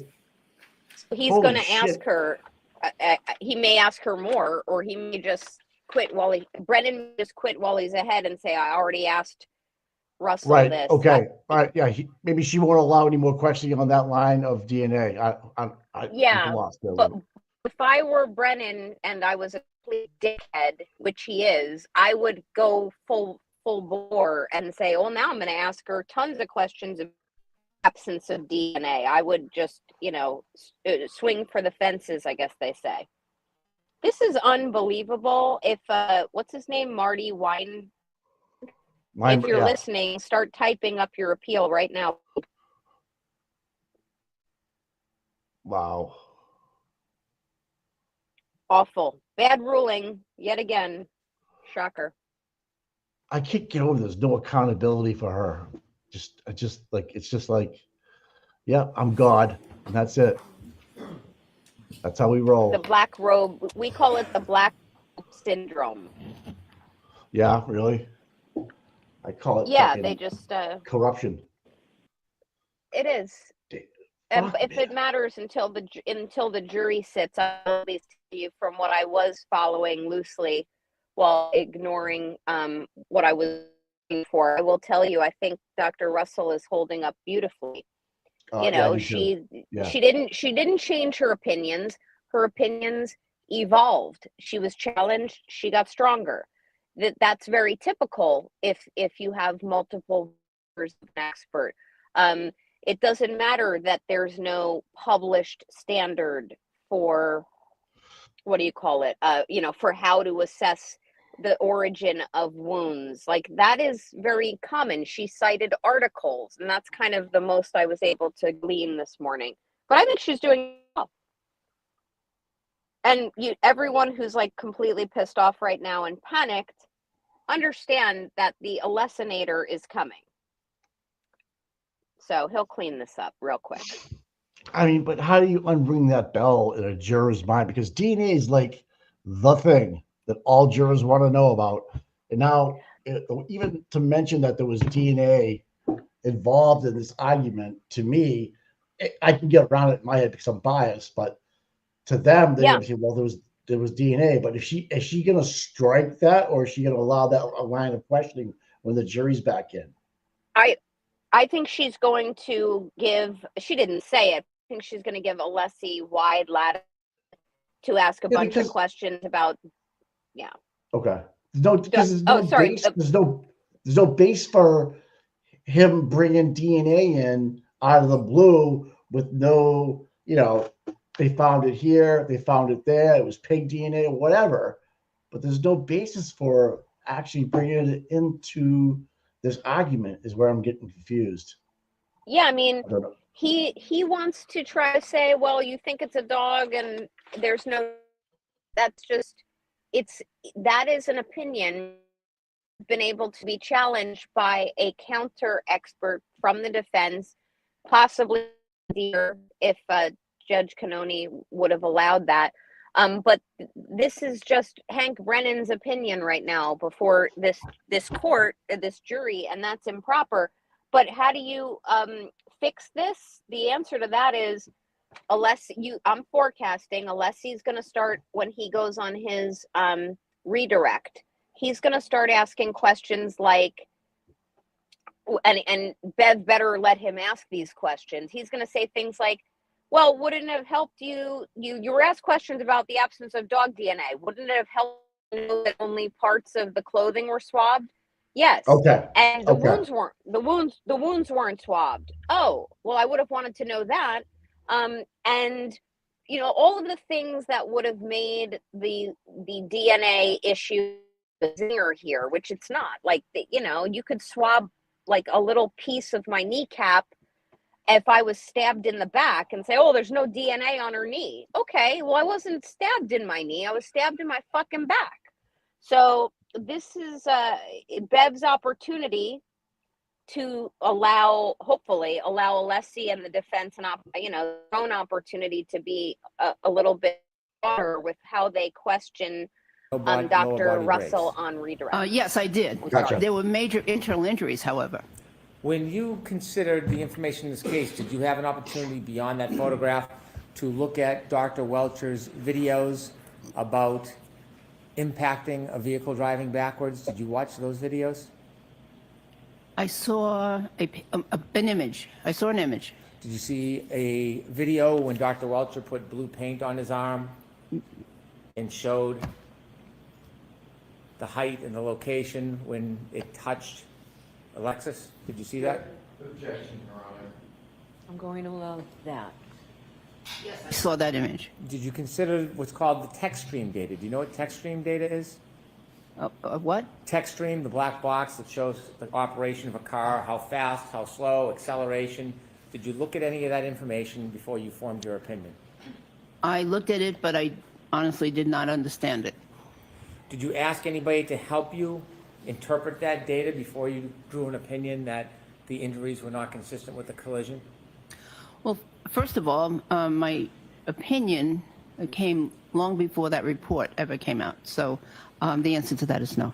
When you have an opinion, if there's new evidence that is contradictory or different or maybe undermines your theory, do you have an open mind to reconsider your theory? Yes, I do. Did you want to understand that information about the text stream data and the information that was available regarding this allegation? Did you want to understand that before you came back and offered the same opinion you had before that information was available? I didn't understand it, and I didn't know that if any of the attorneys understood it, actually. Did you know anything about Mr. O'Keefe's cell phone data when you were drawing these conclusions about when his last movements were? Did you learn anything about that? No. Did you know about any type of DNA testing on the defendant's rear taillight area? Yes. And did you know about any hair found on the car? Yes. Did you consider those things when you excluded the collision or impact as the cause of those wounds? Well, I considered that. However, he had, my understanding is he had been in and out of that car, on many occasions, and so therefore there would be reason for either skin cells or DNA or possibly other, hair, fabric to be on that car. So when you consider testing your conclusions, do you look at it as an advocate or do you look at it as a scientist or a doctor and try to value how little or how strong that evidence is? I'm looking at it as a neutral party, a doctor, a scientist. So you're not looking at it as an advocate to try to discourage the strength or weakness of evidence? Excuse me? You're not looking at it as an advocate? You're looking at it as an independent professional? I'm not an advocate at all.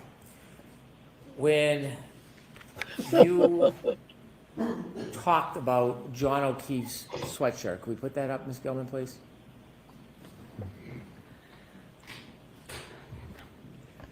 You identified or discussed some of the tears to the right sleeve of Mr. O'Keefe's sweatshirt, didn't you? We discussed one puncture to the right sleeve, yes. Having an interest in dogs and dog bites, certainly you're aware in your experience, when a dog bites, it creates quite a bit of saliva, doesn't it? It can. It can actually, a dog can froth, is what they call it. Excessive saliva when it's in the moment. Some dogs, yes. And some dogs, they can shed hair, especially when they're interacting with other objects, don't they? They could. Hair is considered trace evidence, isn't it? Yes. And saliva contains important items sometimes like DNA, correct? Yes. And that's considered oftentimes very important trace evidence. Yes. And Dr. Russell, are you aware that one of the criminologists took swabs of holes on the left sleeve of the sweatshirt? Objection, Your Honor. No, are you aware of that? Yes, You've heard of UC Davis, haven't you? yes. And in reference to that previous question, however, the swabbing was done many weeks after the death, and there were images of clothing on the emergency room floor. So, yes, I am aware that there was some swabs taken at some point. Is Good that job. gratuitous answer part of your advocacy or part of your Oh, shut the medical fuck up. objective Hey, opinion? you're an asshole, dude. You're a fucking So you're douchebag. aware that these holes were swabbed to send a sample to UC Davis, aren't you? Yes, UC Davis, do you understand they specialize in dog DNA? animal DNA, I believe. And you also know, and giving it before you gave your opinion, that when they were tested, there was no dog DNA found in any of the samples. You knew that, right? Yes, In fact, what was found was pig DNA, that's correct. and there's no identification where the pig DNA came from, is there? I don't think so. So when you saw the information, after you claimed there is a dog with John O'Keefe, when you saw the information that they were swabs done of those holes and the results were no dog DNA, did you consider that before giving your ultimate opinion? Yes, And in fact, you've tried to discount the significance of that evidence in the past, haven't you? yes, In fact, you have made claims about that evidence candidly with no foundation whatsoever, haven't you? I explained why there could be no dog DNA found. You were claiming that it was inconsequential because a number of speculative reasons, didn't you? Objection, Your Honor. So the objection sustained. You can ask it differently. When you were discussing the absence of dog DNA on Mr. O'Keefe's sweatshirt in the past, were you trying to make suggestions that perhaps the samples could have been tarnished or compromised in some way? That's one possibility, yes. As a independent, objective expert, should you deal in possibilities, or is it a better practice, best practice, to deal with objective criteria in the form of actual opinions to a reasonable degree of certainty? It would be best to go through a process to determine, or at least come up with a list of reasons as to why dog DNA was not found. There are a number of reasons. You know, if you have a test in medicine, you expect it to be positive, and it's not positive. You go through a process of trying to figure out why the case is that way. There are many reasons why there could have been no dog DNA found. When you first gave your opinion, you didn't even know about that DNA testing, did you? Not initially, correct. But then once learning about it, you were not willing to reconsider and change your opinion about the source of these scratches. You maintained the same opinion you had before, correct? I reconsidered, however, my opinion did not change. What you suggested is there's possibilities, is the word you would use, possibilities why there were errors with the DNA, yes? Yes. You can't tell us anything based in fact. Wait, No. I'm sorry. Sorry. You can't tell us anything based in fact to support the claim that something was wrong with the testing of this DNA, can you? Not in fact, but again, you have to go through a process. If you expect a certain diagnosis or a certain finding on a lab test and it doesn't materialize, and you wonder why, and you want to know, was the test done correctly, you know, was the specimen handled correctly, et cetera, et cetera. There's a process. And in that process, you found no evidence whatsoever, none, zero, to support any claim of compromise of that DNA process, did you? Well, ideally, the swabbing should have happened immediately or very soon after the incident. So there was a delay in processing or swabbing to begin with. And then, of course, I don't know about the transportation or the chain of custody. You were a medical examiner, weren't you? Yes, When you were a medical examiner, when you examined a person or their body, you did everything you thought was reasonably necessary based on the information you had, correct? yes, Did you know at the time Dr. Scotabello did the autopsy, there was no claim whatsoever that a dog caused these wounds? yes, Did you know that claim didn't come about until over a year later? no. And did you know that in response to that claim, that's why this was done at a later time? Did you know that? Still, for a complete investigation, this should have been considered by investigators early on. Even where there was absolutely no claim or evidence whatsoever that a dog caused these wounds? Well, again, a complete investigation. You can't tell us one step that went wrong with that DNA process, can you? The process, no. In fact, you have admittedly very little experience with DNA. I have little personal experience with DNA. And yet, although you're not an advocate, you are willing to advocate trying to undermine the strength of that evidence, aren't you? No, I am a scientist, and I'm trying to understand why it could have been negative.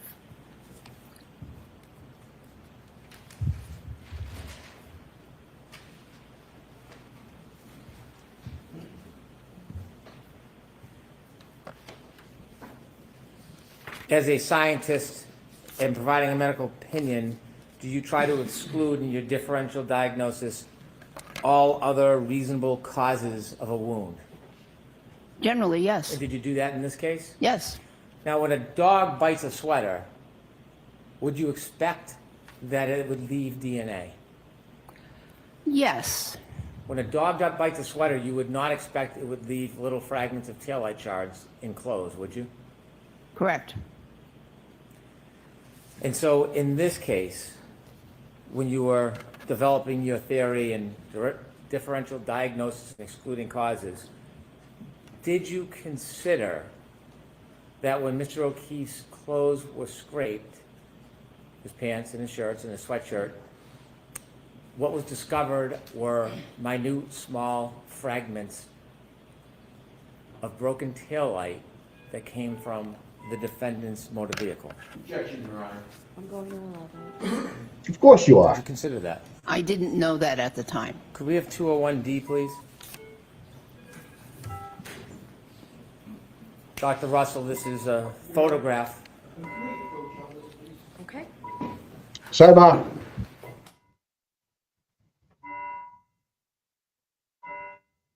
This is crazy. What the I mean, what, you know what, I'm now back. If you want, I'll hop on, not remotely. I'm happy to go on, you know, through my computer.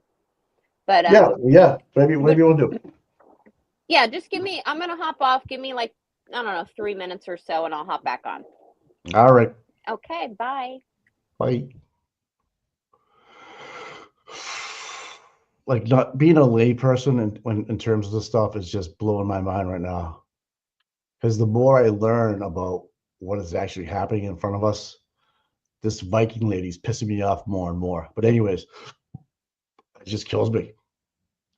I think that's actually Hank Brennan's bodyguard right there, is what I'm hearing on Twitter right now.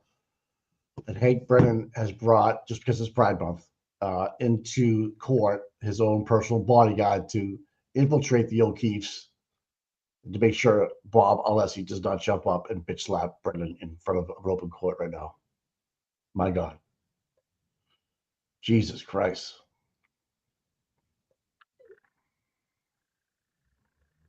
Hey, that guy looks like a leprechaun behind her. Jesus. Hey, Lucky Charms.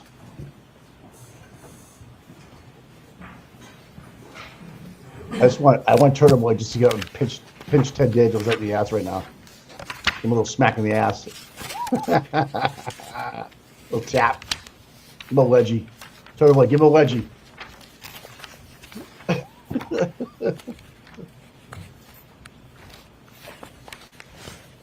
Where's Caleb? Dr. Russell, were you aware that very small fragments, shards of plastic that match the broken taillight of the defendant's Lexus were found when criminologists scraped Mr. O'Keefe's shirt and sweatshirt?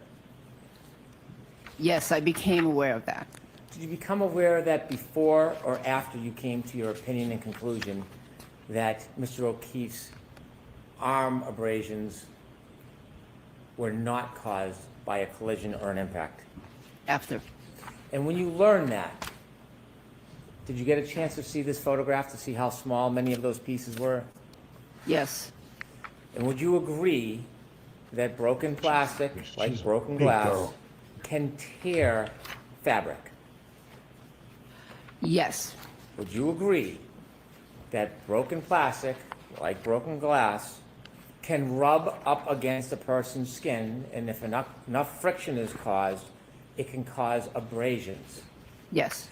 Would you agree that if fragments like this were randomly in the sweatshirt, that it could cause cuts or abrasions to Mr. O'Keefe's arm?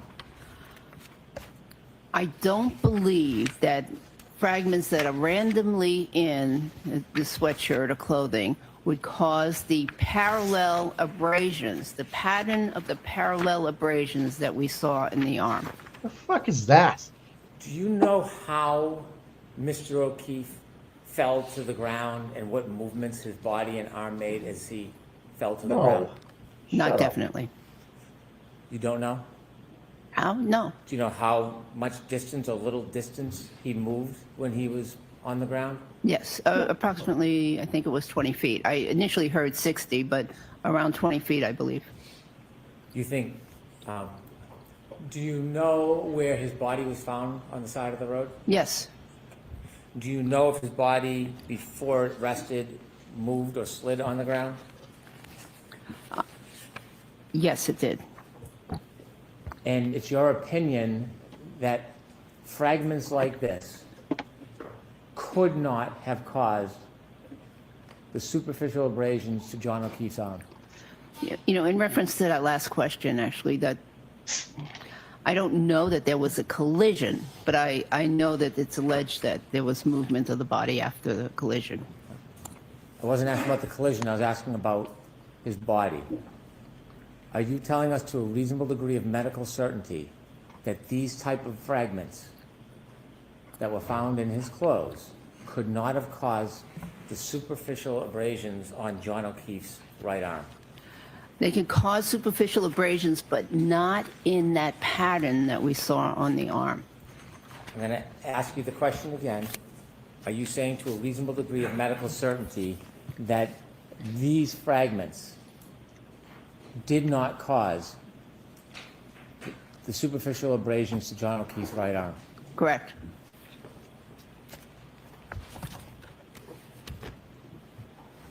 I need my therapy dog. I have no further questions. Yes, I know. Thank you, Your I Honor. did being need to dog. Maybe you need. Okay.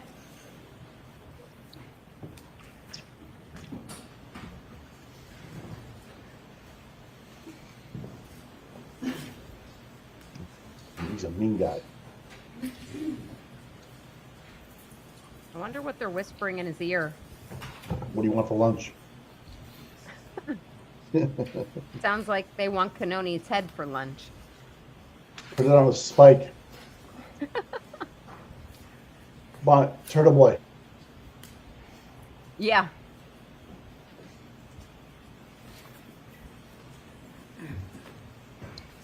People don't realize this is I got my therapy dog out.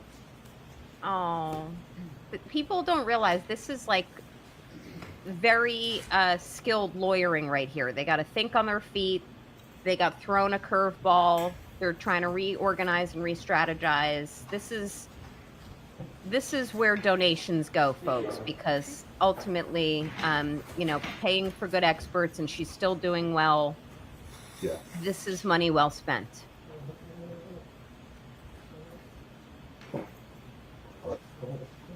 All right, co-counsel. Oh yeah, me too. I'm glad you joined us, Dan. May I, Your I Honor? don't think. Yes. Thank you. Your Honor, I would like to have published what is in evidence is 201A, and then I'm going to proceed after that with 201E. Okay. So, does this open up a whole different line of questioning Dr. for Alessi Russell, now to go after I something have else? up Yes. this exhibit. And with regard to the questions of Attorney Brennan that he just asked about these alleged shards, can you tell the size of them from this depiction? What the hell is that?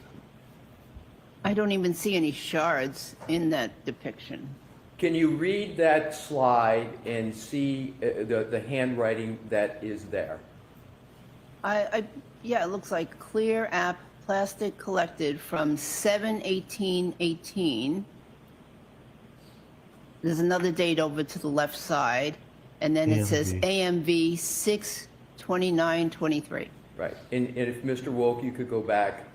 Can you determine at all from this whether the shards are microscopic or not?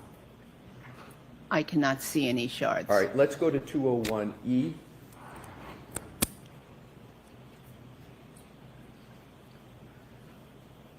With regard to this depiction, do you recognize what is in this depiction?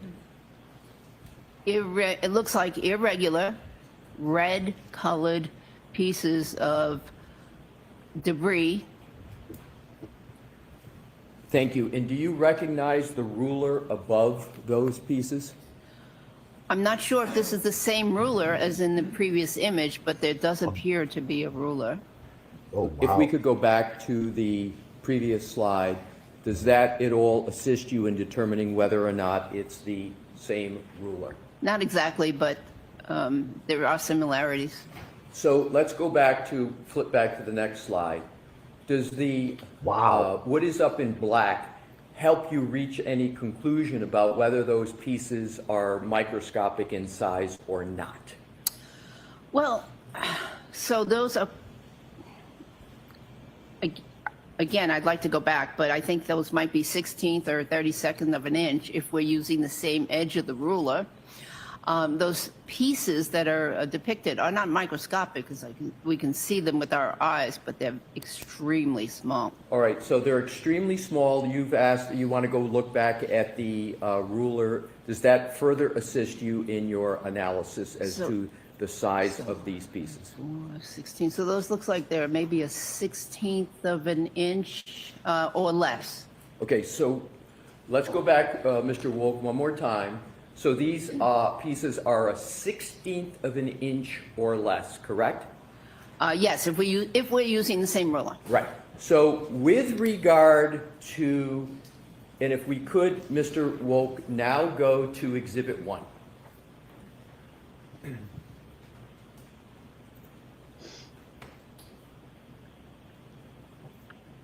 Attorney Brennan asked you several questions with regard to whether those 16th of an inch or less pieces could cause these types of abrasions. You have addressed this issue, but I would like you to answer whether those pieces, a 16-inch or less, could cause, now knowing the size, whether they could cause these abrasions, including with regard to this pattern. I don't believe so. And with regard to that answer, how do you come to that conclusion? What is your thought process? Okay, again, there are multiple parallel abrasions. So these pieces would need to be lined up in a certain configuration to cause those abrasions, and they'd have to be oriented in nearly the same direction because many of these groupings of wounds, and if I may use the pointer, are oriented in this direction a little bit, well, anatomically a little inferior to superior, ever so slightly this way. So they're oriented in the same way. So not only would they, those abrasions are rather large for those tiny pieces of plastic or glass, but they'd have to be oriented in a certain way to cause those wounds. As an emergency department physician, as a forensic pathologist, what is the likelihood, if any, that those shards could cause those wounds? You have to ask it differently, Mr. Wilson. Dr. Russell,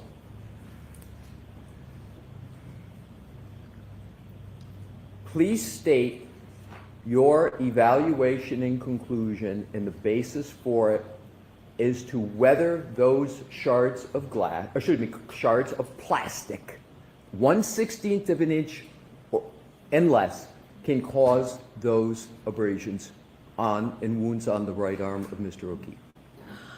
I do not believe that they could have caused those wounds. Is that a close call for you to come to that conclusion? Not at all.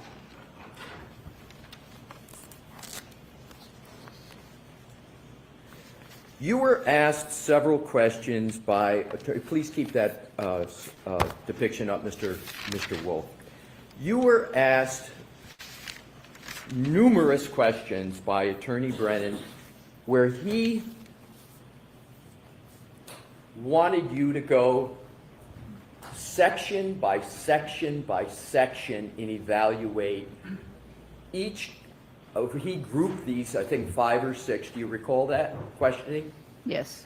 Is that a scientifically proper way to evaluate this wound to determine whether or not it is from a dog? Is that a proper methodology to look at each individual section only? No. How, at a scale, is it improper to evaluate them that way under your methodology? Sustained. Dr. Russell, what is the proper way to evaluate the wounds on the right arm to determine whether or not they're caused from a dog? To look at patterns, because individual wounds can vary, but the pattern is what is significant. And on your direct examination, did you go through this method that you just described, a pattern and pattern recognition? Did you go through that in some detail and discuss that? Yes. Now, you were asked questions by Attorney Brennan, and in his questions, it was asserted that you don't have a standard, a published standard. Do you recall that questioning? I'm going to allow it.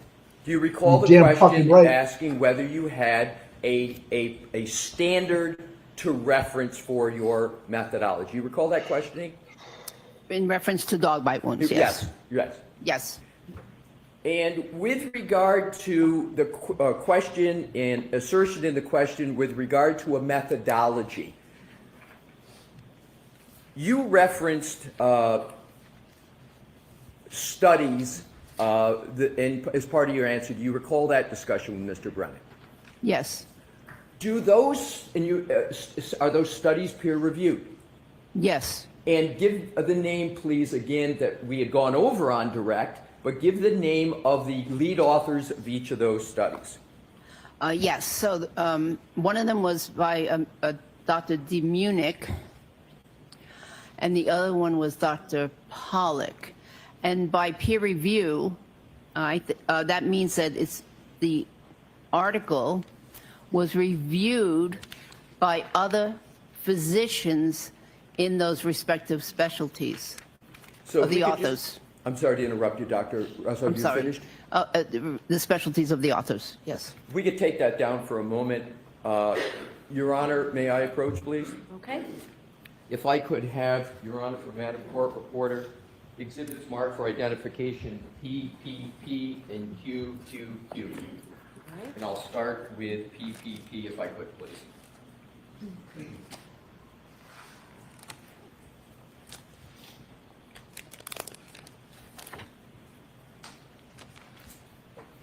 Thank you, Madam Court Reporter. May I present PPP to it? Thank you, Your Honor.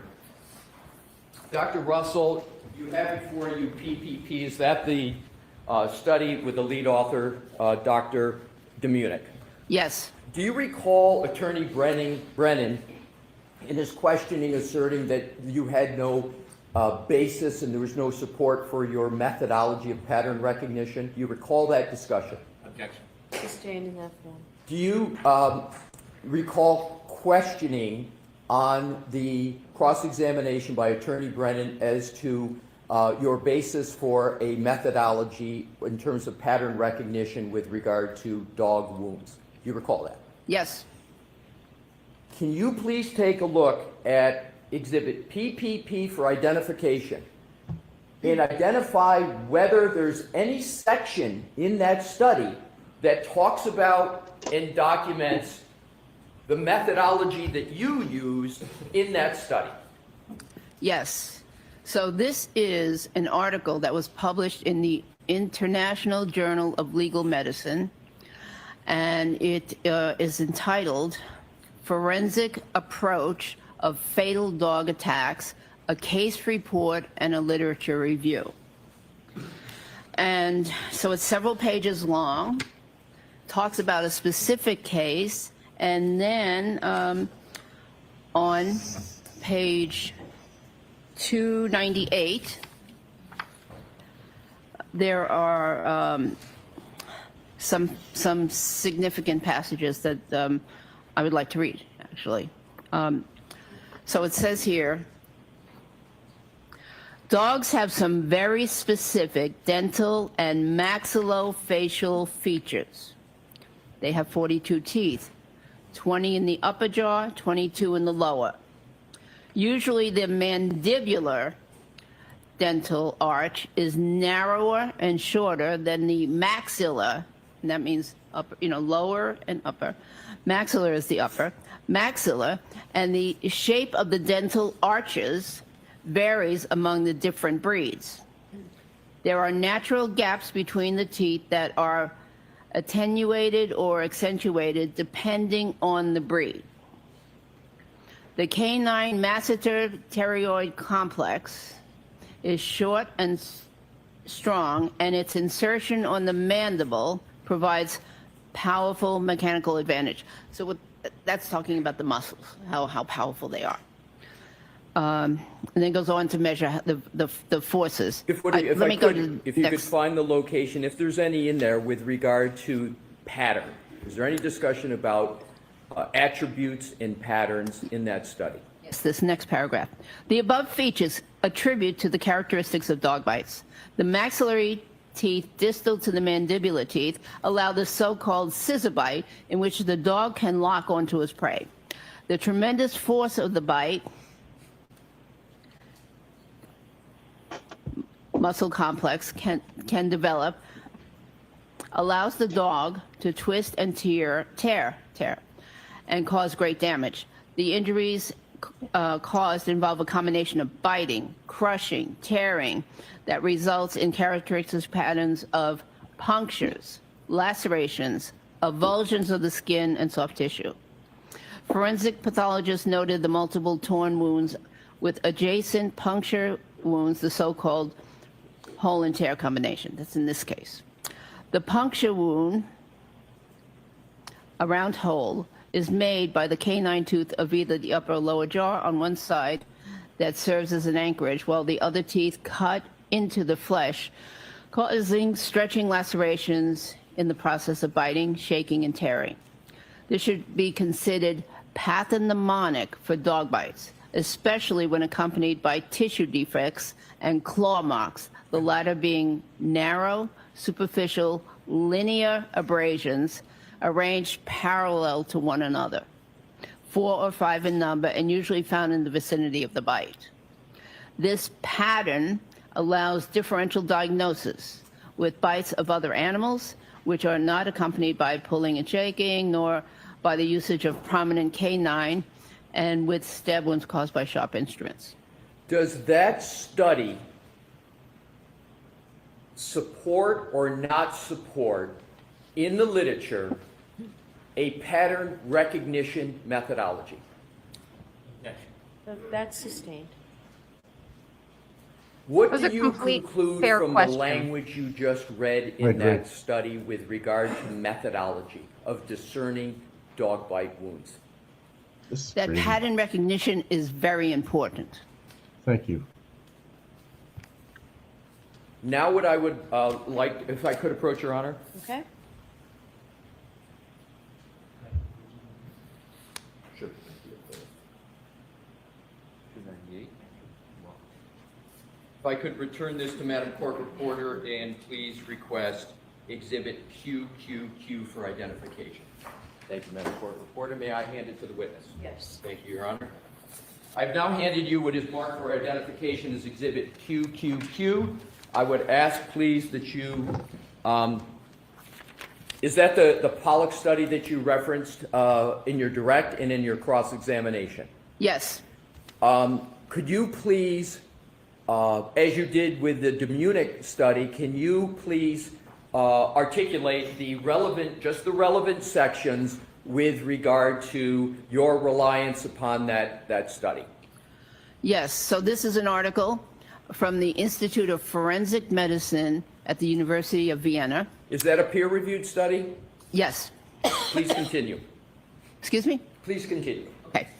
The title of the article is Fatal Dog Bite Injuries. And there's a summary. It says the dog's front teeth. So let me preface this. This was talking about a deceased child. And they describe the features. It says the dog's front teeth left marks of individual circular or scratch-like abrasions, as well as slit-like skin severances. Slit-like skin severances of the skin, arranged in curved lines. The pattern of the skin lesions largely corresponded to the anatomy of the dog's set of teeth. No tissue defects could be detected. And is there any other section of that study that references pattern and pattern recognition methodology? Any other Yes. words, any other section? And if so, could you please read them? Yes. So on page 491, there's a section called the morphology of dog bite injuries. What does morphology mean? It means the shape. And so it goes on to say the anatomy of a dog's teeth is the key to interpreting injury findings. The particularly long, cone-shaped, pointed canine teeth often create sharp-edged wound slits that can be mistaken for stab wounds. The bite mark on the skin is ideally a complete and congruent imprint of the front dental arch. Sometimes only the protruding canine teeth are imprinted. If the shorter incisors leave an impression, smaller skin lesions, parentheses, round pressure marks or streaky glide marks, can be found between the impact points of the canines. In practice, it is hardly expected that all 6 incisors will act uniformly. I'm sorry, I didn't hear that sentence. Could you repeat that? In practice, it is hardly expected that all 6 incisors of a jaw will act uniformly. Is that sentence relevant at all to what you've referenced as an incomplete bite? Yes. How is it relevant? Because if not all the teeth impact, then you get a partial bite. You know, you get irregular appearances. There's another sentence that's important here. A gap in the injury pattern can have several causes. Oblique biting, so what that means is not dead center on, but off to the side a little bit. Oblique biting. Curvature of the body surface, which we could have in this case around the arm, the edges of the arm. Mr. Wu, could you please put Exhibit 1 back on the case? And Dr. Russell, would be helpful as you're discussing these items if you could determine whether or not what's discussed in that study is at all depicted in this exhibit. Okay, so we discussed oblique biting, which is off at an angle. Curvature of the body surface. So here we have a body surface that's actually quite irregular. There's curvature down here. There's definitely curvature around the elbow, and so there's curvature around the bones. So curvature of the body surface can change the appearance of the wounds. Interposition of textiles, so that would be clothing. Is there an example of interposition of textiles in this case? I don't think so. Well, was the decedent in this case wearing any? Is textiles mean clothing? Yes, and I thought you meant in this article, but yes, there was textiles in this case. Mr. O'Keefe was wearing that hoodie sweatshirt or sweater shirt. So interposition of textiles, and then it goes on to mention some other things which I don't think apply in this case, such as different tooth lengths, tooth loss, abnormal teeth. And is there any other aspects of that study that are relevant to your analysis and methodology with regard to evaluating the wounds in Exhibit 1? You know, a lot of this article is relevant, and I don't know if you want to keep. I don't want to keep on reading. Keep reading it, but if there is a section, because then I'm going to have a few more questions once you're done identifying the most relevant sections of the article. Yeah, this. And then there's one section that said. Thank you. Oh, yes, thank you. Then it does mention that in some victims, parallel scratch marks originating from clawed paws are found accompanying the injuries. And is there any other section that you believe supports your evaluation of the wounds on Exhibit 1?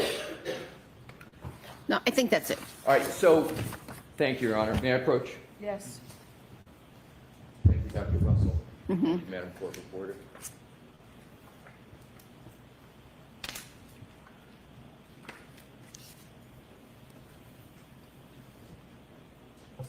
So do those studies, the Demunic and the Pollock that you just referenced, do they support the methodology of pattern recognition that you applied in evaluating Exhibit 1? Absolutely. And do they directly or indirectly support that methodology? Directly.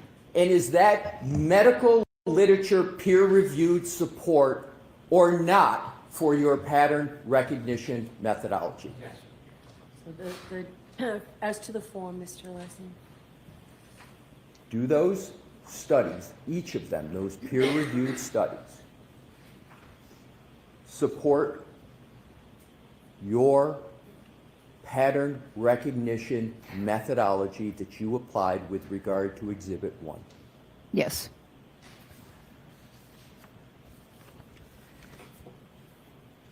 Did those studies look solely at individual wounds, or did those studies' methodology look at the overall pattern to evaluate and discuss wounds from dogs? Ask it differently. How did those studies evaluate wounds with respect to individual wounds and overall wounds? How did the study evaluate those? They described some individual wounds. There were numerous wounds. Described some individuals, but they looked at the overall pattern to make recommendations. Was the pattern, overall pattern in those studies important or unimportant in the analyses and conclusions that those authors reached? Important.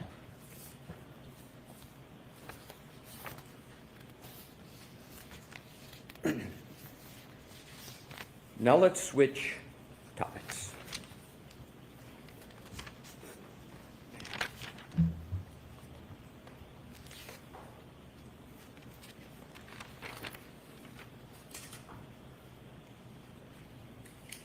Attorney Brennan asked you about various considerations you made with regard to differential diagnosis. Do you recall those? Yes. Let's just start with your differential diagnosis methodology. You describe whether or not you took into consideration additional information that was presented to you in determining whether your initial hypothesis was correct or not. Describe just generally that process and whether or not you took new information and retested your hypotheses. Describe that process that you undertook just generally. So in general, when a physician is presented with a set of circumstances or wounds or symptoms or whatever, they come up with a possible diagnosis, but have to consider other diagnoses as well. That's what a good physician does. They consider what they think is the most likely, and then they go through a process of eliminating the or including and the other possibilities. Would you like me to give an example, like chest pain or Well, I'd like to pain? give you an example of what you used here in this case as the application of that. Well, okay, so I'm just describing the overall process, because if you came to a diagnosis and narrowed in on it and never considered any other information, sometimes your diagnosis is going to be wrong, and so you have to allow for other information. And so I did that in this case. I examined the circumstances, examined the wounds photographically, and came up with my impression, but I also considered other possibilities. What else could cause those scratches or those abrasions? And did you honestly and scientifically consider those other possibilities as you continue to review the information, old and new information in this matter? Yes. And did that process allow you to avoid confirmation bias? Yeah. Yes. So in terms of that process, now let's go through some of the items that Attorney Brennan discussed with you.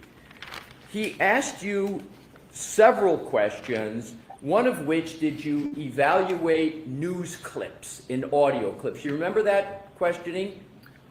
I remember a question about some news clips. And did you recall your discussion with Attorney Brennan about acute grief reaction? You remember that discussion? Yes.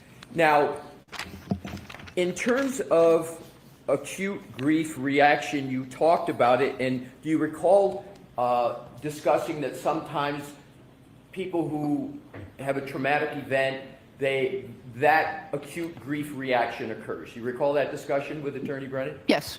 Now, do you recall also mentioning that sometimes these patients engage in self-blame?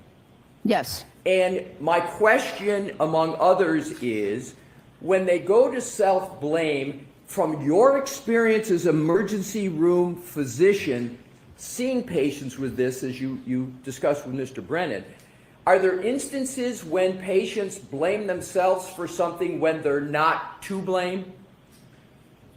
Sustained. Can you discuss what you meant by self-blame in acute grief reaction?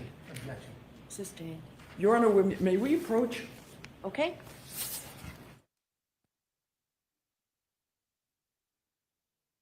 I think he's getting at the point where the whole trauma of finding John, to blame it on herself, is an acute reaction that's normal across a lot of people when they find an injured or they injure themselves, that they're the ones to blame. That's what he's trying to get in right now. Oh, yeah. I mean, and for anyone who's disappointed at the fact that this didn't result in a mistrial with prejudice, the amount of additional favorable opinions and information that the defense has been able to shoehorn into this case, into this redirect, it's remarkable.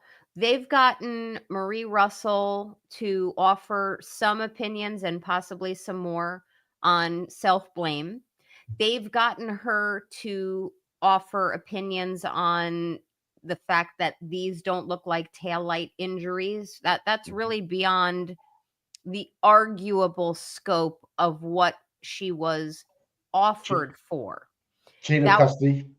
Chain of custody. There's a few. Like there's probably easily like 5 to So these, in a case where the scope of an expert's expertise has been so heavily policed by Brennan and curtailed by the judge, we're getting a lot of really good morsels in here. I'm not 100% sure what exactly has caused Alessi to ask for a sidebar right now, but this is all good stuff. They're using Dr. Russell for they're soaking the marrow out of her. She probably is to be considered an expert on all of these different subjects, whether it's taillight injuries or not looking like taillight injuries, self-blame, the evidence of chain of custody, chain of custody from her police background. Believe it or not, DNA protocols, although, it sounds like she doesn't have a ton of experience on that. She even offered some opinions, although very limited, on text stream and data as it relates to a car. So, I mean, they're using her. Both sides are using her. And honestly, it should be about the truth, Mike. It's use this woman for all she's worth. This keeps bringing me back to the fact that the prosecution wants to hide the ball. It was like yesterday with Dever, where it was she was, in every way, shape, or form, she was just limited in what she was going to offer. And Brennan was really happy with that. He was he should care. Your Commonwealth should care that one of its sworn police officers employed in one of the largest and most prominent cities in the state may have made, and I have no reason to dispute that she made it because there's a report, but she may have made a statement to the FBI that put the chief of police of the town and one of the Sentinel third-party culprits in the Sally Port for a wildly long period of time with access to the murder weapon. But Brennan, if he were to be left to his druthers, is oh, no, that none of that's, we don't want any of that to come out. That's the truth. Let's hide the truth here. So this is it's very interesting. This case just never stops. Back to Kelly Divas real quick. She sucks. She said that she punched out at 3:45. It does not mean she left the building. Yeah. So you bring up a good point, because when I went running this morning, I was like, all right, this has to be done. So to anyone who cares, or to Tommy who's listening, or even John Camo, someone needs to make a public record request, a FOIA request, and get her payroll records, because I was shocked that no records were produced by either side that show when her shift ended or when overtime started. So there should be a FOIA request for Kelly Devers' payroll records, timesheets, overtime records for the time period of, and you can keep it really tight, January 28th through January 31st of 2022, just a little short window, because there's going to be no way to show, I imagine, that when she actually left. That FOIA request could also request, although I don't think it would be produced, video surveillance footage of her driving out or whatever.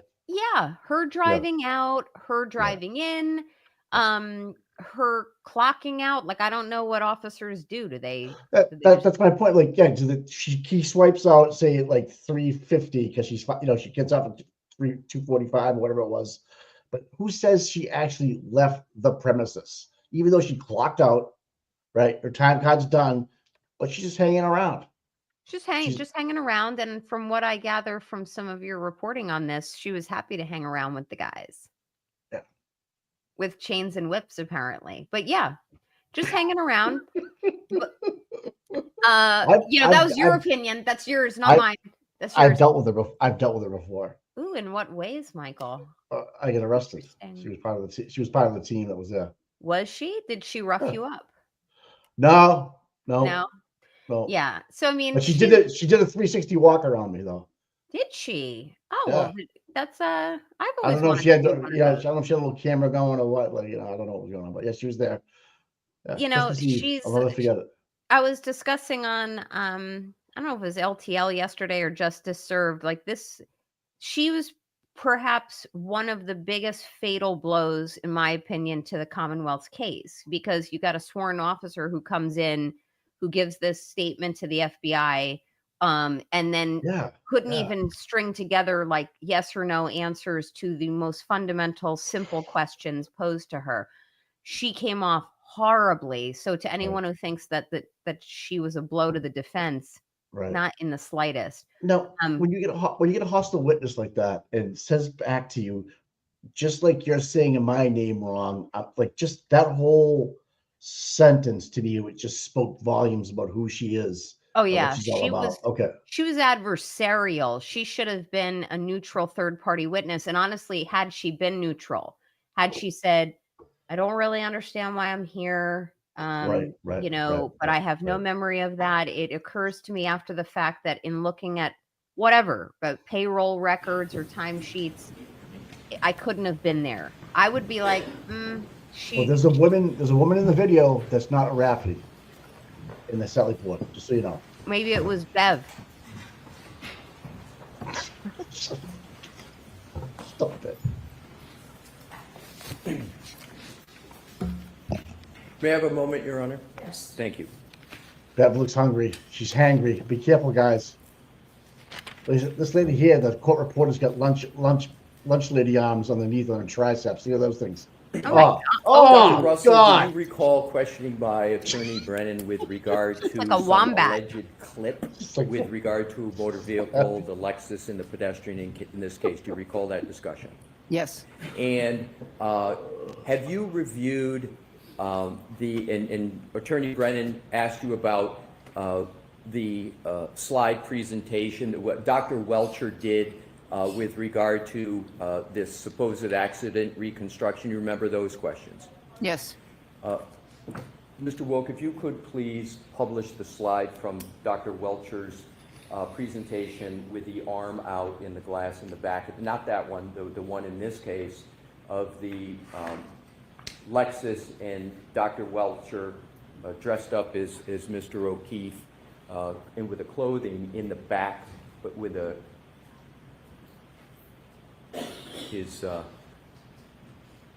Someone posted in your chat about a lobster roll, and I have to say, like, I'm so craving a New England lobster roll. Like, I'm up in 2 weeks. I want someone to tell me where to get a good one.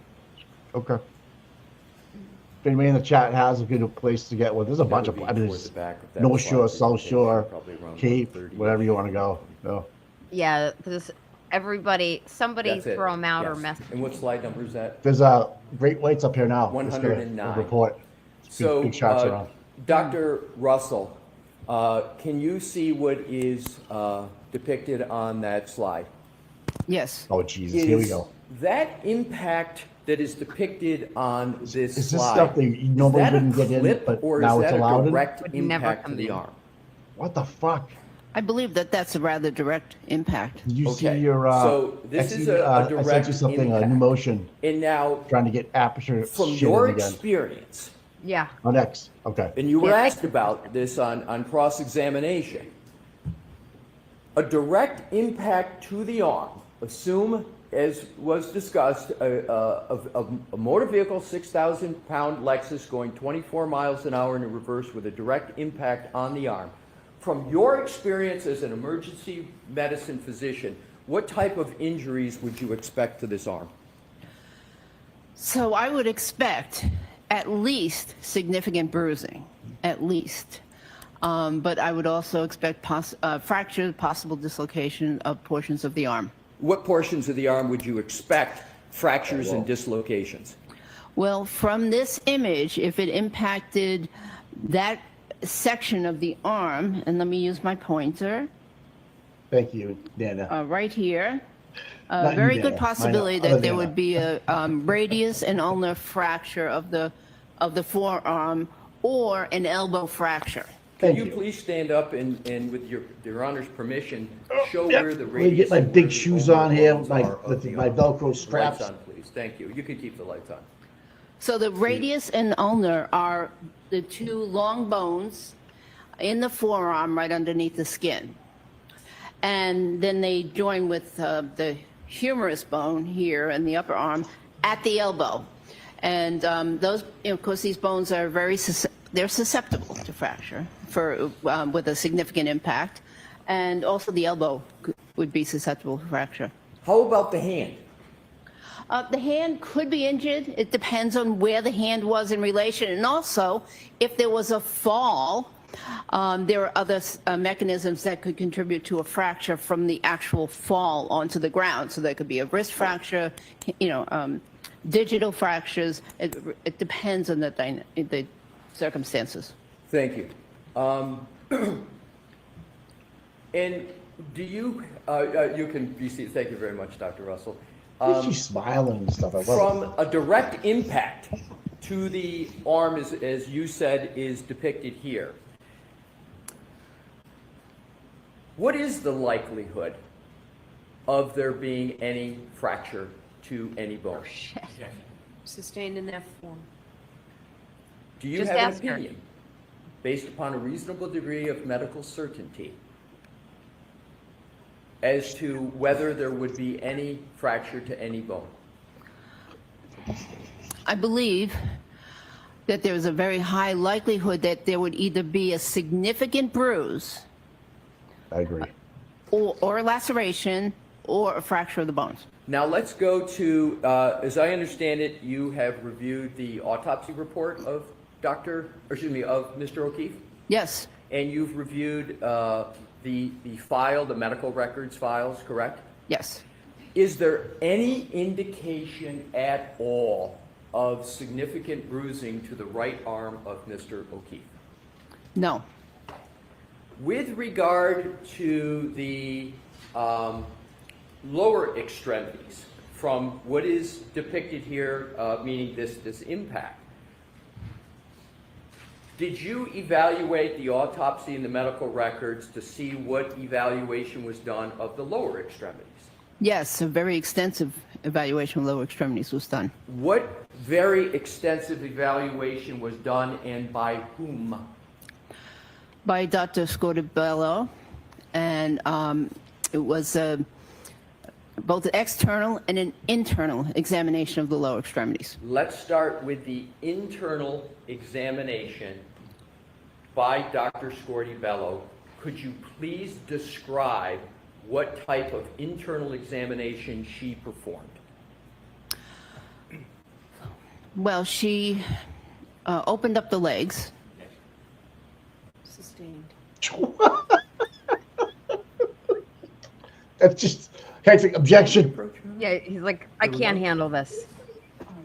This might be a good time for lunch. We'll see you too. There you go. She called lunch. Jimmy, get me a gin and tonic. I'll be downstairs in my chambers, and get me my meatball sub with a Diet Coke. Jesus Christ, this fucking place. I can't believe I'm trying to save somebody's life here. Fuck. Hey, I'll be Oh, right sorry. there. I just got a couple more documents. I got to be right back. Oh, Jesus okay. Christ, Tommy. I thought you were sleeping. No, I got a bunch of stuff. I got to take document stuff. I'll be right back. Well, I'm glad you're multitasking today. Fucking guy, union guy, right? Yeah. And when, yeah, I know. Like I, You can jump off. I got this. yeah, I apologize. I have some very important business to attend to, but let me give you my parting thoughts, and I will be monitoring this for the afternoon. That'd be Parting great. thoughts are she's got an immediate right to an appeal. For what it's worth, I actually think this trial is going in so beautifully for her that Right. even if her team decides to better use its resources to not file that type of emergent appeal, this is looking really good for her. And I still think it's going to result in an acquittal. And I think more and more of that as each day and each witness comes. The next point I would make to you and your audience is, as I was kind of saying before, the defense has been using Marie Russell for all that she is worth. We now just got an additional area of a testimony out of her involved just collision related injuries. And she's really going in and gave some really succinct testimony about evidence of, or no evidence of, significant bruising or fractures that would have been indicative of a collision from a motor vehicle accident.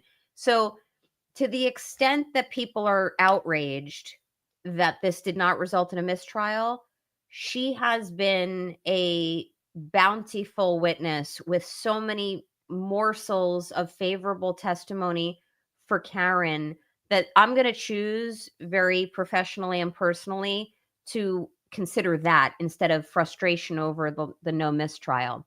So if it matters to anyone, if you have any other questions of me, you can certainly feel free to message me on X or go to my Facebook page, not my personal Facebook account, and drop me a message. But this is good shit.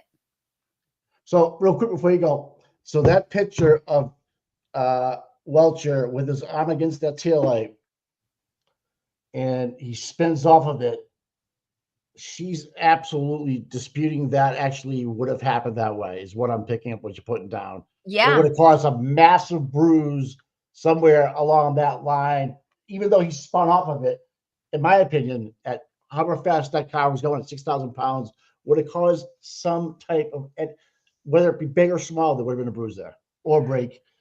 Right. That's right. And Judge Bev never should have allowed Welcher. Why is that? Okay. She should never have allowed Welcher to offer medical opinions on the those types of injuries. Like he's a biomechanical expert.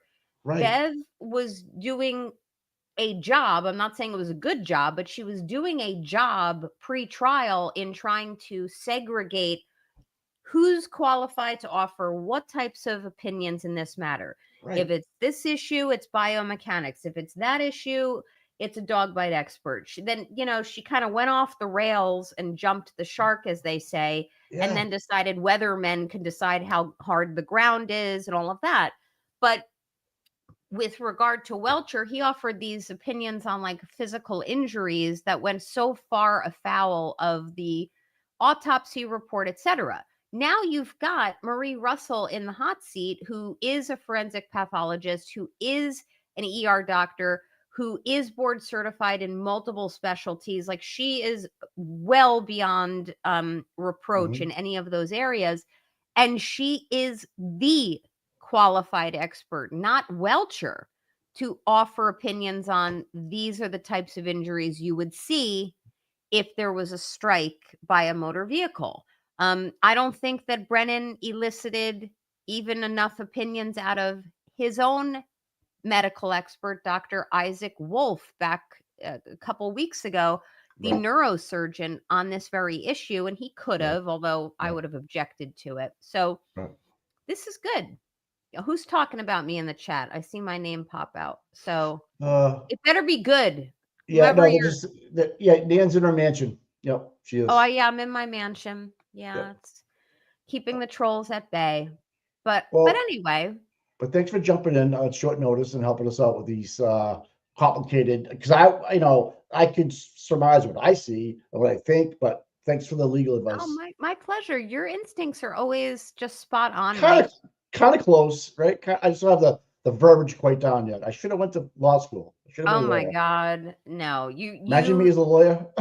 Oh my God. Well, you're much smarter than many of the lawyers I know, but according to the tweet I saw, I saw it when I woke up early this morning. Oh no. Oh Where no. is it? Hold Oh on. no. Hold Because on. there was some nasty. I chose violence last night. Just Did so you you? know. A little Oh, bit. here's what was said. I woke up to a text, I'm sorry, a tweet from Plevin, which is just always a treat. And he said, "Are you really a lawyer? I mean, there's just no indications of intelligence." So I think I told him I'm an award-winning lawyer and I'd like my drink shaken, not stirred. There you go, girl. But anyway, everybody enjoy your lunch hour. Sounds like Tommy's coming back. It was great to Yeah. see you, Mike. Yeah. For everyone's purposes, just know I'm traveling on business from like Thursday to Sunday. So, if anyone has questions, read for business on a Oh, yeah. weekend. If any Okay. Going to a business- conference, are you? I represent. I'm the chief operating officer for a national board, and we're having our board meeting. I'm going to be going to a Cardinals game on Friday night. I think I don't know who they're playing. Someone good, some really good baseball players. If you're holding a beer and you're on the Jumbotron, do you know what to do? Hopefully not lift my shirt up. No, you have to chug. We could do that too, but you have to chug. If you're on the Jumbotron and you're holding a beer and you see yourself, you're going to chug that beer. What if you don't drink beer, though? Are there other beverages? I haven't been to a professional baseball game in forever. If you have a mixed drink, a cocktail, whatever, and you get on that Jumbotron, it's tradition. Any game, you have whoever it is, you got to chug the drink. Well, and then you could, do your thing if you want to. It's totally up to you. I will do that, but at the same time, I will let everybody know I'm tentatively planning to wear my free Karen Reed apparel to that game. Oh, and if there's anyone in the St. Louis area, cool. This weekend, I'm happy to come out and shake your hand. But that's all I'll say, because I'm not going to say exactly where I'm staying publicly. I don't need trolls coming after me. All right. Well, all right. Be safe. Bye, guys. Talk to you soon. Take care. Thanks for coming on. All right. Wow. Attorney Nan Gallagher. Here we are. Chug that martini, right? I know. Tom is doing some paperwork. I'm going to head downstairs for a second. I'm just going to put it on mute. You guys can talk amongst yourself for a second. I want the class to behave. If not, you're going down to the principal's office. I'll send you down to see Auntie Deb. You don't want to go down to that room 103. You know that. Any news from Aiden? Yeah, he's been sending out some tweets. I think it's already been through the chat about Cola Keithis, that she has a lawyer with her and she's going to dispute or talk about Jim McCabe told her that there was a ring camera footage of John O'Keefe being hit by a car in an attempt to convince her to turn against Karen, just so you know. That's coming. I've not heard any words about Lucky being in the house or anything, being in the courtroom or anything like that. But this has been an absolute blast because I didn't know that she was going to be able to opine on, Welcher's testimony, which is, I guess, is great. You pick your battles, right? I mean, so he won the whole DNA thing, but immediately she went to, well, I saw the pictures of the clothes on the floor, and then she actually brought up chain of custody. So I was happy with that reaction. So, in my opinion. So, I don't know. But anyways, I still truly hate that man, meaning Hank Brennan. Oh, God. And the whole thing about Hank going, hey, you rode together in the limo. Like, oh, ooh. The fuck? Is that bad? I don't know. Is that bad? Man, RG Legend. That's funny. That's funny. Yeah, if you're not following RG Legend on Twitter, do yourself a favor. No, even if it was Timmy, even if the ring camera was from across the street from Deputy Chief Kelleher, yeah, they're at lunch, Bobby.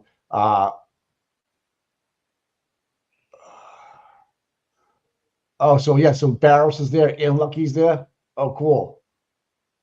In the courtroom. Oh, cool. And okay, and the girl. I hope Dr. Russell's been on the stand for what? 2 full days, right? What do you say? Yeah, that whole so what WBZ when this first happened reported that. Dave, I'm getting to your tweet here, David. If you're not following him too, on that if they had it on a ring camera, and they kept it up on their website for a year after the fact. Oh God. Anyways, I'm gonna step out for a second. I'm gonna let my co-counsel outside for a walk real quick. You guys want to go in the hot tub? Then I'm moving. Okay. Oh, there's Tommy. Tommy, what's Finished. going on? Back. All right. Where we at? Vlog? Where we at? I was going to go to if you want to back up like 20 minutes or so. Yeah. It's pretty good. It's interesting that they're letting Dr. Marie Russell talk about Welch's testimony, how the tail hit his arm, how that wouldn't. Oh yeah. Oh Yes. really? Oh yeah, how the chain of custody was broken. That's why she's like expanding on a lot of things that she's not really an expert. Right. She's not an expert on.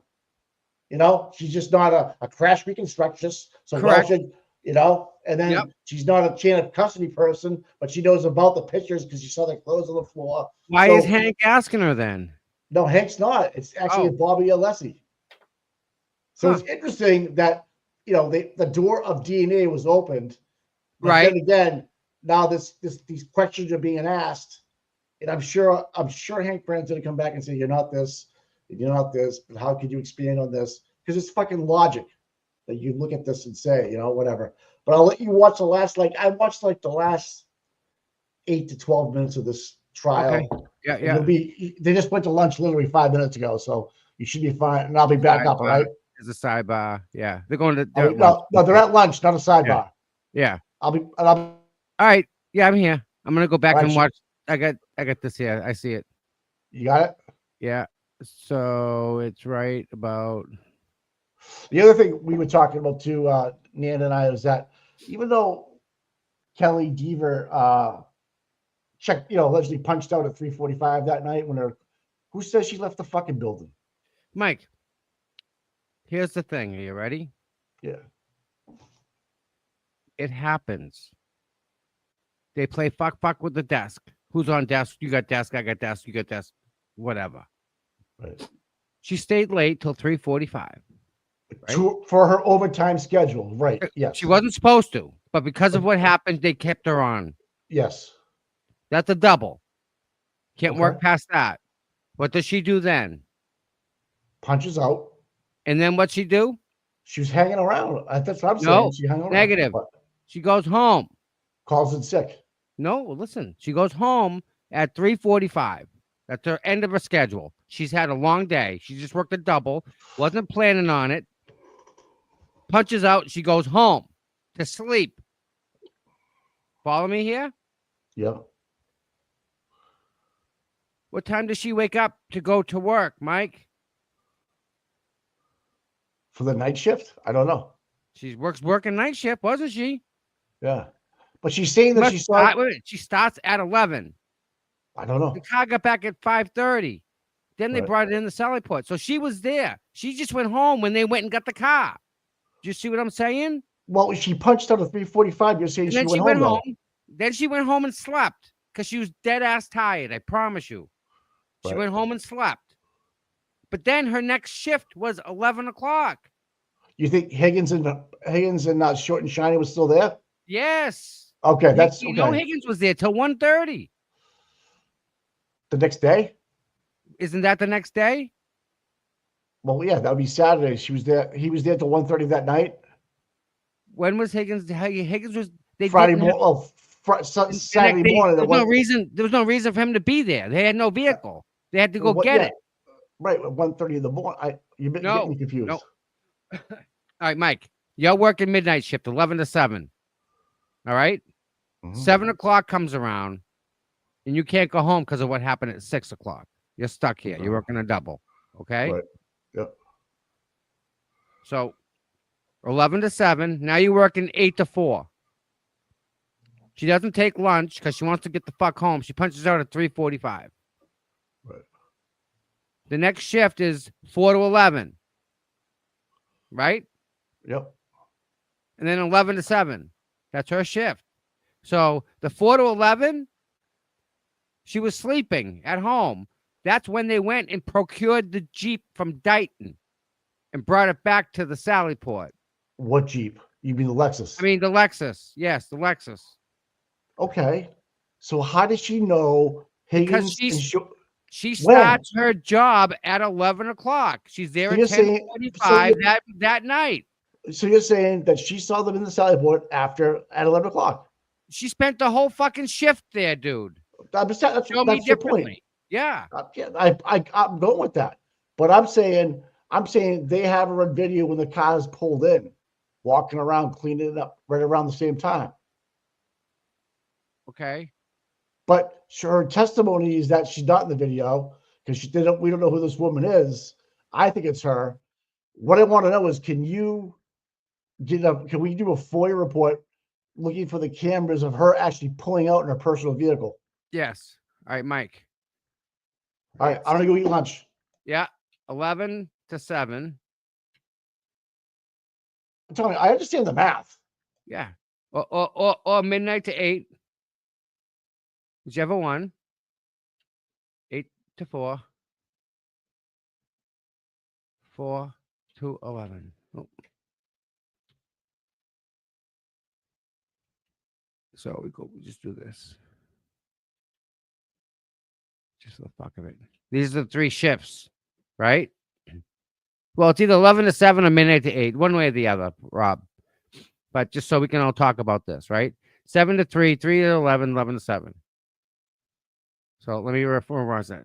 7 to 3, 3 to 11, 11 to 7. And that's the shifts, boys and girls. Rob, it's 8 hours. They're working 8 hours. However, they put that in the time clock because that's on them. So she's working 11 to 7. Right?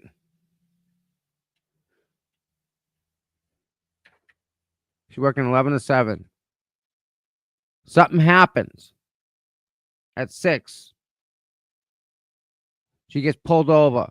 So now she's working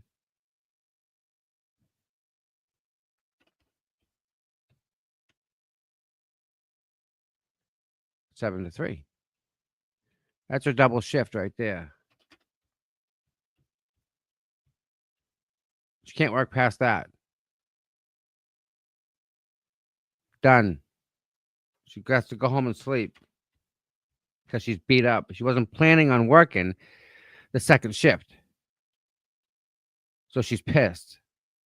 But she understands. She's a team player. I got this. Go. Don't worry about me. Just take care of the stuff you got to take care of. She goes home to sleep at 3 o'clock. You never go right to sleep.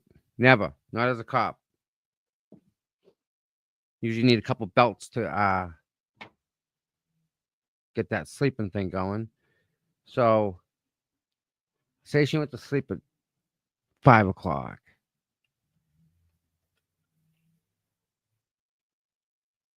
She's used to sleeping then. That's right. There was snow too.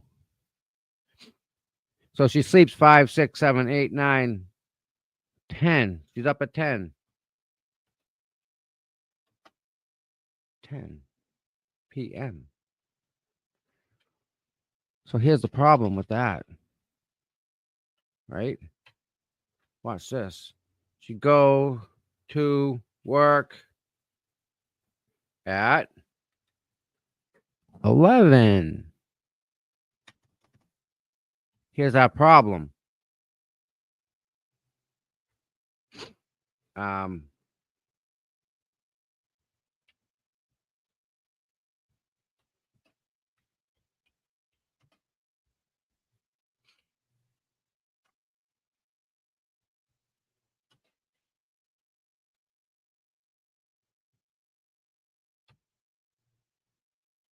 So at 5:30, Scrivener's error. Oops. PM. Proctor goes and gets the Lexus and brings it back to Canton, Sallyport. She goes to work at 11 o'clock. The Lexus has been at Canton PD from 5:30, 6:30, 7:30, 8:30, 9:30, 10:30. 5.5 hours it was been there.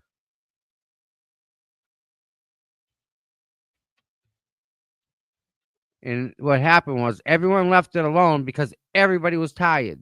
Everybody went home. Everyone took a nap. Catch up in the morning. Let me know when you're awake. That type of stuff. So for her to say that she didn't see Alexis inside the Sallyport, yeah, I'm calling bullshit on that one. How do you not, as a cop, how do you not walk into the Sallyport? I think it was her in the Sallyport too.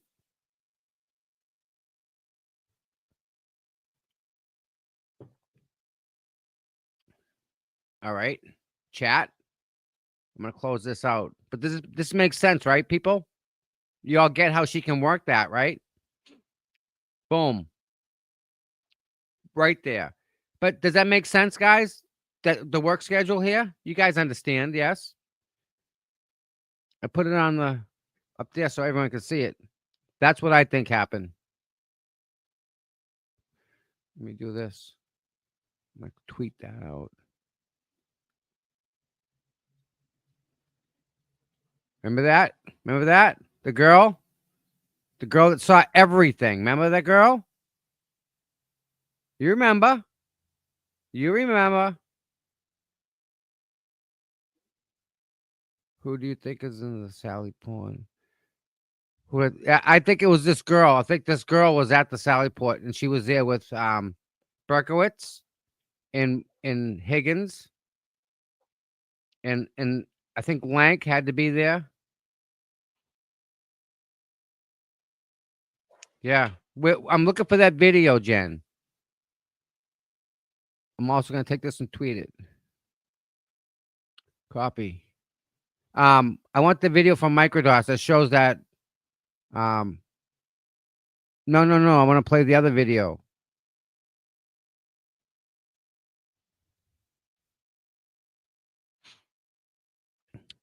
It depends if Canton Civil Service. If Canton Civil Service, then she got on through that process, and you have preferential treatment if you live in the town, and she did. So when Canton called for the list, they take 2 people, and out of the 2, they pick 1. So if they need 5 cops, they have 10 people plus 2 plus 2 more, however they do it. So they interview all years and they pick 5 years, and then you go to the academy and you get trained. Then you get thrown into a car and thrown on the streets. But if the Sallyport video is recovered and it ends up being that girl, yeah, that's bad. That's very bad. My goodness. Paste.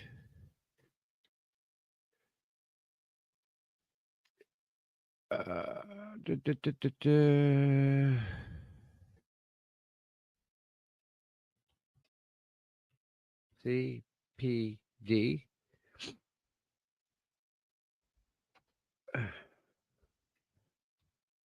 while it snows out,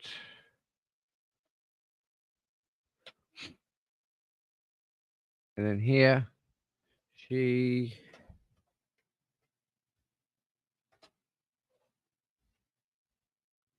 goes into work at 11, and what is in the Sally Port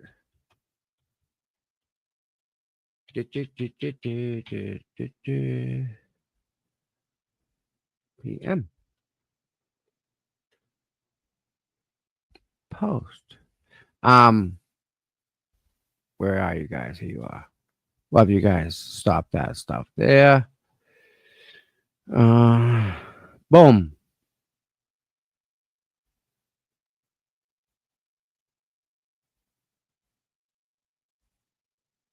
Yeah, them numbers don't add up. They someone did something about her house. She bought an $800,000 house. Her and her boyfriend bought it together. So she's obviously in love. So let her go. I think we'll leave her be. She's just think about it. She's just a pawn. She's doing what she has to do. Put yourself in her position, right? You have to go to work with everybody. You have to go that night. You're off on the stand, then you're going to work. And you're going to go work with all these people, and they're all going to look at you funny because now they all saw her testify on the stand.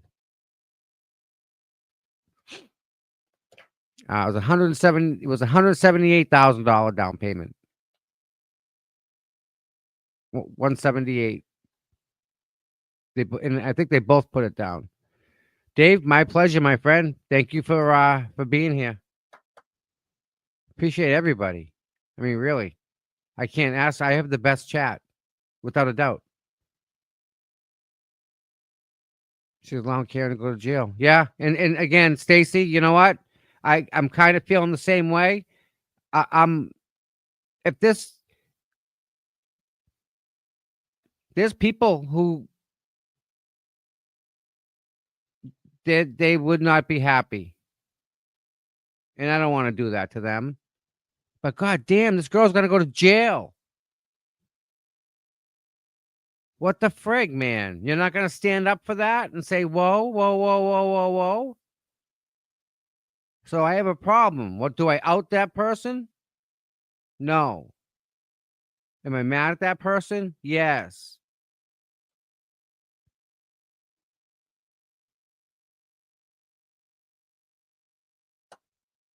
That's right. How do they sleep at night? I'm curious. I'm really, it really confuses me how these people sleep at night. I don't understand. Jen McCabe thinking up that it was Karen that did it was because of her taillight. Oh, that's evil.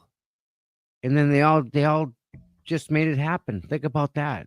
They made somebody disappear. For the most part, they erased them. And you know what? It's sad, but you should be freaking outraged. Outraged that we're even here. Gingy, Tom, she's not going to jail. Things are falling into place. God's will. Yeah, we're getting all these things. And the jury. I'm pray that the jury actually is seeing what we're seeing, because again, we know a lot more, right? We know that girl, she grew up in Canton. She lived in Canton. She worked in Canton. Get out of here. She's friends with friggin' everybody that was in that house. She knew every one of them. Personally. No way. No way. That's some bad stuff.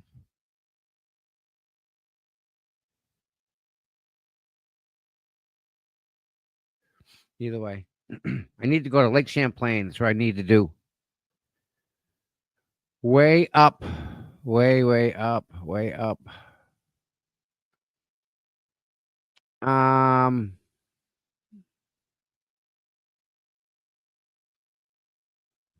Download attachments. See if I can get these things again. Probably not.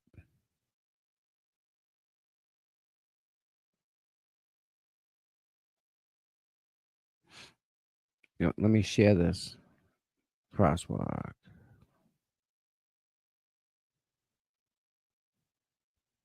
Okay.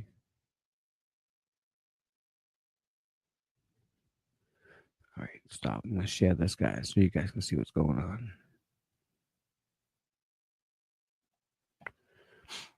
Motorcycles. Verify. Continue. I put in a freedom of information request.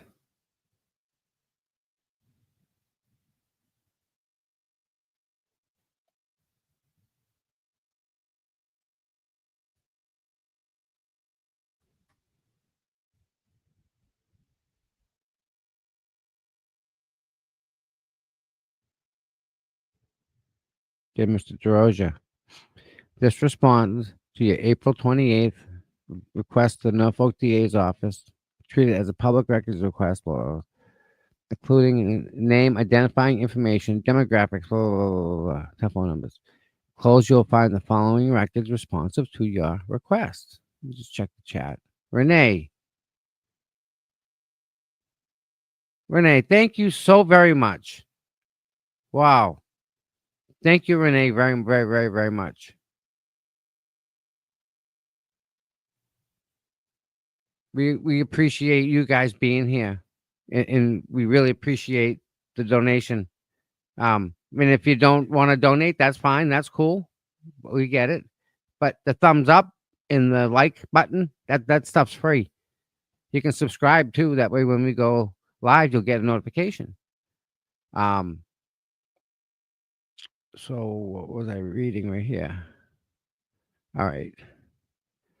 Appellant brief, I mentioned there because of them. Correspondence, 6 pages. Civil docket case. Grant. That ain't him.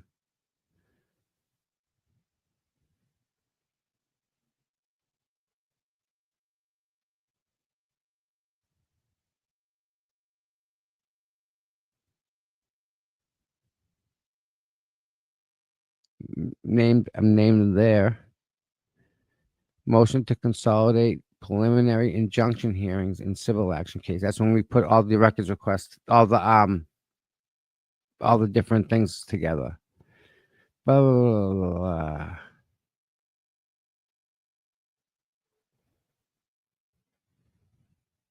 Yeah. Thank you, Brandon Hunt. And that's that.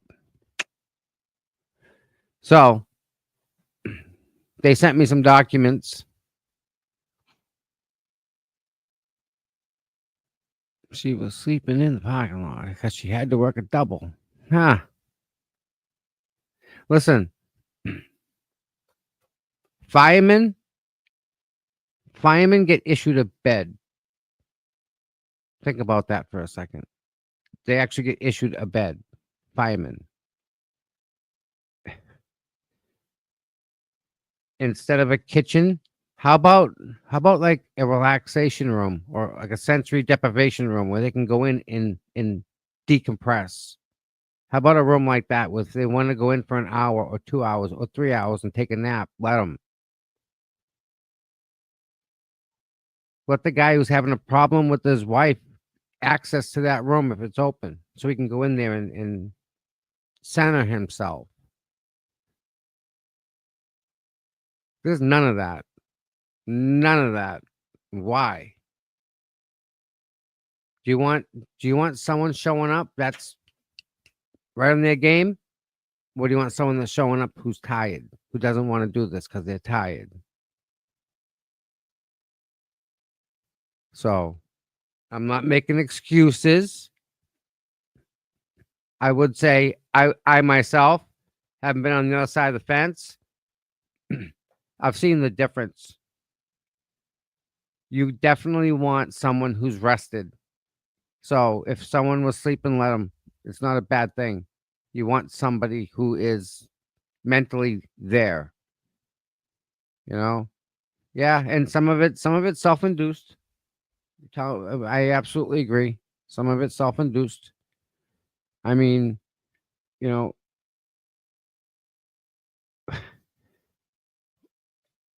I don't know if you guys know what a McMansion is.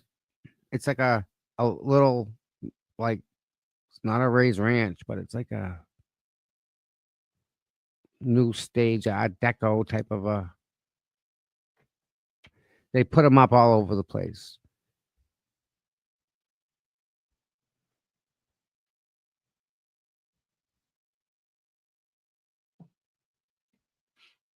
So everyone that bought these McMansions, they're paying all this big money. So they have to work these overtime. They have to work these details. Because when they get the loan, which they will give you, the bank will give you, because they know you're a cop, they know they're gonna get paid. They don't care. They'll give you whatever you want when you're a cop. No, it was 170, no, 140. Oh, you're killing me now. It was 147,000, I think. It was not 425. It was not 425. Let me check here. Did I tweet it out? I'm gonna check. I think it was this morning. Yeah, Commonwealth. Did they preserve the tissue samples?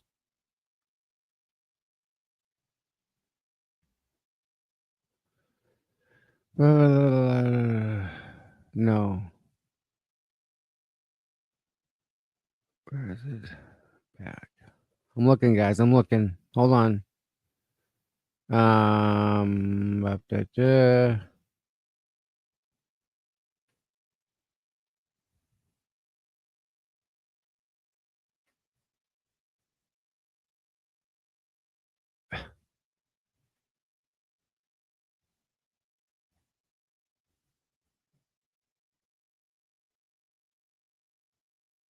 Shame on Hank for bringing that up, by the way.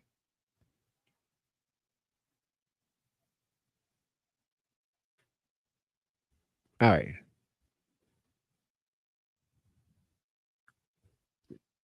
I should probably share this.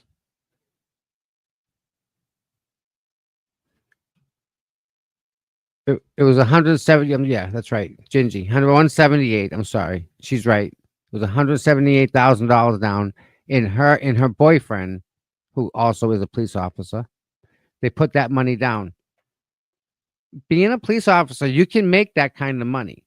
That's probably maybe 3 years worth of saving and busting your balls and working them doubles, working the details in the snow, in the rain, not going on vacations, putting the money away, and they bought a house. She also got gifted a condominium when her grandmother died, I think. Left it to her. So she had the condominium, so she sold the condo also, and I think she used some of that money down. So if she made 78 profit on the condo, which probably could based on her grandmother, yeah, she did pretty good.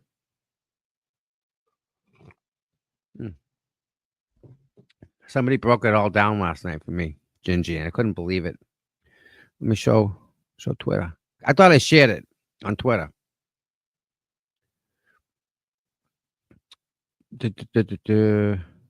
Check this out. Kelly Divas, I had an hour-long Zoom call with the defense team. Haven't slept since Alan Jackson taught me about perjury. Spoke to the feds multiple times about this case. Scared, maybe? got called up to the Boston PD commissioner's office to talk about my testimony because the fucking FBI dropped a dime to the Boston PD. But I have absolutely no idea why I'm here. I bet she's a great cop. We can't read.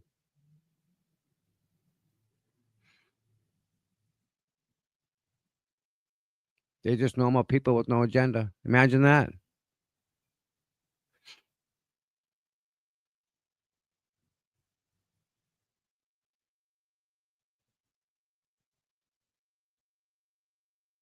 $20 seconds. Go with yes. Question. Here we go. You ready?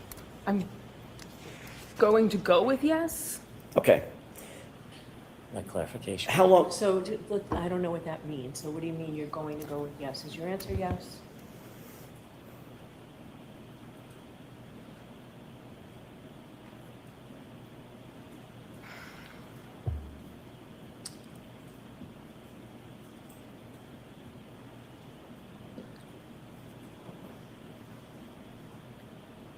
Yes.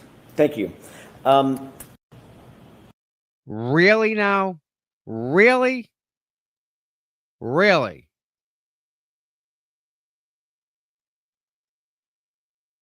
You all saw that, yes? That's nobody's doing. That's her saying that, okay? Wow. Where do you even start? Where do you even start with that? My God. Oh my God.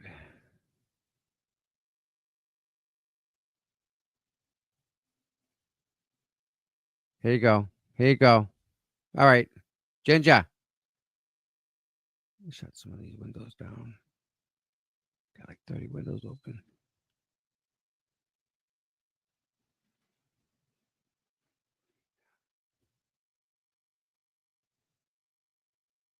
One second. I can shut that. That's huge. All right. Ginger. I don't see you in the chat. All right. This is what I was reading. This is pretty cut and dry here. She bought a house with her mom, 520. Finance 424, average. Lateral transfer to Boston Police Department. Sold the house. Bought a house with her boyfriend for 800. Finance 640. Salary.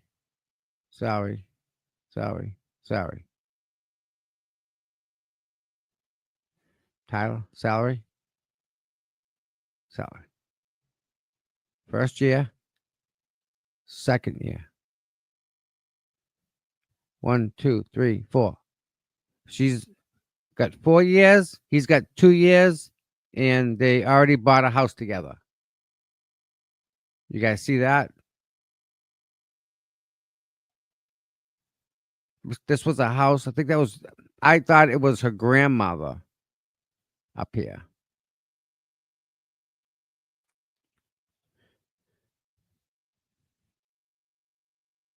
Yeah. So imagine that, guys. Imagine that. Oh, we got more.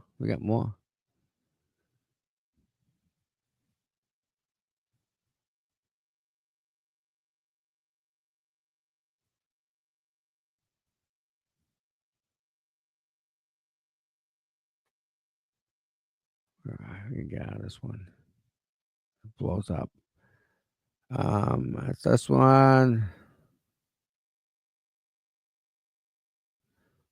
This is unbelievably embarrassing to the people of Massachusetts. This is supposed to be a professional, an officer of the law.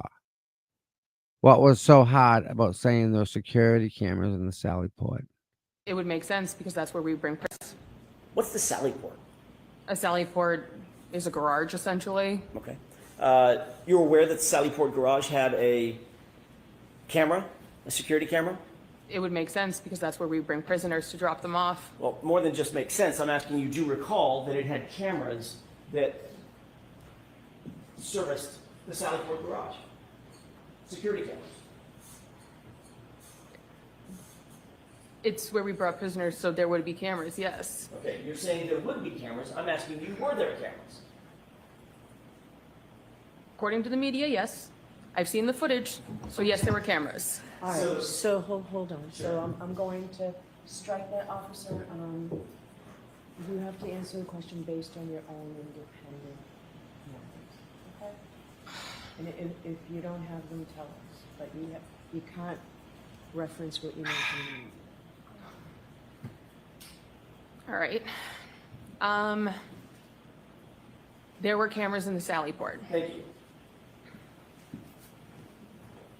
That's just crazy town. I'm sorry, man. That's just bizarreness. Listen, you can't make this up. Check this out. You'll like this one.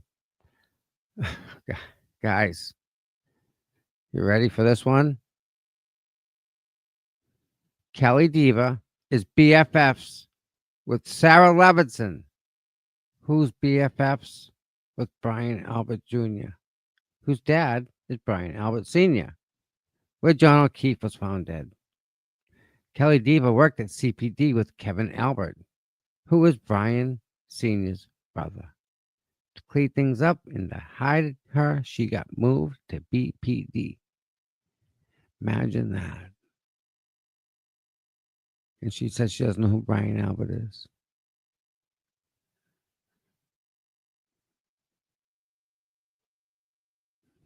The incestuous nature of this corrupt, morally bankrupt town cannot be kept at bay.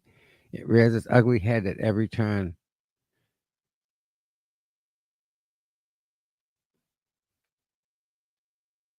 And you know what's friggin' crazy too?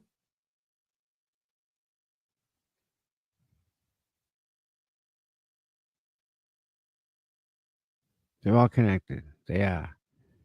The doctor come out of the crowd and whack me as I was walking down filming it.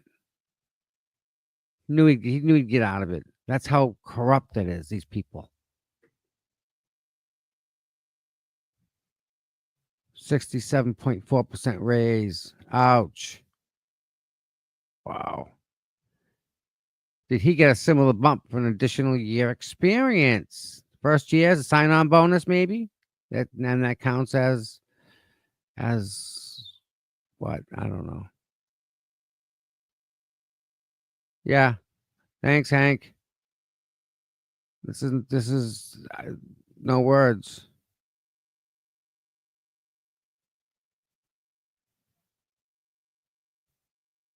Hank, it's just unbelievable. So unacceptable for what Hank did to those kids. This is the future of Canton, boys and girls.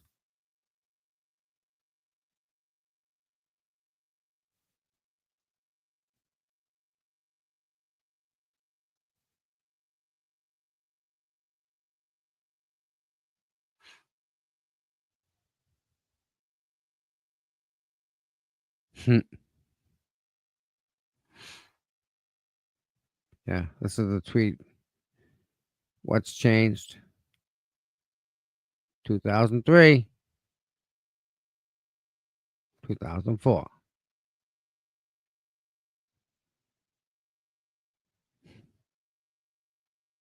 That one went viral. Higgins never hit on Kelly. What if that never happened?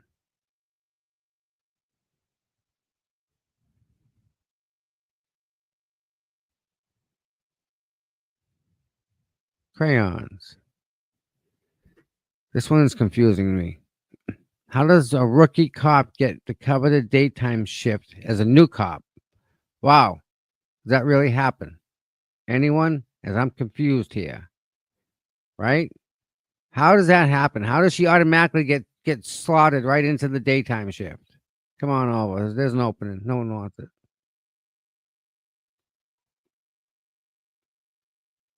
That's just ridiculous. I don't know. I don't believe it. I don't believe it. Let me check. Stop that. because I'm not sharing that. All right. I'm putting the fan back up just so you guys.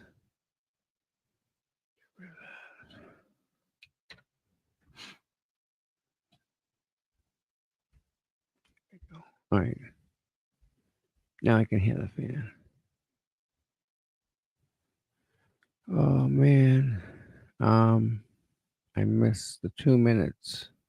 I want 2 minutes. 2 minutes. Give me 2 minutes. 2 minutes. 2 minutes. Here we go. Back to this. All right. Female police officer who worked in Canton, lived in Canton, went to high school in Canton, grew up in Canton, knows nothing about this murder by SUV during an epic blizzard that happened one night she was working in Canton. Kind of weird she didn't mention knowing anyone inside the house but one person. This is great. I'm going to sip of coffee here. First thing Jen McCabe does is lie to the FBI. She lied to the FBI, Jen McCabe. First thing. So let's talk to Mr. Bedrow, who is hands down one of the God's gifts. He is a gift from God, this man. So he says, rookie cop hauled in by the leader of a department about her testimony in a huge case where deceased is a member of the new department. Yeah, John O'Keefe worked for Boston Police Department. She worked for Boston Police Department. She don't know nothing about it. She previously has provided information favorable to the defense and harmful to her old department in the case for the murder of the deceased member of her new department. She is told her new department has her back and to do the right thing. Add in what she told the FBI after being warned about the consequences for lying. She then recants what she told FBI, testifies very nasty towards the defense, and says the only threats she received were from the defense. I'm not sure, but this is believable here. I'm not sure that that is believable here. I'm sorry. Yeah, it's definitely not.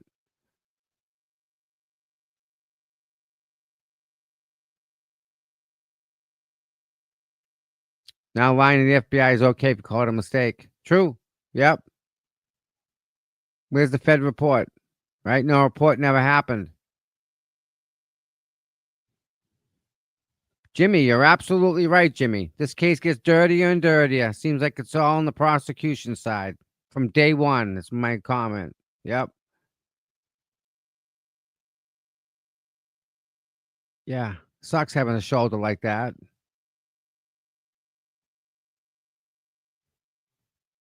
Brian worked at the BPD also. So, like, how could she not know him? He was in charge. He was a bigwig. How does she not know him?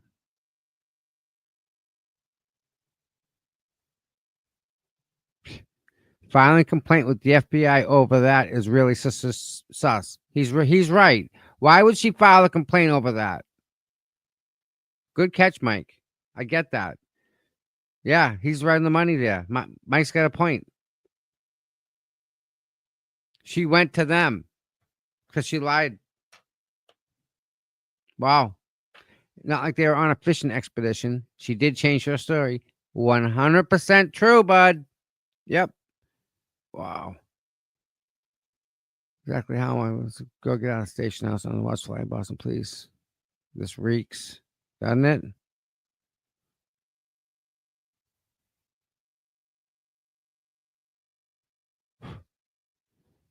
She doesn't know what sequestration is. Odd that a police commissioner would have to call one of his offices to tell them the truth to tell the truth on the stand. What else does he think one of his officers would do? Great point. Great point, Janet. That's awesome. Check this. That's pretty good, huh? Let's see what else.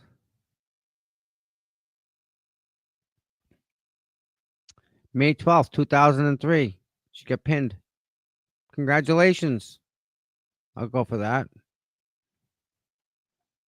She just has to learn the ethics again. I can't. I'm not even going down that road. No. No. Ba, ba, ba.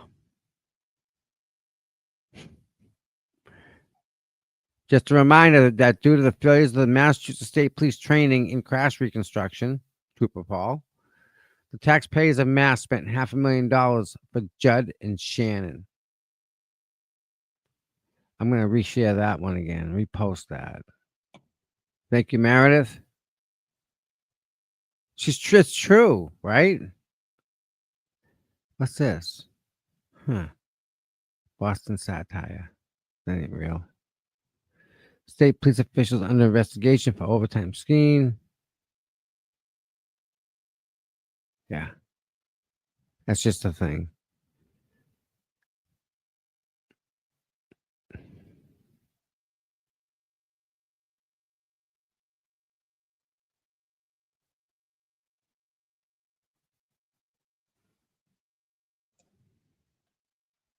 You doing, buddy? Hey, what's up, man? You all right? Yeah. Just kind of sad. Well, that's not, I don't know, bud. What were you talking about, man?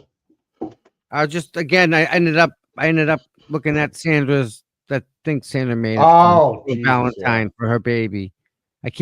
And once I get that in my head, forget it. It's over. I'm done. Like it's all it's at the front of my head now until God knows when again. It just left. I saw your Twitter post about 3 to 11 and 11 to 7. Yeah, it makes sense. Yeah. I kind of understood what we were talking about, but I just wanted to make sure that you were saying, and I was thinking that they were both there late. Right. She says on a widely amount of time that night, whatever. Right after working a double, you just have nothing but home. So you think Higgins and Berkowitz were just getting the rest of the taillight off the way they wanted it and getting ready to play it in the next couple of days? Is that we kind of, yeah, okay. And when she came in and she walked into the Sally Port at 11 o'clock, and they were in there. Probably, yeah. Mike, we can't believe the timestamps on the fucking time things. I don't believe anything that we see. I don't believe anything we see. That's why they erased the girl out of it. I was going to look for it. Oh, we should do a show where we look back at that Sally Port video and stuff. And I absolutely, yes. Brett Happens, I think, does a good sign with that one. Did she tear it apart? I think she did.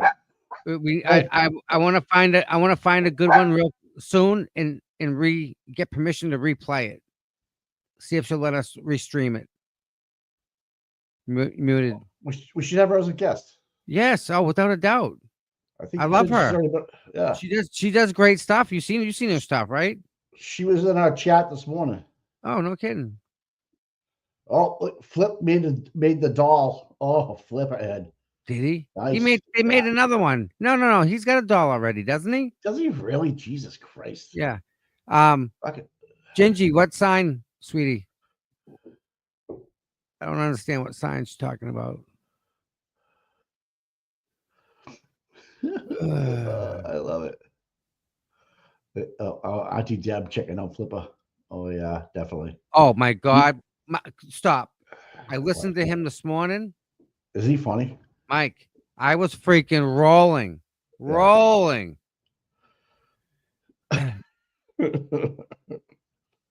Yeah, he's got it going on, man. I'm telling you, he's fucking funny.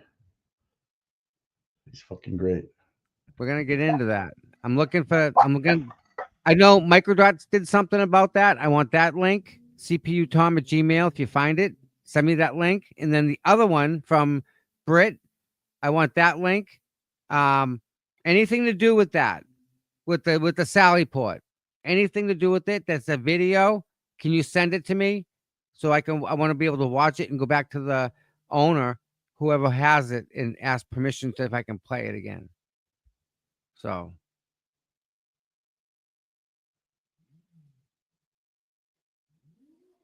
Yeah. Jimmy's got he's got it going on. You muted again, bud. My co-counsel is going on. They're just saying hi. Hey, bud. Hi, bud. How you doing? Dog wants attention. Dog loves Mike. So when he picks the dog up, dog's just happy as can be. I had one of them.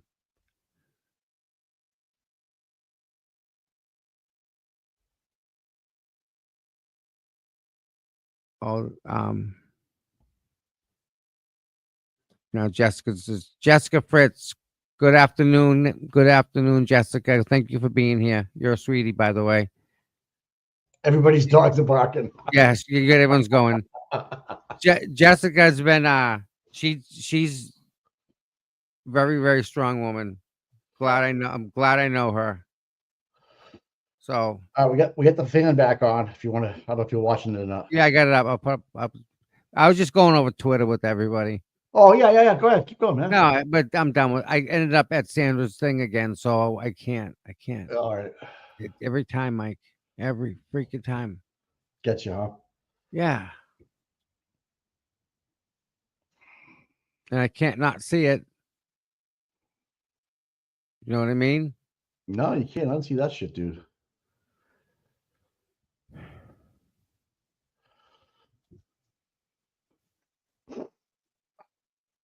Yeah, we need Jimmy. We need him to make us laugh. I would love to see him. My shoulder's on fire. The dude gave me a shot. Oh my god, the shot hurt like a freaking. You sound fire. really tired, dude. Just so you know. Yeah. You can lay down and watch it, can't you? I can cover this, man. I can do this. I don't know. I'm all into this, bud. This is good. All right. Just kind of get sideways when that stuff happens, you know. Right. Hopefully, who do you think the next witness is going to be? Kolakithis? Yeah, and I hear she's going to say something about a ring camera. Yep. A ring camera video that just caught everything. Well, yeah, that's what she was told by Jen. She was, wasn't she? Allegedly. That's just fucking wrong. And this is WBZ left it out there, the Ring Reporter and stuff like that, all that bullshit. I don't know, man. I don't trust them. And now I'm hearing that the O'Keefe's and Jen McCabe aren't friends anymore. And this is, I don't know. Who knows? You know, who knows? That whole thing, Mike. I can't. There's too much. To have Hank Brennan in court, let the kids know what happened to their father when they're trying to keep it from them. Yeah, right. How awkward is that conversation? Listen, kids, there was court today. Something came out, and you're gonna hear it. So, I mean, it's not fair to the kids to have that thrown on them at this age, but I guess they have absolutely zero moral compass, these people. That's something that they can leave out. Thank you, Jen. Thank you, everybody, for worrying about my arm. It's wicked sore. I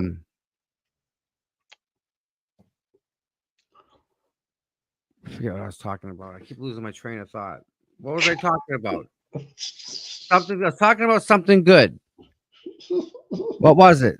What was it? Nope. Yeah, it was a big cortisone shot in my shoulder.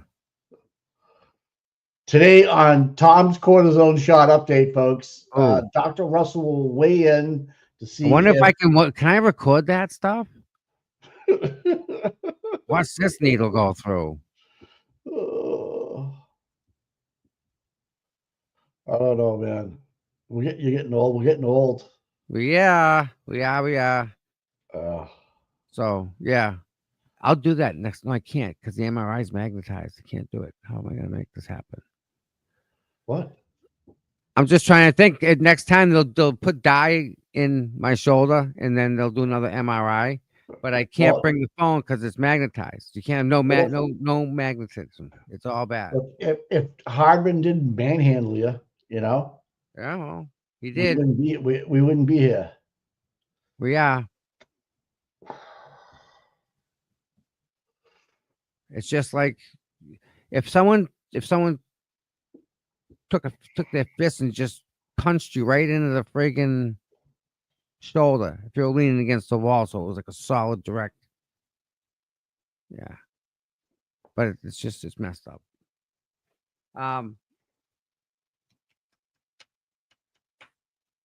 What else, guys? Oh, let's talk about. We have 2 parties going on. Everybody, heads up! Oh, here comes court. We have a glow party coming up from Jessica from the Bourne Rotary. We have to talk about that. And the other one was, I think, Hopkinton. I have to get that in my email. cputom@gmail.com. Oh, Coco, I feel so bad. You're 5. Yeah. It's JoJo. JoJo. Yeah, I'm sorry, JoJo. That's ouch. Oh, you're making me think about it. Oh, I hope you're better. Does it help at least? This doesn't. I don't think. You may be seated. All right. What's up? Come on. Full screen, baby. Fox. Thank you. All right, Mr. Alessi, whenever you're ready. Thank you, Your Honor. Dr. Russell, we left off talking on the topic of differential diagnosis, and more specifically, we were talking about the lower extremity, the leg, and you were mentioning we reoriented to Attorney Brennan's questioning in the area. Could you please describe for the jury your basis of differential diagnosis with regard to the lower extremities and the leg, and specifically with regard to the autopsy's analysis of that area? Well, the autopsy doctor did a very thorough evaluation of the lower extremities. And to include, the external examination, which is very important, as well as an internal examination of the extremities, the tissues beneath the skin in both legs. And just briefly, how did she perform that internal examination beneath the skin to look at what was beneath the skin? Well, to directly visualize those tissues, she had to open up the skin. So she opened up the skin in the legs from the buttocks right down to the bottom of the legs near the ankle, and then reflected or folded back the skin to examine if there were any injuries to the tissues underneath. Were there any injuries to the tissues underneath from that examination? There were no injuries that she mentioned, nor no injuries that I saw on the pictures. And no injuries, did that include analyzing whether there was any inflammation?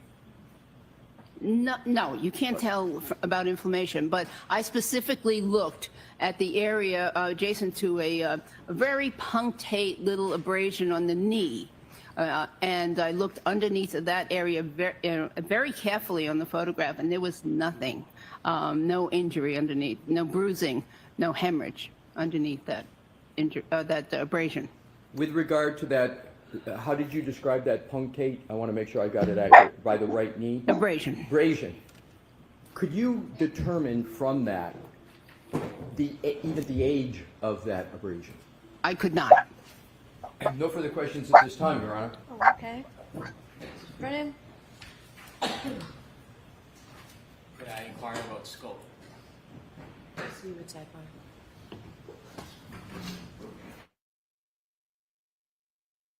No sidebar, Tommy. Yep, my phone. I'm gonna talk real quick on this. Answer this call. 1 second. Yep, okay.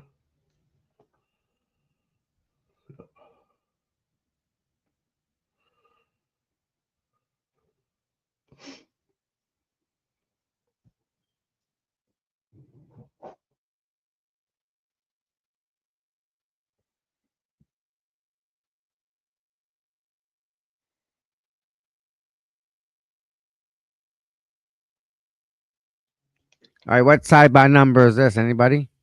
I think it's 6. Ted Daniel banging the keyboard. Jess Machado over there working hard as usual. Yeah, I think Aiden might have went home. I don't know. Oh, yeah, he gets kids. Yeah. Don't blame him there. No Nope. question. That's not even a question.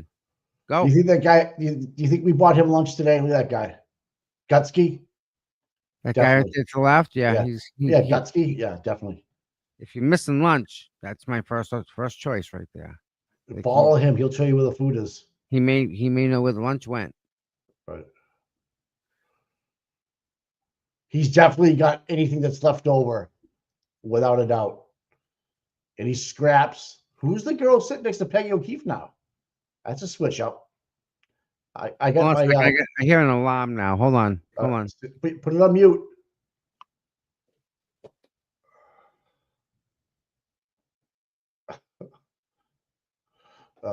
Who's that? Like, who's the Viking girl? I gotta find who that is. The transgender there. I know it's Pride Week and the O'Keefe's are big on it, but still, get an eye on who it is.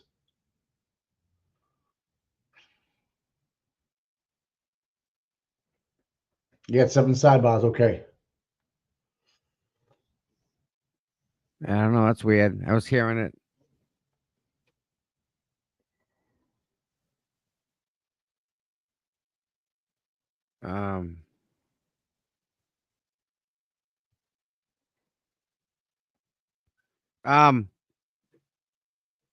Who's the thing sitting next to John's ex-girlfriend?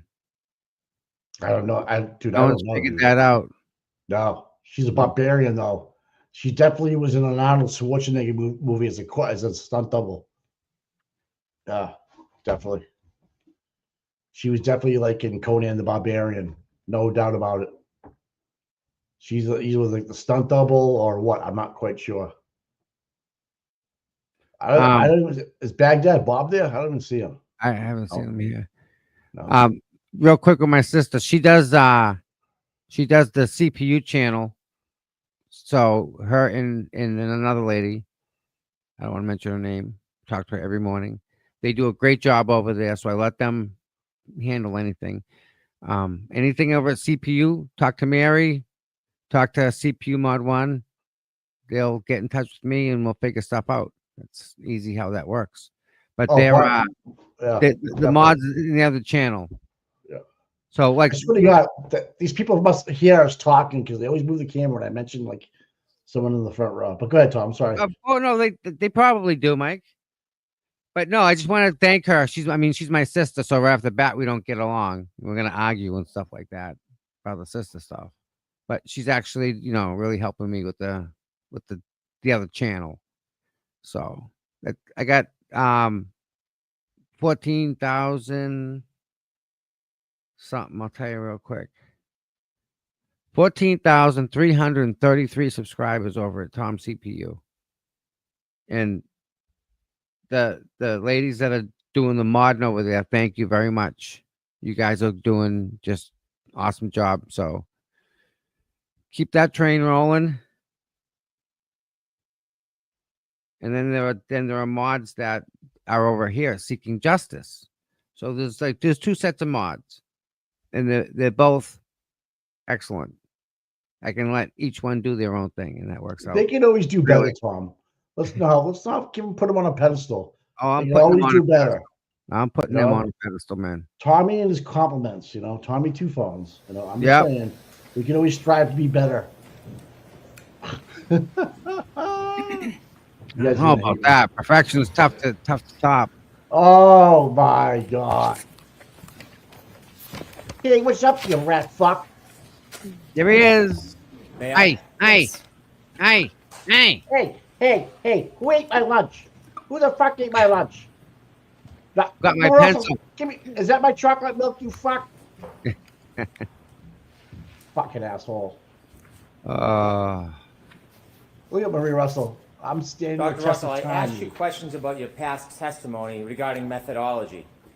And when I asked you those questions and showed you some of your transcripts, would you agree with me that you have testified that there is no recognized methodology on diagnosing dog bite wounds? No, I believe I said that there was no standard methodology or no standard Here we go again. Another 3 hours of fucking bullshit. guidelines as to how to diagnose dog bite wounds. There is no accepted practice directing you on what is appropriate and what is not appropriate to identify a wound as a dog bite, is there? There are no accepted standards. When Attorney Lisi had you look at a Lisi. couple of Not case Lisi, files Lisi. from the Journal of Legal Medicine, let me ask you about that. You're not suggesting that those articles substitute for the absence Objection, of standards reading. in identifying dog bites from photographs, are you? Before standards are created, there are usually articles that have recommendations upon which the standards are subsequently based. That wasn't my question, so we're going to listen to the question, please. Oh, Those you rat fuck. articles, Wow. whatever their value you think they are, they do not create a standard to apply for diagnosing or looking at a photograph and coming to a conclusion whether the abrasions are dog bites, do they? Correct. And so when he had you read pieces of these articles, had Attorney Alisi gone over these articles with you before? Yes, we discussed them several months ago. Did he point out parts of them he would like you to read? I pointed out parts that I thought were significant. In this article that was marked for identification, parts of it are highlighted. Who highlighted those parts? Mr. Alessi highlighted those based on my recommendations. So Attorney Alisi highlighted the parts he wanted you to read to the jury? Yes, and I believe they were the same parts that I read last time. Could we have Exhibit 1, please? Now, Here we go regarding the Mimic article, Jesus Christ, round and round we that go. was a The case last time was study on the 30 seconds. unfortunate death of a young girl, yes? Yes. Who was attacked by or bitten by up to 3 different dogs. Yes. And it was a neck wound from which she bled. Yes. Very, very unlike what you're looking at here. Yes, but that's very typical of an article, scientific article. They will present a case study and then present the research behind what they have seen in other articles and make recommendations. I'm not asking you to defend that it's different. I'm asking you if it is different. Oh, it is different. Very different, isn't it? Yes, that neck wound, yes. Extraordinarily different. Yes. And so when you read this, let me ask you a couple questions. In this article, it talks about the characteristics of dog bites, doesn't it? Yes. And it talks about the maxillary teeth distal to the mandibular teeth allow the so-called scissor bite. Yes. So when the dog clamps down, the teeth kind of go to the side to tear the skin. I didn't interpret it that way, no. Okay. A scissor bite is when a dog bites down, yes? Yes, I believe that what they were describing was the dog bites down. And when it bites down, it anchors. That means teeth on the bottom, penetrate, puncture, yes? They can, but they don't always puncture. And then the top is a puncture. If you're going to scissor, it requires a puncture, doesn't it? It's a mechanism. It's a movement. What they're describing is a move. And the way I read it, the way they described it is a movement like a scissor, where it's open and it's closed. It doesn't mean anything about how deep they penetrate. There are no scissor bites on that wound, are there? I don't know. I see 1 or 2 things that show up what I think might be upper and lower, so it could be. Would you define any of those abrasions as scissor bites, Dr. Russell? We talked earlier about how these marks here may be Here we lower. go again. I'm not going to define it. No, I can't say for sure that there's a scissor bite, but I see things that appear to be characteristics of upper and lower teeth. I'm asking you about scissor bites. Please listen to my question. There is nothing on that wound that is consistent with scissor bites, is there? I don't know. Well, you're the expert. So when you look at that, can you point whether there's any wounds that are consistent with scissor bites?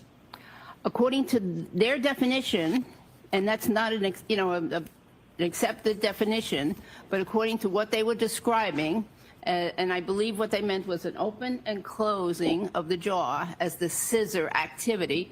I believe that there's possibly 2 areas where I see that. You're now saying this article that you relied on redirect examination is not an accepted authority? I'm not saying it's not an accepted authority. It is a peer review article. The injuries caused involve a combination of biting, crushing, and tearing. Do you see any crushing or tearing in those abrasions? There's no crushing or tearing here, but does not mean that there has to be crushing or tearing. I'm reading your article. I'm just reading verbatim, and I'm asking you about it. Yes, and I'm trying to explain so that nobody gets nobody misunderstands this. Crushing and tearing that result in characteristic pattern of punctures. A puncture is when a tooth penetrates the skin and there's some depth to it, correct? Yes.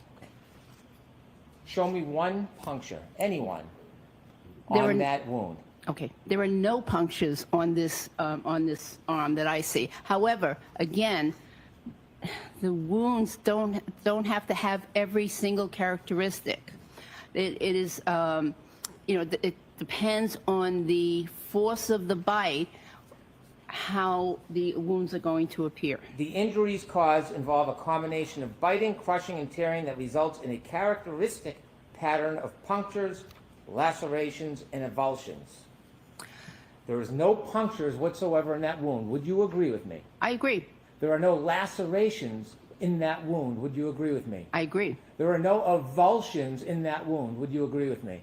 I agree. However, I'm just asking you the question, Dr. Russell.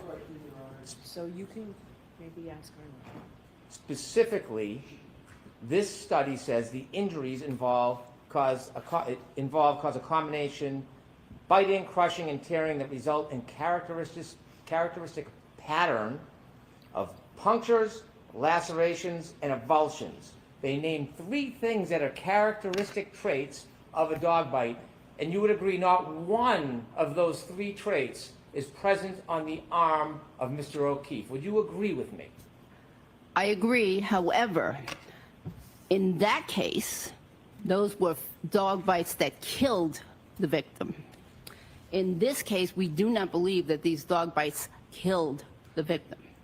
When they were discussing this article on the victim who was killed, do you realize when they were giving background, this background has nothing to do with the case study? This is general background I just read.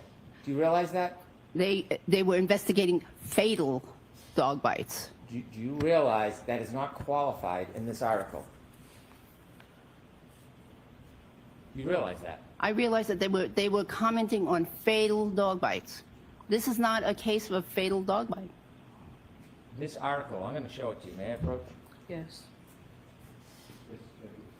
In the highlighted paragraphs that Attorney Alisi had you read,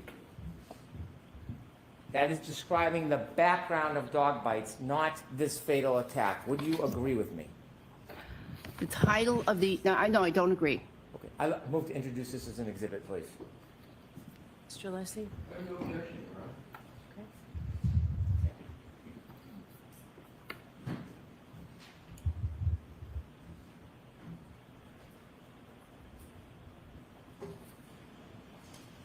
Is it 210?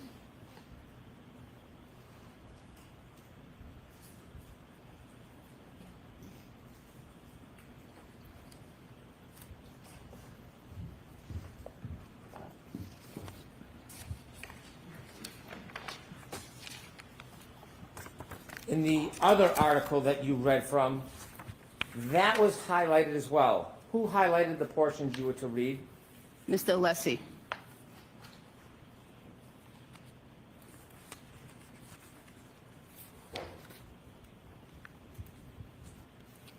It describes that teeth from a canine create a stab wound-like skin laceration. They can do that, right? They can do that. Do you see any stab-like wound lacerations to Mr. O'Keefe's arm? No. It talks about punctures. And again, we've discussed this. There is 0 punctures on Mr. O'Keefe's arm, correct? Correct.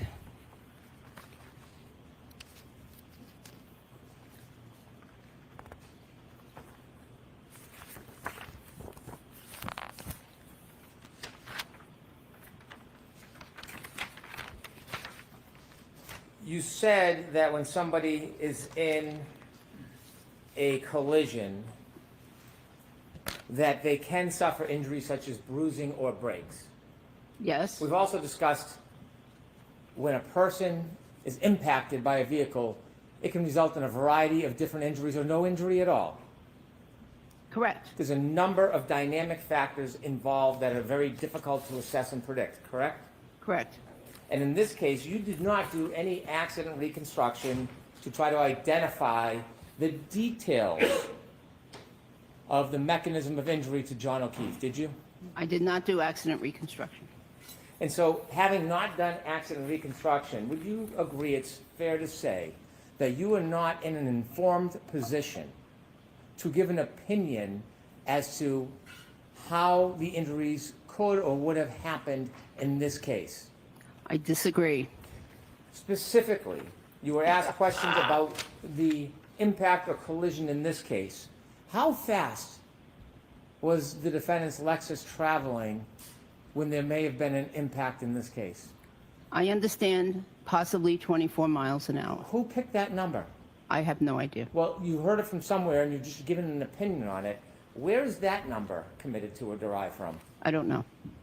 Well, if you're going to give an opinion based on what you're portraying as facts to this jury, you should have some certainty about the source of your material, shouldn't you? You know, I'm an ER doctor, so in the ER, I've treated thousands of motor vehicle accident cases. And most of the time, I do not know what speed the vehicles were going at. I've never done accident reconstruction. I don't know any ER doctor that does accident construction or is trained in accident construction. It's not part of the job. I totally agree, but you're having opinions you're giving on behalf of Mr. Alisi, and that's why I'm pressing you on these issues. Do you know, you don't know the movement of John O'Keefe before any potential strike or collision, do you? I don't know the movement of most of the patients I've seen in my life before or immediately after the impact. Of course, you wouldn't know the body angle because you weren't there. Right. So when you're asked to give an opinion whether this was a clip or a direct strike, you're really not in a position, having not been an accident reconstructionist and not having been there, to give that type of information, are you? I wasn't asked to give an opinion about whether this was a clip or a direct strike. I was asked to give an opinion about with these wounds caused by a motor vehicle collision. So you would agree with me, you are not in a position, based on your opportunity to view evidence and your experience, to give an opinion about what injuries would have occurred in this event? No, I disagree. And so you think you can give an opinion about the extent of injuries, even though you are agreeing, not only you're not an accident reconstruction expert, you have no idea about the details of the collision in this case, Dr. Russell. Mr. Brennan, is that true? I have no details about the collision? About what happened during the collision. You have no details about the body movement, the placement, the speed. You don't have any details that you know of other than what was told to you, correct? Sustained. There are dozens, hundreds, thousands of motor vehicle accidents in which there are no lower body brakes. Fair to say? Probably, yes. You mentioned bruising. What do you do to treat for a bruise? If someone's going to have some type of what are you pressing doing, dude? and the bruise before it really forms, what's the best way to treat it? Well, it depends on the bruise. It depends on the location. It depends on whether or not there's Cortisone continued shot. bleeding in the soft tissue. Yeah. Oh, shit, huh? It depends on whether there's compression of the blood vessels. Hey, you gotta move on, pal. You're getting and smoked. or the nerves underneath. And then, and of course, you want to examine adjacent structures for fractures and other injuries. And then after all that, if you've ruled out major, other injuries, you treat the patient for pain. You ever prescribe ice? Oh, yes. So if a person What was the lying fuck is he prone doing? in the cold winter on the front yard Mike, I don't know. dirt. I don't know what he's doing. and was being What the covered by fuck? snow, sub 32 degrees. He didn't have dirt and the body anywhere. temperature were to drop Didn't have grass anywhere. 96.8 to about 80 degrees. Would that have a similar effect to ice on the area that may bruise? Not exactly. There you go, You doctor. want me to explain? I do. Okay, yes. So as the snowflakes fall, yes, there will be a gradual lowering of the body temperature and gradual effect on the body. Now, as opposed to in the ER or in a medical setting, if I or another practitioner, and by the way, nurses and nurse practitioners and PAs also treat dog bite wounds. But if another practitioner, a practitioner gives the person an ice pack, they get immediate coldness and immediate significant change in temperature to that area. That's the purpose of it, right? Assume the Ice weather pack? is so cold that the cell phone battery on someone's iPhone begins What to the fuck plummet is regularly objection? in degrees. I have no idea. Jesus Christ. What the fuck? When you came to your conclusion, considering what you see in this picture, and Attorney Alisi was asking you about fragments from a broken taillight, did you know or consider that Mr. O'Keefe, sometime around when he incurred these wounds, had a piece of glass stuck in his nose?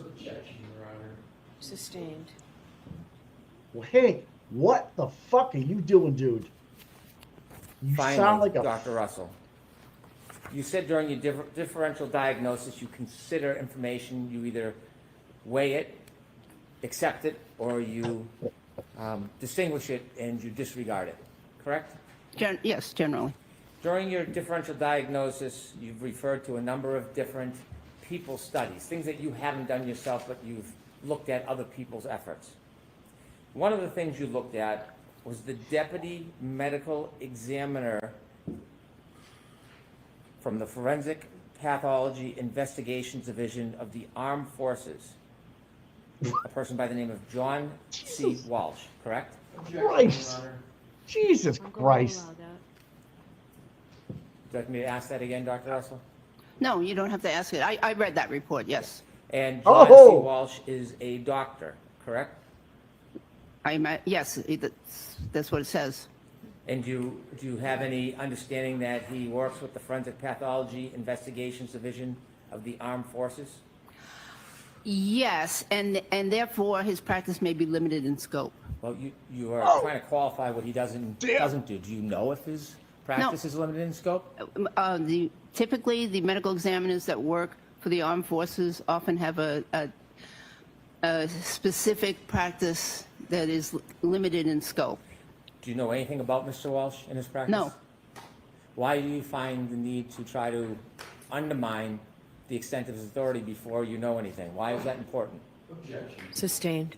You're You a don't know what fucking his douche scope canoe, practice dude. is, do you? No, but I always look at where the person works that writes a report in terms of physicians and what their possible experiences are. You know, do they work in a medical examiner's office in Alaska or Hawaii or big city or a little town? I look at those things. When you considered his opinions after his review of these materials, did you consider when he offered in his report that multiple abrasions ranging in size from 2 to 3 millimeters up to 7 centimeters were documented on the decedent's right arm? Yes. These injuries do not photographically appear to be, nor are described as puncture bite wounds, and thus are highly unlikely to be the result of an animal bite attack. The abrasions are non-specific. Abrasions occur as the body moves over a blunt or rough surface such as a skinned knee. Did you read his report and consider it?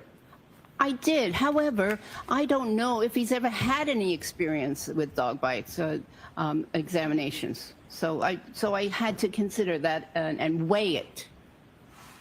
I have no further questions. Thank you.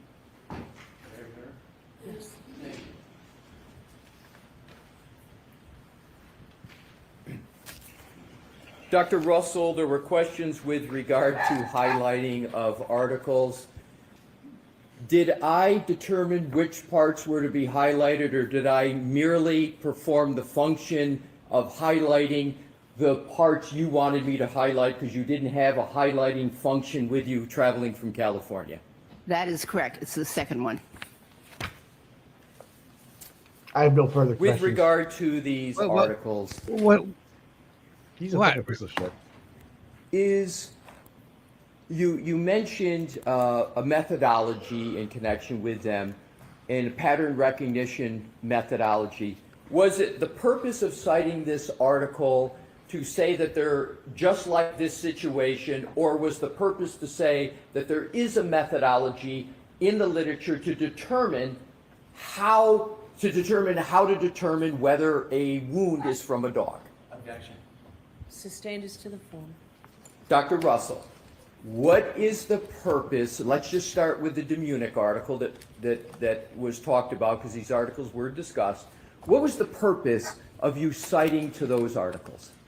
The purpose was to identify that pattern recognition is an important component in identifying wounds, and particularly in dog bite wounds. It did not mean that the victim had to have every single characteristic that was listed.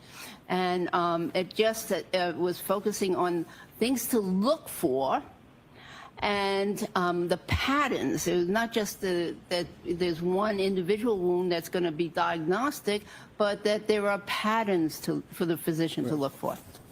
In terms of, Attorney Brennan asked, and so now with regard to the Pollock article, in terms of the Pollock article, is there any discussion in this article about whether the spectrum of injuries to which you can apply the mechanism and the methodology, is there anything in there about whether the pattern of injuries can be diverse or whether they're all the same? Does Pollock speak to that? He does. And what does Pollock say about whether or not the spectrum of possible injury forms when you apply this methodology can be diverse? What does he say? Well, he mentions about the actual surface of the body that is impacted, if there's any curvature to that surface, if there's any structures underneath that would affect the bite.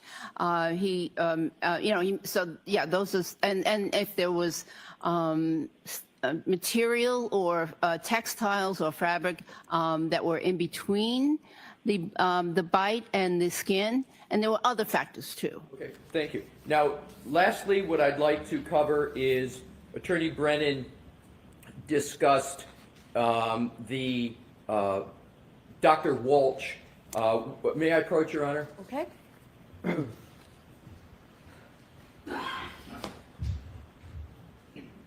Did you show Mr. Brennan? He's the one who gave me it. Okay. I didn't know what you had. Yes, okay. So may I hand to the witness? Yes.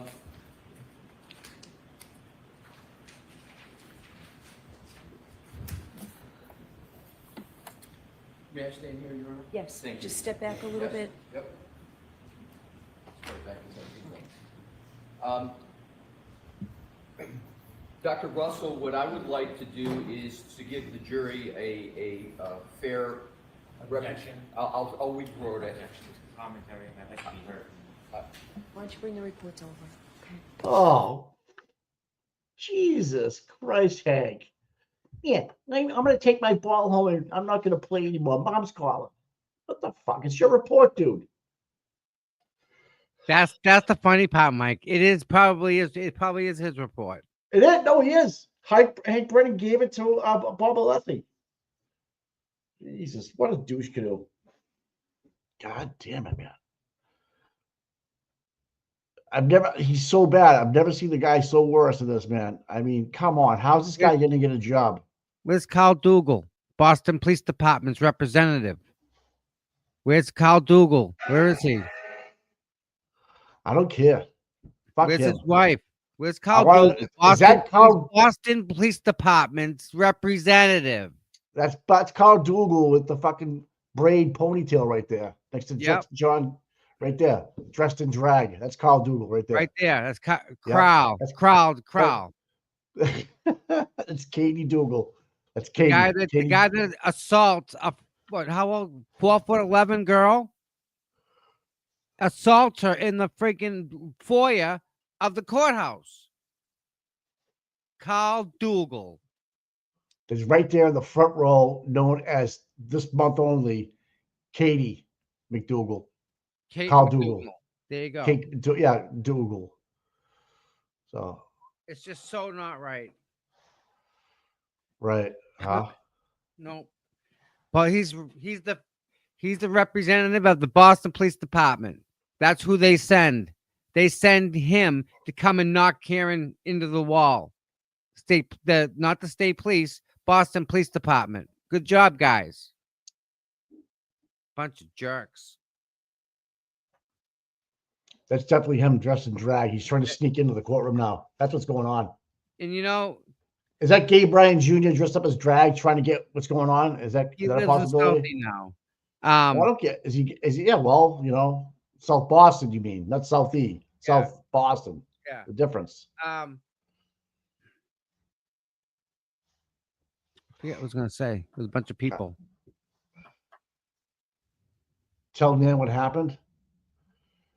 Hank tried to ask the same questions again, and now again, Hank Brennan handed Bob Alessi a report, and Hank just called a sidebar because he wants to know what he's going to ask the witness and out of his own report is what I'm gathering. That could be, is that what you wanted to know? Or are you talking about the transgender that looks like Brian Albert Jr.? Carl Dougal dressed in the front row. Which one? Yeah, that's what it was. Carl Dougal, the guy that assaulted Karen Reed in the courthouse. Carl Dougal. There's more room in the douche canoe than anybody needs to get in. There's a couple paddles left. Carl Dougal, Boston Police Department. Boston PD. That's who they sent, Mike. They sent Carl Dougal and his wife. But he's Boston Police Department. Nice of them to send somebody. They don't want to be called out. It's Pride Month, so they're going to send down Carl dressed in drag. There he is. Time with it, right? Yep. Unbelievable. I know. He looks. He's like doesn't look that bad when you think about it. Boston Police Department. Dude, the stuff I'm hearing is just no. That's Carl's real colors right there, but he dresses up as a guy when he goes to work every day. Yeah. He arrests the wrong people. Yeah. Yeah, Jackie Two Chins is an internet troll. Yep, you're right there, buddy. She is. And that's why Carl hides. Right? He hides like that. And he lets his girlfriend do the internet stuff. Oh, I'm sorry, that's his wife. He married that. He's a cuck. He married that. Yeah. Well, if he dresses up if he's dressed up because it's Pride Month and he assaults Karen as a girl, does it count as the same offense? I gotta know. I'm gonna start calling one of them Michelle Obama. That's just pure. Everybody's there going cock.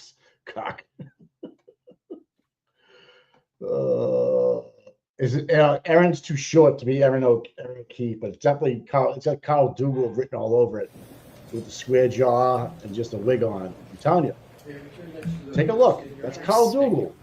Definitely got Carl Dougal personality. Right? I'm telling you. You said where is he? That's where he is. He's been dressing up in trans.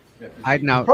He's probably undercover, working the South Boston area. Letter from Dr. Walsh, and what I am going to do, and you just tell me if I do it correctly. I'm just going to read 2 paragraphs, okay? And you just tell me if I'm reading it correctly. In totality, the injuries documented in the autopsy report and photographs are non-specific and may be the result of a variety of different mechanisms. No additional information was provided regarding the possible circumstances or events surrounding the death. The absence of additional information prohibits the attribution of injuries and contribution of findings to a specific underlying cause of death. Did I read that correctly? Yes. No further questions, Your Honor. Thank you, Dr. Russell. Okay, Dr. All right, Russell, Dr. Russell, you are all set. Thank you. All that sidebar for I'm nothing, going Mike. to have this marked for identification. Yes, Bev. And Jimmy, give me a fucking drink. Stat. Yep, you won that, man. Yep. Attorney Gallagher. Yep. Bev's Well, checking time her out. off the list. He is given. Yeah, make sure your Velcro's tied.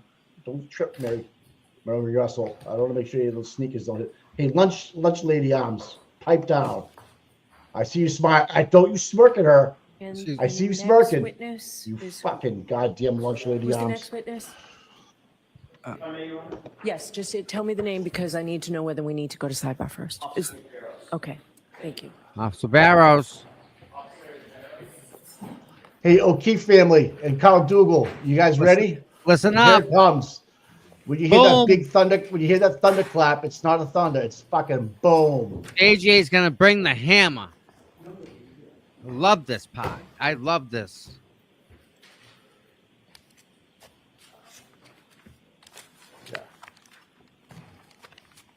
Yeah, Madam Court Reporter has lunch lady arms. I'm saying it right now. I know she can hear me. And she's definitely wearing a CVS bottle Mike. dye. You can tell right now. She's got 4 shades of black. Mike, Her and Hank did it together. Her and Hank dyed their hair together the same night. There's no question about it. Look at that. This is kind of like a historic thing, Mike. Look at Hank's color and her color are the All right, same. Mr. They're sitting in Jackson, front of each you're other. all set. Thank you, Your Honor. Good afternoon, sir. How are you? Good afternoon, sir. Could you please state your full name, spell your last name for the He's jurors, wearing a please? Pride Month bracelet. I love Nicholas Barrows, Barros. 2 hours, And where do you guys. Remember currently that. work? The town of Dayton, Hubba. Dayton Police Department, How long have you worked for the Dayton Police Department, sir? since 2011. And what's your position there currently? Currently, I am a sergeant. What's your duty assignment as a sergeant? What do you do? I supervise the 4 to midnight shift. We'll get to that in a little Well, that's bit a more good one. detail in just a second. A couple of more foundational questions. How long have you been a police officer altogether? Since 2011, so going 14 years. And what education and training and background do you have that qualifies you to do your duties as a sergeant, a supervisor at the Dayton Police Department? I completed the police academy. I hold a bachelor's degree in criminal justice. I've been to many trainings as a police officer and as a supervisor. When did you get your bachelor's degree? 2012. Is the Dayton Police Department an autonomous police department for the city? In other words, is it a branch of, say, for instance, Massachusetts State Police, or is it an autonomous department? It's on its own. Okay. It's not in any way connected to the Canton Police Department, I presume? Correct. Is it in any way connected to the Massachusetts State Police It Department? is not. As a supervisor, are part of your duties on, to Fox. oversee subordinate officers in their daily fare, whatever that may be? Yes. Does that include anything having to do with Thank crime you. scene investigation? You fucks. To an extent. Witness interviews? No, that would be the detective bureau. What about working and coordinating with detectives? To an extent. Collection of evidence or working with detectives as they collect evidence? They would collect evidence. Maintaining crime scene protocols, things of that nature? Correct. All right. As a sergeant with the Dayton Police Department, are you a trained observer? I am. Would you consider all of your subordinates, the patrol officers, day-to-day officers, are they also trained observers? They are. Is that part of policing? It is. Describe that a little bit for the jurors so we understand. We are in the police academy. We're told to watch everything. It's our heads on a swivel. We are always looking because we don't know what the unknown is. When you say you don't know, is it true that you don't necessarily know what might become relevant later that may be needed in court? Correct. I want to draw your attention to January of 2022, a few years ago. January 29th, 2022, did you have any, you personally, officer, did you have any personal relationship with the Canton Police Department? I did not. Did you have any personal relationship with a trooper from the Massachusetts State Police named Michael Proctor? I did not.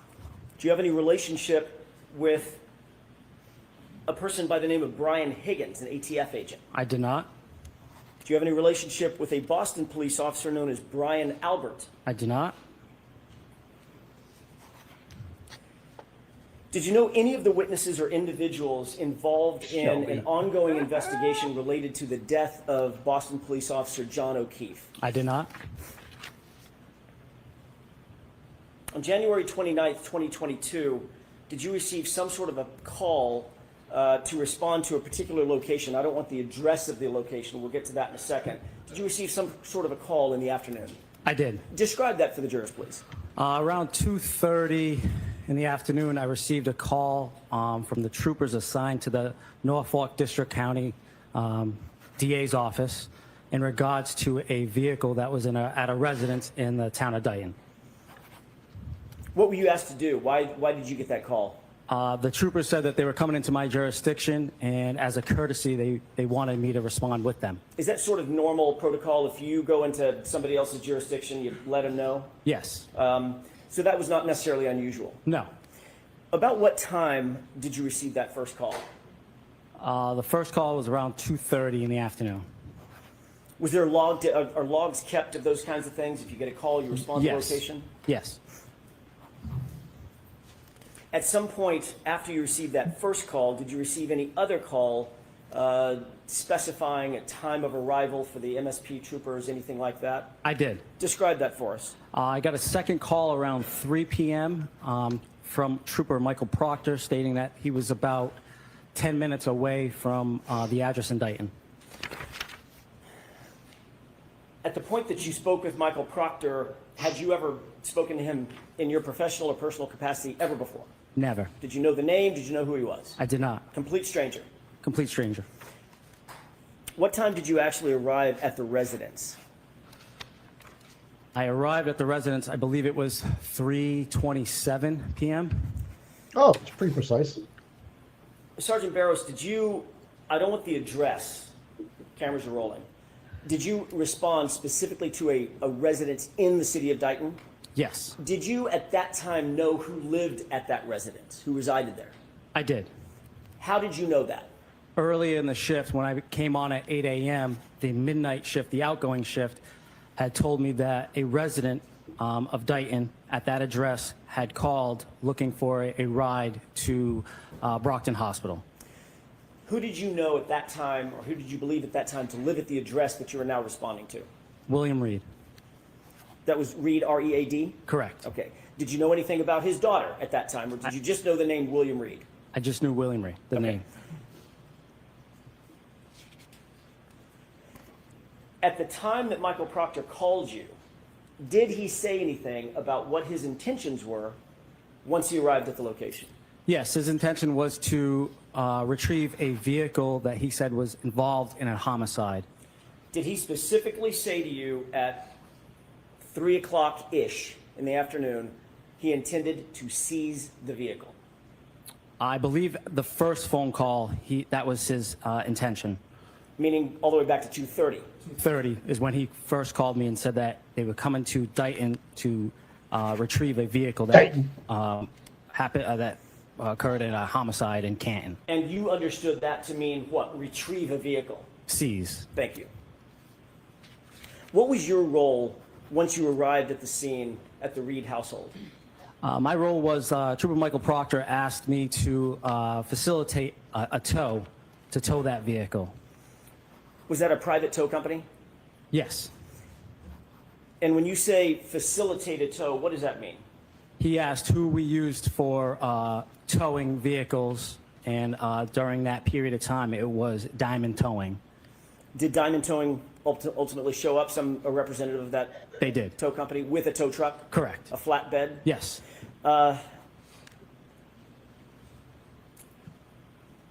Who was with Trooper Proctor when you arrived at the scene?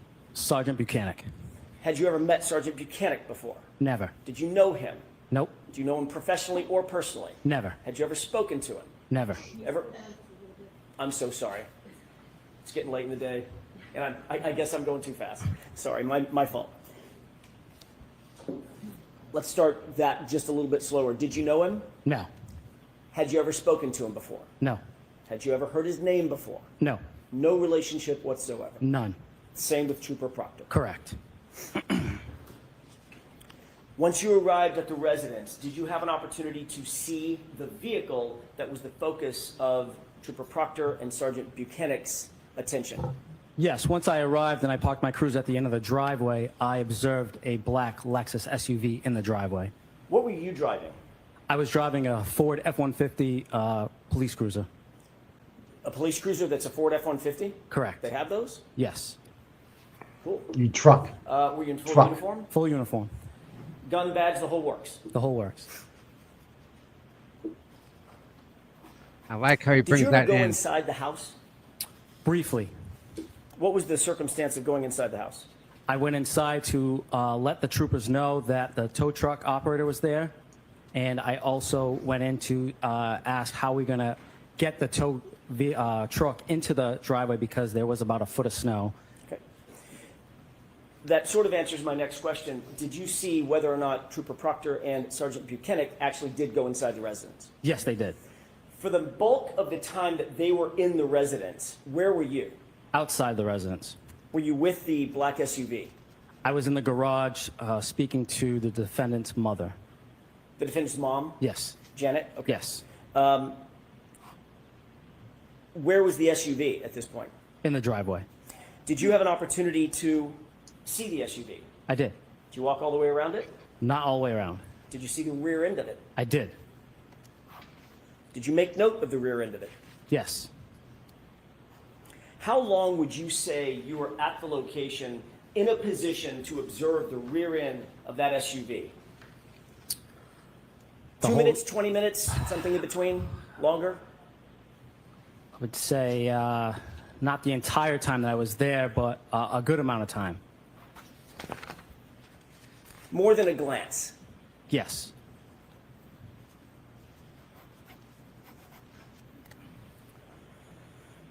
This is the afternoon of January 29th, 2022, correct? Correct. Before the vehicle had been seized formally by Trooper Proctor and Sergeant Buchanan, correct? Correct. Did you observe anything of note about the rear end of that black SUV? Yes, I noted in a report that there was damage to the taillight. Can you describe for the juror, by the way, which taillight are we talking about? The right rear taillight. Can you describe for the jurors what you noted in terms of the damage to the right rear taillight? I noted that the report said that there was right rear damage to that taillight. When you say damage, have you ever described that damage previously? I have. Can you tell us what that description is? There was, it was damaged, the taillight was damaged, but there was a crack missing, but it was not completely damaged. When you say there was a crack, do you mean there was a piece missing? A piece was missing. Can you describe for the jurors kind of what that piece looked like, how big it was, how small, the shape, as you call it? The piece was about maybe this big. Is that maybe the size of a dollar bill, maybe 6 inches? 6 inches. And or so. how wide? Maybe that wide, maybe 3 inches, 2 inches, somewhere in there. Done. I want to show you a photo. Your Honor, with the court's permission, I would like to Done. show Exhibit 13. It's been previously marked. Check this out, Nicholas Barrows. Does it look like this? Do you see what's depicted Sir? in this photograph? I do. What does that appear to be, just generally? The right rear taillight. Of what? The Lexus SUV. Is that consistent with the black Lexus SUV that you saw at the Reed residence? That was the black Lexus. That was not the taillight the day I was there. Can you do me a favor, Mr. Walker? He wants us to get it out there. Zoom in on the right rear taillight, please. Okay. Wow. Do you see the condition of that taillight as it's depicted in this photo? Wow. What the fuck? Sergeant Barrows, is this the condition of the right rear taillight when you showed up at the Reed household at around 3:15 in the afternoon on January 29th, 2022? Absolutely not. No! What's different about this photo, sir? That taillight is completely smashed out. Boom! Yeah! Lights, please. No further Does it appear that there are questions. additional pieces of taillight that are removed from this taillight condition than when you saw it at the Reed residence? Objection. Sustained. Ask a different. Mr. Oh, Cut now that you- up. yeah, Cut that up. you Cut had- that up. Specifically, other than the fact that it's different. Describe in detail for the jurors what is different about this taillight as it's photographed here. That middle section was intact when I was there. Towards that right side where that large chunk is, that's what was missing. I'm going to hand you a green I fucking laser love pointer. it, man. I fucking love this Can- guy. There's two displays. He's a police one over officer, a good one. in front of you and one to your right. If you could use the one to your right, it's a little easier on the jurors. Describe what's different about that taillight. Can you see that? So this area was intact. This is what I saw was missing here. May I approach? Yes. Boy, I wonder if that was damaged from John's car. Oh, Tom, you think? I wonder, huh? Well, that's kind of weird. Huh. If the entire That guy's taillight never had gonna been buy a broken fucking out drink as it's in- depicted ever in this again. photograph, would you have made note of that? Sustained. Do you believe Fuck you would off, Brent, remember Brent, you if the fucking piece of taillight? shit. Well, let me ask it a different way. Wow, dude. John had GMC Shelby. The piece No, that you he saw has missing, Traverse, Chevy. but Yeah, not Chevy. completely damaged, is the reason that you use the phrase "not completely damaged" to highlight the fact that there was still more taillight attached to the vehicle than is depicted in this photo. Boom. We can take this down. Hank's just objecting to everything now. Yeah, object. As you sit here, Yeah. as you sit here and recall back to that, your observations, and you observed this for over the course of how long would you say? How many minutes? Probably 20 minutes or so. Oh, Jesus. No You actually wrote a doubt. report about this, correct? Correct.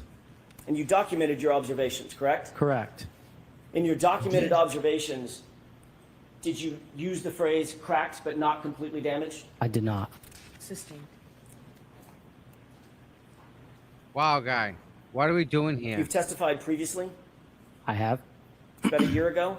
Yes. Did you use the phrase cracked but not completely damaged then? The objection sustained, Mr. Jackson. Come on. What the fuck, Beth? Ultimately, was the black Lexus SUV towed and cleared from the scene? It was. Is it your responsibility or part of your responsibility to log the time that things like this happen? Like, for instance, the SUV is taken away? When I cleared from the scene, yes. What time was that when you cleared the scene? I believe it was 4:17 p.m.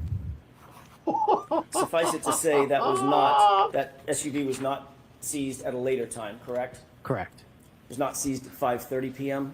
No. Game over. I'd like to show you another exhibit, if I could. This is exhibit 105. I can't believe this shit. Do you recognize this scene generally? I do. Do you recognize it as being, what do you recognize as being? This is the Reed residence. Do you see some vehicles in that still shot of the video? I do. Describe what you see. That tow truck is Diamond Towing, and that other vehicle that's at the rear of that tow truck is the Lexus SUV.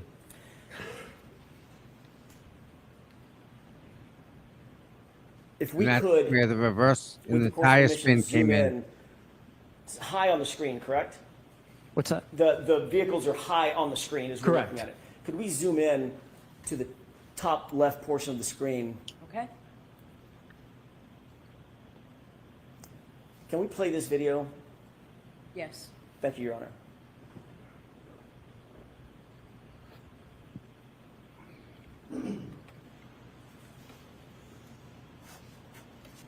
This is a 3-point turn. Spinning. Yep. Can you Intact. see what's depicted in the still image of that video right now? I can. I'm going to ask you if you'll turn to your right, concentrate on this area. This area here. Do you see what's depicted in that still image? I do. Does that appear to be a taillight? Yes. Does it look clear? Does it look like it's shining red? Looks Shelby, clear. hit the bong. The Let's go. portion that is intact, does that appear to be brighter red? Correct. And the photograph that I just showed you a second ago, is that red portion there? Can you rephrase that? Sure. Let's go back. You see the red? Yes. All right. Is that the condition of the taillight as you saw it on January 29th around 3:15 or 3:30 when you got to the location? It was. Let's go back to the other exhibit, please. Exhibit 13. Can we zoom in, please? Can you see that this entire area is now missing? I can. Sustained. Just ask it differently. Sure. The area that I'm circling here, do you see any red lens in that area? No. Is that consistent, this photograph consistent with the condition of the taillight as you saw it on January 29th, 2022, at just after 3 o'clock in the afternoon? Absolutely not. Thank you. I have no further questions. What else more do you need, Mike? Nope. What's Hank going to say to him now? This is going to be furious. Good afternoon, sir. Good afternoon. Have we met before? We have not. Do you still work in Dayton? I do. At the time you went to the Reed residence, you did not know the occupants? I did not. Since then, have you ever met or spoke to William Reed Nope. or the defendant? Nope. When you went there that day, it was at the request of the state police? Correct. When they asked you to come, it's a typical procedure for one law enforcement agency to contact local law enforcement agency? Correct. And part of the reason they do that is to bring in separate and independent law enforcement officer to the scene? Yes. Because it's your jurisdiction? Correct. And they called you before they got to Mr. Reed's house, didn't they? Yes. They told you what they were going to do and when they were going to do it? Yes. They didn't just show up at the Reed house and then you found out later. They invited you and informed you what the process was going to be. I wouldn't say that they told me what the process was going to be. When you got there, were the troopers already there or did they arrive after you? The troopers were there. Were they in the house or outside of the house when you got there? They were outside in a pickup truck. Did you see them get out of the pickup truck after you got there? They got out after I identified themselves. Did you ever see them approach and touch the rear taillight of the defendant's Lexus? I did not. Did you ever see them manipulate in any way that rear taillight of the defendant's Lexus? I did not. Did you see them do anything that was suspicious, inordinary, or unfairly remarkable relative to that car? I did not. When they spoke to you, they then went inside the house? What do you mean by spoke to me? After they introduced you, you introduced yourself to them, they went into the Reed house? Yes. And then they came out? They came out much later. And that vehicle was towed? Correct. At no time from when you got there until you left, did you see anybody from the state police in any way tamper with that vehicle, did you? I did not. When the vehicle was towed, do you know how long it took to take the vehicle from Dayton back to Canton? How long? Yes. I do not. You didn't escort it back. I did not. You had an opportunity to write a report in this case, didn't you? I did. And when you did, you had an opportunity to describe the damage to that taillight in any way you wanted to. I did. You could have gone into detail about size of the damage. I could have. You could have gone into detail about the shape of the damage. I could have. You could have gone into detail about the width of the damage. I could have. You could have taken photographs of the damage if you wanted to.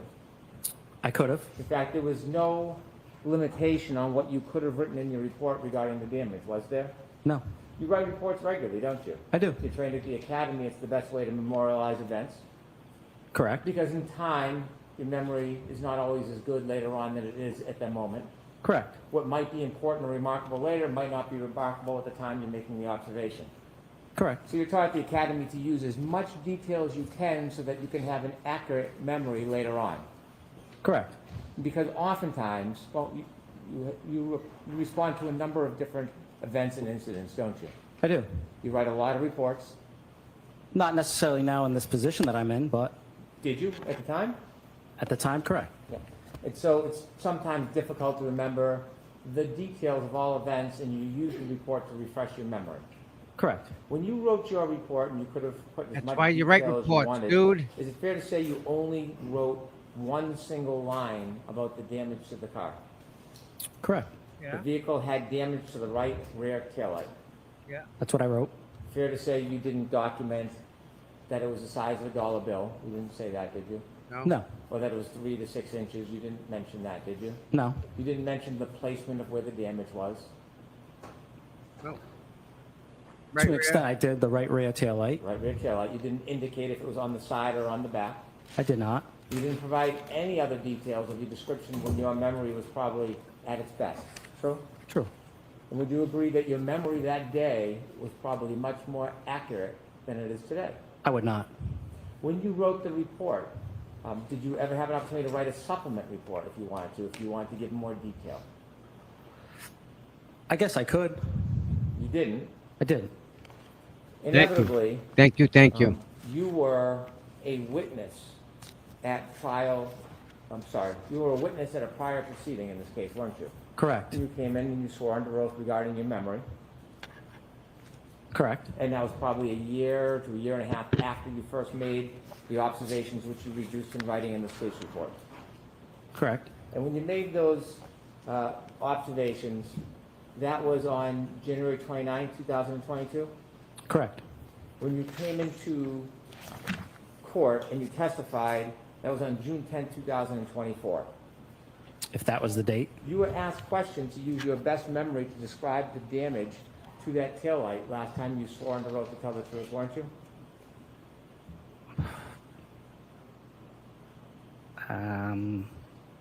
I don't think I was asked that. What were you asked about to describe the best you could the damage to that right rear taillight last time you were in court on June 10, 2024?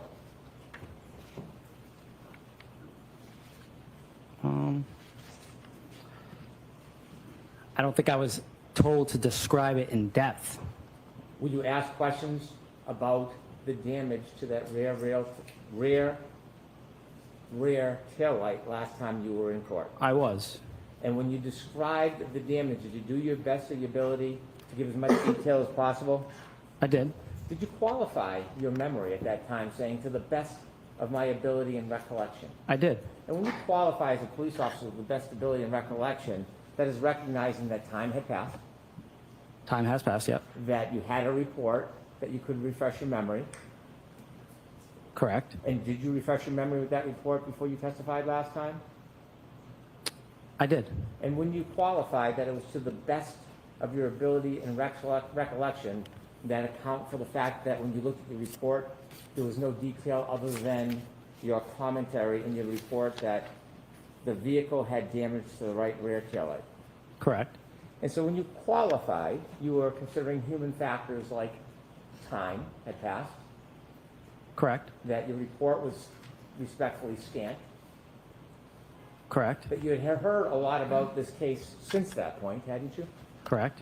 And so considering your memory in June of 2024, when you qualified your answer, was it considering all of those different factors that had passed in between that time? Can you rephrase that? Yes. When you decided to qualify your answer, and you said to the best ability and recollection, and then you went on to describe what you remember from the break of the taillight, is the reason why you used that qualification to the best ability and recollection, is it because of those human factors that had passed? I would suppose so. And sir, since the time you came into court on June 10, 2024, have you spoken to anybody from the defense about this case? Yes. How many times have you spoken to somebody from the defense about this case after you gave your testimony on June 10, 2024? Once. Where did you speak? Who did you speak to? Attorney Jackson. Did you speak to him in person or on the phone? In person. Okay, okay. You're not hesitating, are you? No. Where did you speak to him in person? Jesus At Christ. his hotel. How did you know where Attorney Jackson was staying? He told me. Did you find it odd to go visit an attorney at their hotel and talk about a case? It was in their conference room. Find it odd. Go to somebody's hotel to speak to them about a case. No. Without saying the name of the hotel, where was the hotel located? Boston. And where were you located? I don't feel comfortable telling you. Sorry. Did you have to drive? I did. So you took the effort to go to see Mr. Jackson at his request. Did you know who Mr. Jackson was? I did. Did you see him on TV? I did. When you went there to the hotel in the conference room, who else was there? Attorney Little. Okay. Who else? I'm not sure of the other gentleman's name. It was one of the gentlemen right here on the end? The The good-looking one down there on the right? No, it was not. Somebody else? Somebody else. Okay. Was there anybody else there? No. When you were in that conference room, were you Jesus shown Christ. the police report? No. Were you shown your testimony from the last time you came into court? No. The photograph of the vehicle in Sally Port, or the vehicle with the missing glass, were you shown that? No. Had you ever seen that photo before? Of course. And you saw it at the last event you testified at, right? Correct. And when you were shown that photo during your prior testimony, you never, ever suggested that that was in any way different than what you had seen in Dayton. Nobody asked me that. When you were asked to describe the damage, and you were shown that photograph, you never, ever suggested that Never, ever? in the damage as you see it in that photo compared to what you remember, did you? I don't think anybody asked me to describe that. Did you ever make a note or say anything that is dissimilar to what you remember at the last event that you testified at? I testified that that was not the taillight the day that I saw it. That's what you testified at the last event? Did. Yes? Yes. You said that photo does not depict what you saw? Correct. Yes? Yes. And What when the you fuck, Hank? testified to that at the last event, who was asking you that question? District Attorney Lally. It's just dumb questions, Mike. Do you remember making that comment under oath? I do. Do you remember that as well as your memory about what the taillight looked like back in Dayton? I do. When you were asked questions about that taillight, you had described the taillight as not completely damaged, it was cracked. Yeah. And there was a piece missing but not completely damaged. Right? That's right. Remember that testimony? I do. And is that accurate testimony? Yes. It's accurate.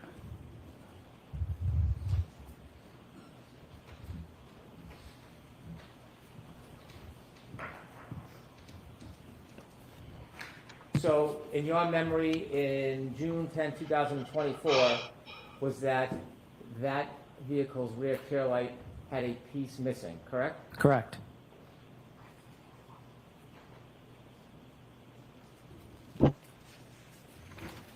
You said that your memory about the damage to the taillight, as you recall it when you were in Dayton back on January 29, 2022, you said your memory is as good as your memory that you said in court there was a difference between that photo and the damage, right? Right.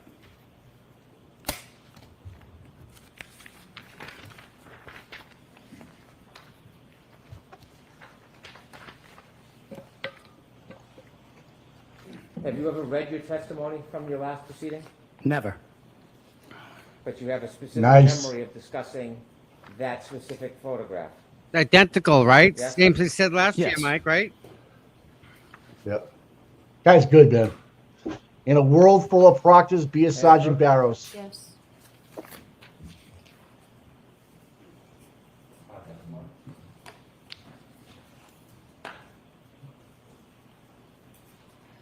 I'm going to show you your transcript of sworn testimony on June 10, 2024. And when you reflect on your memory, understanding some time has passed, you've testified that your memory of distinguishing that photo is reflected in your testimony, right? Yes. So ask the question differently. Okay. your memory is that you discussed the distinction between that photo and what you saw at the last time you testified. Objection. I'm going to allow that. And I should take a look at that. Could you show me anywhere in your testimony? Anywhere. Oh, Hank, you look like a fucking idiot, dude. Where you made You have no idea, dude. You can't read the room. about that photo being inconsistent with what you saw in Dayton on January 29th, 2022.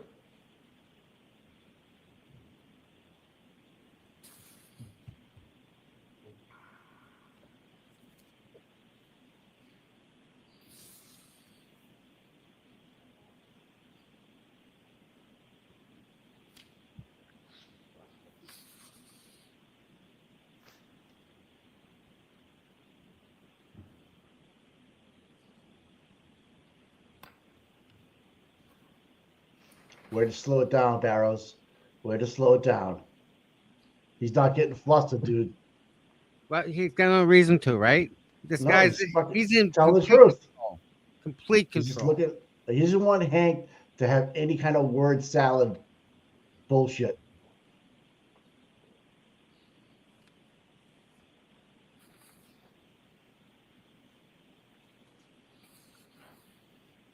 Take your time, kid.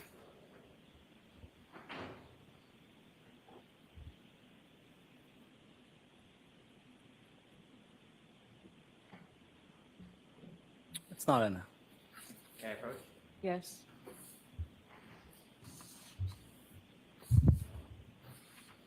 I can put it back on. Thank you.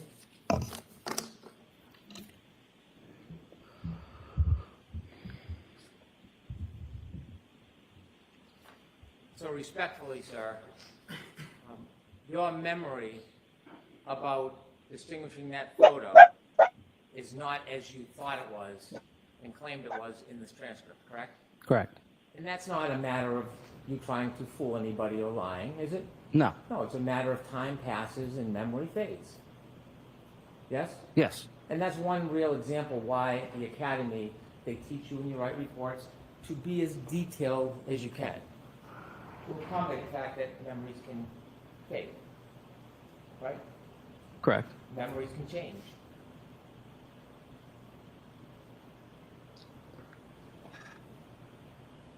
I know what I saw, and that wasn't it. Well, that's not what I'm asking you, because you just testified that under oath you had looked at that photo and distinguished it. But that's not accurate, is it? No. And so it's not a matter of you perjuring yourself or lying, it's a matter of difficulties with memory, wouldn't you say? Yeah. Correct. And you share those same difficulties with memory as many other witnesses. Objection. Sustained. You have, as is human nature, difficulties with memory at times, correct? Correct. And so that very certain memory you had about your testimony last year, fair to say that never happened. Correct. You were simply mistaken, weren't you? Or something more, please tell me. Correct. What happened? His memory. He's questioning him on his memory. When you met with the attorneys in Boston, what'd you talk about? It was just I don't remember. way for them to meet with me and see me face to face, and then ask me how I would be subpoenaed, who would they need to send a court summons to, what my schedule was like coming up in the next month, months. Those things all could have been accomplished by phone, correct? Could have. So the face-to-face meeting, what did you talk about? Oh, Hank, you fucking. I'm going to allow it. Oh my God. What did you talk about? Excuse me. So that, okay. Over here. What did you Sidebar. talk about? What number? Where are we at? Isn't that attorney? I mean, what is this shit? What are we doing? Oh, hey, Carl. What's going on, buddy? Look at her shaking her head and shit. Clueless. There are. Listen, that's nature's reason right there. Nature's natural selection. You're looking at it. I don't understand. Like, why are they all happy and stuff?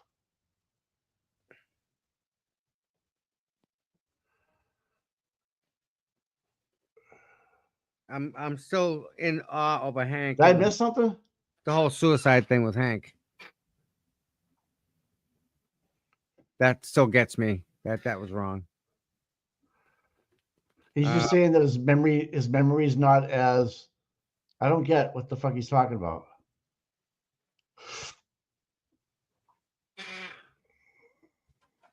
All right.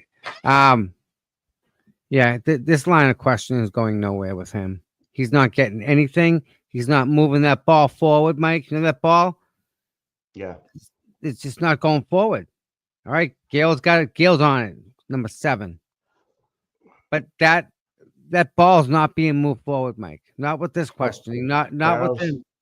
well, Barrows testified he mentioned the photo in last trial, but he didn't. So what? I don't get. The jury's still going to buy it.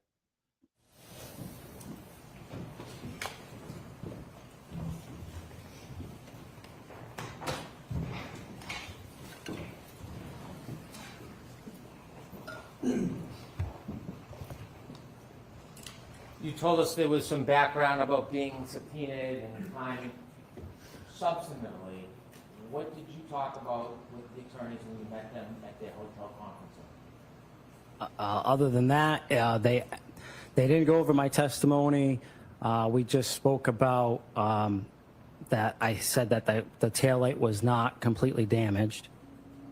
Okay. Did you get into any detail about the conversation about your testimony today? No, When did you meet with them? I don't have the date. Last year, this year? I don't have the date. I don't recall the date. I'm not looking for a date, just the general year frame. Last year, this year? I don't have the date. Probably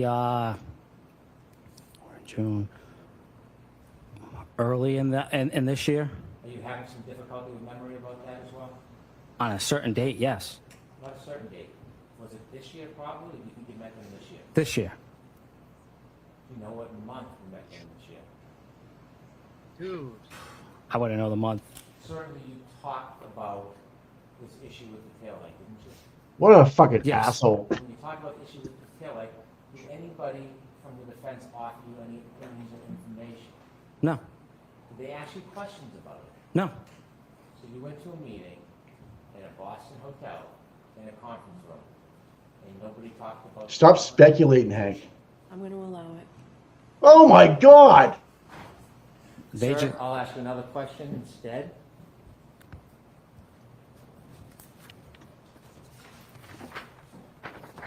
Come on, Nick. Have you had an Let's go, Nick. opportunity to see other evidence of that taillight being damaged that morning before you saw it?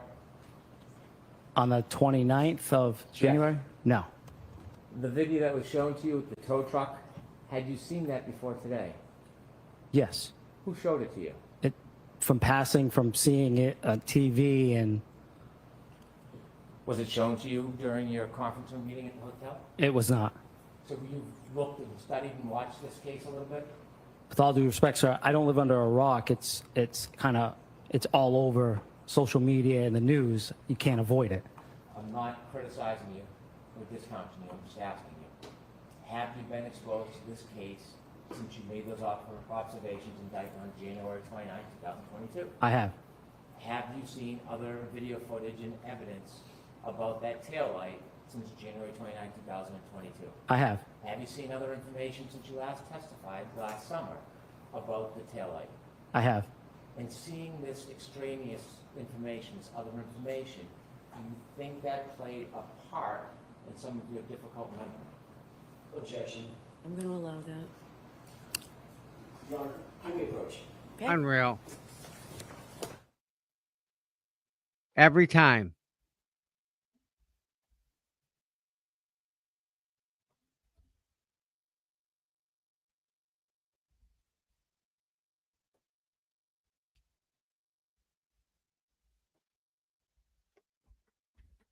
Every time.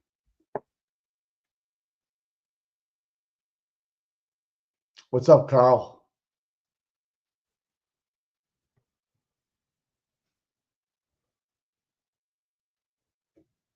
I think that lady should be thrown out of the off of the O'Keefe side for doing what she just did in the last sidebar, laughing and rolling her eyes and all that other shit. She was what a horrible person. Make a fix, trying to make fun of somebody, maybe. Do you hear what I guess Brennan just said to Barrows, like over here, to look over here, like you know what I mean? Like a dog, like Yeah. a command, like over here. You've seen Wow. You've seen quite a bit of information about this case and the issue regarding the taillights since you first made the observations back in 2022. Wouldn't that be fair to say? Would be fair to say. And based on all the additional information you've read and seen, would you agree it's had some effect on your memory? I guess. No, I don't want you to guess. Huh. You testified that you made explanations at the last trial that you didn't make, right? Correct. You had a memory as you testified in direct examination under oath, and you tried your best about things that just didn't happen, right? Right. Would you agree that you have some difficulty with your memory? I'd agree. I want to show you some evidence of that taillight before you had a chance to see it in Dayton. If we could have the ring. Oh, video we have of actually have a 7:58. before picture.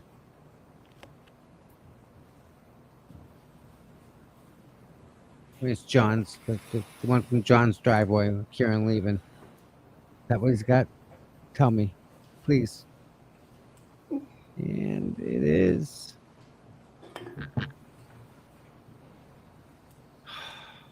Yeah. Have you seen this video before, sir? I have. Wow, Mike.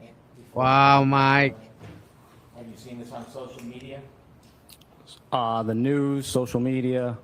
Has anybody else shown you this video? No. How many times do you think you've been exposed to this video?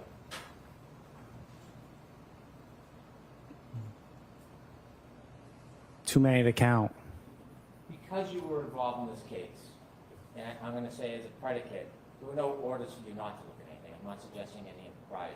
But because you were involved in this case and issues regarding the taillight, do you think you had a particular interest when things like this came on TV and social media to take a look to compare it to your memory? Did I have a Yes. particular interest? No, I didn't follow this case But you've seen this many, many times.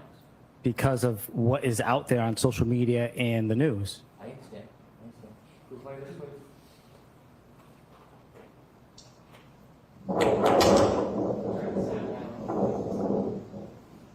Thank you.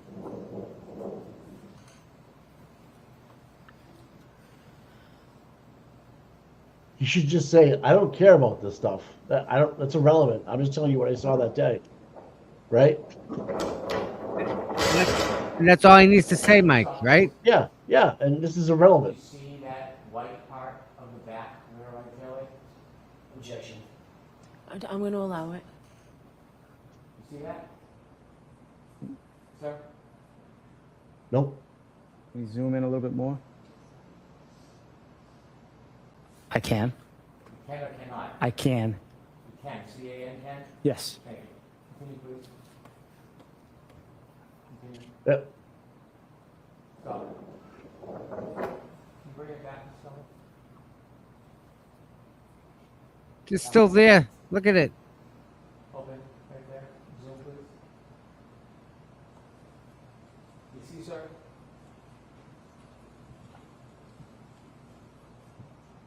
That looks like a snowflake.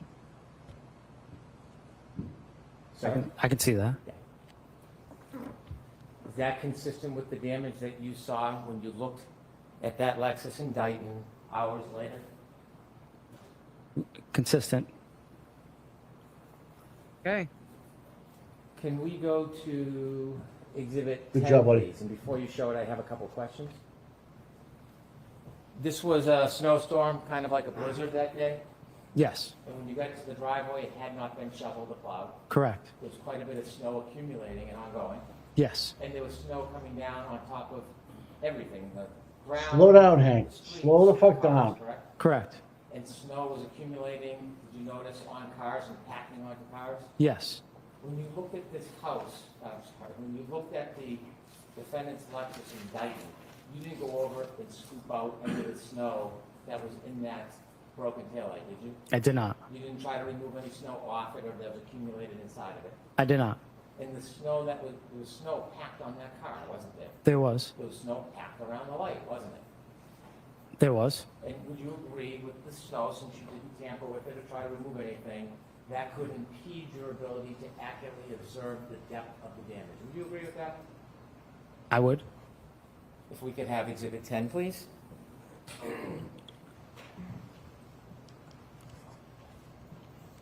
that appear to be the same Lexus you looked at when it was in Dayton? And it's a far view, so I don't want you to guess. If you're not sure, you can tell me. I wouldn't be able to tell you. I can't. Okay, Exhibit 11, please. Can you take a look to the right? You see that right? How do we know? I can't tell you if it's the same one. There's no license plate. I can. Missing, yes? Looks like snow is packed on it. Does it look like there's a red tail light there? Does not. This is before you saw the car in Dayton? Do you know that, or you wouldn't know that? That doesn't look like the Reed's driveway. Do you know if this photograph was taken before or after you made your observations in Dayton? I do not. The right Good rear answer. tail light and the missing parts of it, is that consistent with what you saw around 3:27 on January 29, 2022? Yes. I have no further questions. Okay, lights on, please, Mr. Jackson. Thank you, Your Honor. I'll be brief. I think he did fine. I think he did good. He did good, Mike. He did. Yeah. Sergeant,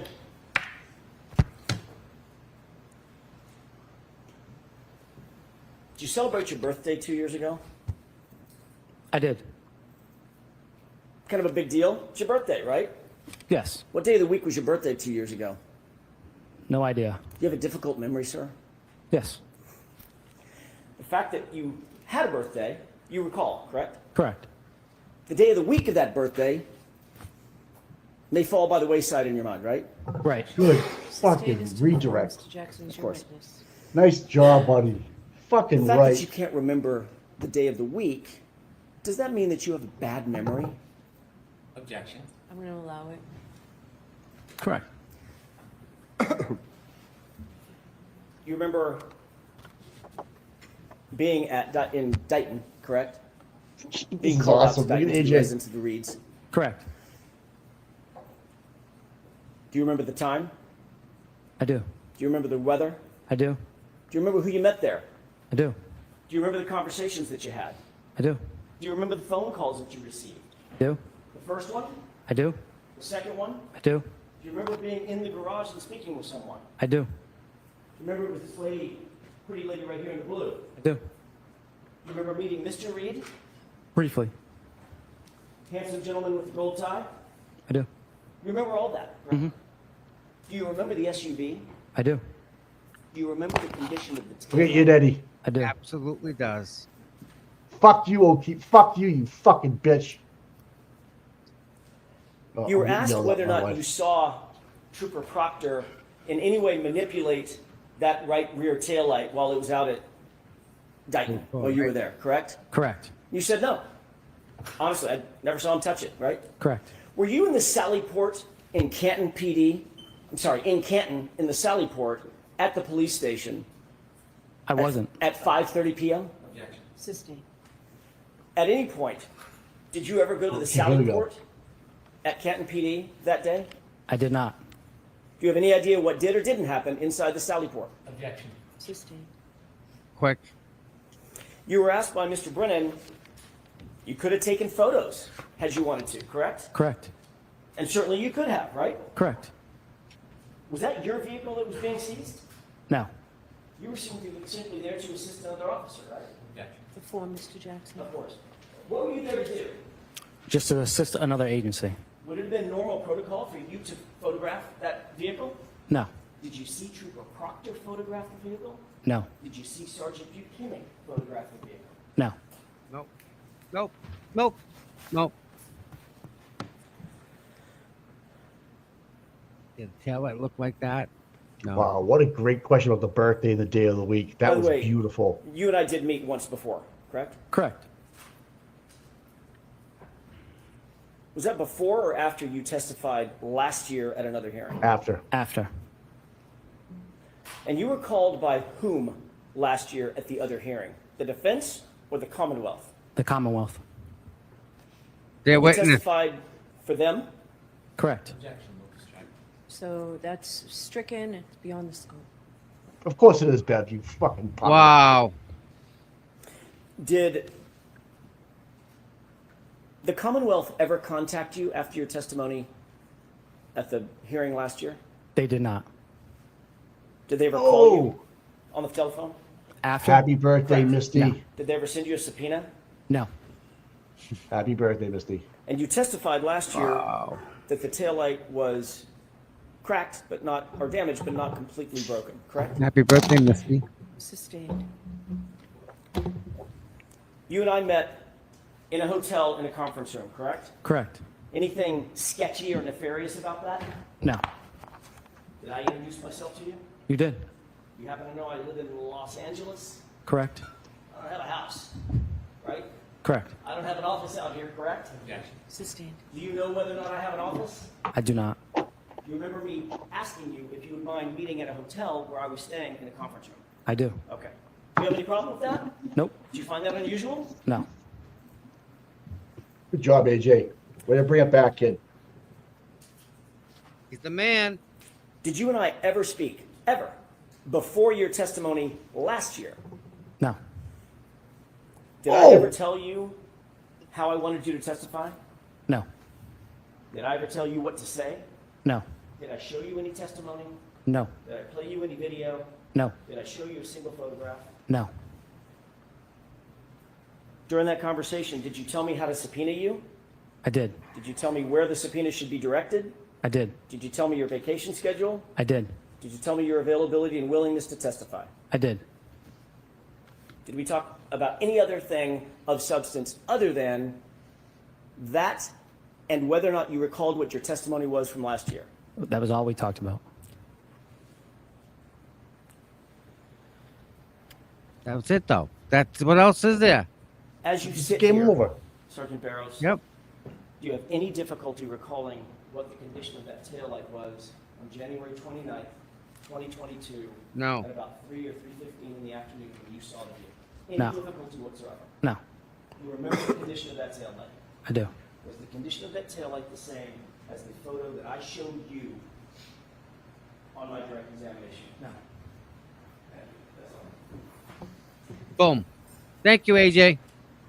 You would agree that your memory has changed since last time you testified in this courthouse? Yes. Yes.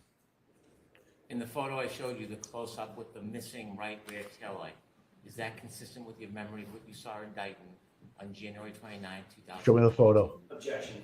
I'm going to allow it. It was opened That's up. not evidence. It was opened up. Is it consistent with what you saw on January 29, 2022? It is. Thank you. All right, Sergeant, you are all set. sir. Thank you. All right, so jurors, I know I need to talk to Full the day. lawyers about a couple of things, so Full this seems day. like a good spot to just. We'll see if they have like a little rebuttal afterwards. Yep. So, Oh, she looks tired. She's same banged up. cautions, please do not discuss this case with anyone. Don't do It's funny, she any goes downhill. Like research, Monday she's here, then she's Yep. into the case. Tuesdays. Keep If going. you happen to see, hear, or read anything about this case, please disregard it and let us know, and be careful with your social media. Remember, tomorrow's a half a day, we'll finish by 1. Tomorrow's Tomorrow's a half day, Tommy. Ladies, Yeah. you know, follow me. Nice. He's banged up. Wow. At the end here, he's discrediting his memory, and he's not going to lie, but when I He looked won't. over at the O'Keefe's and they were all laughing and smirking and shit like that, they thought Hank had it up on him. And then fucking AJ just brought it right back. But 2 years ago, you had a birthday. What day was it on? I don't recall. That was beautiful. Perfect. That's Absolutely. so- 'Cause everybody can relate to that, Mike. Exactly. Yep. Relatable to the jurors, everybody. Yep. Nice job. Yeah. Definitely good job. Lunch lady, see you tomorrow. Jurisdiction, court, please be seated.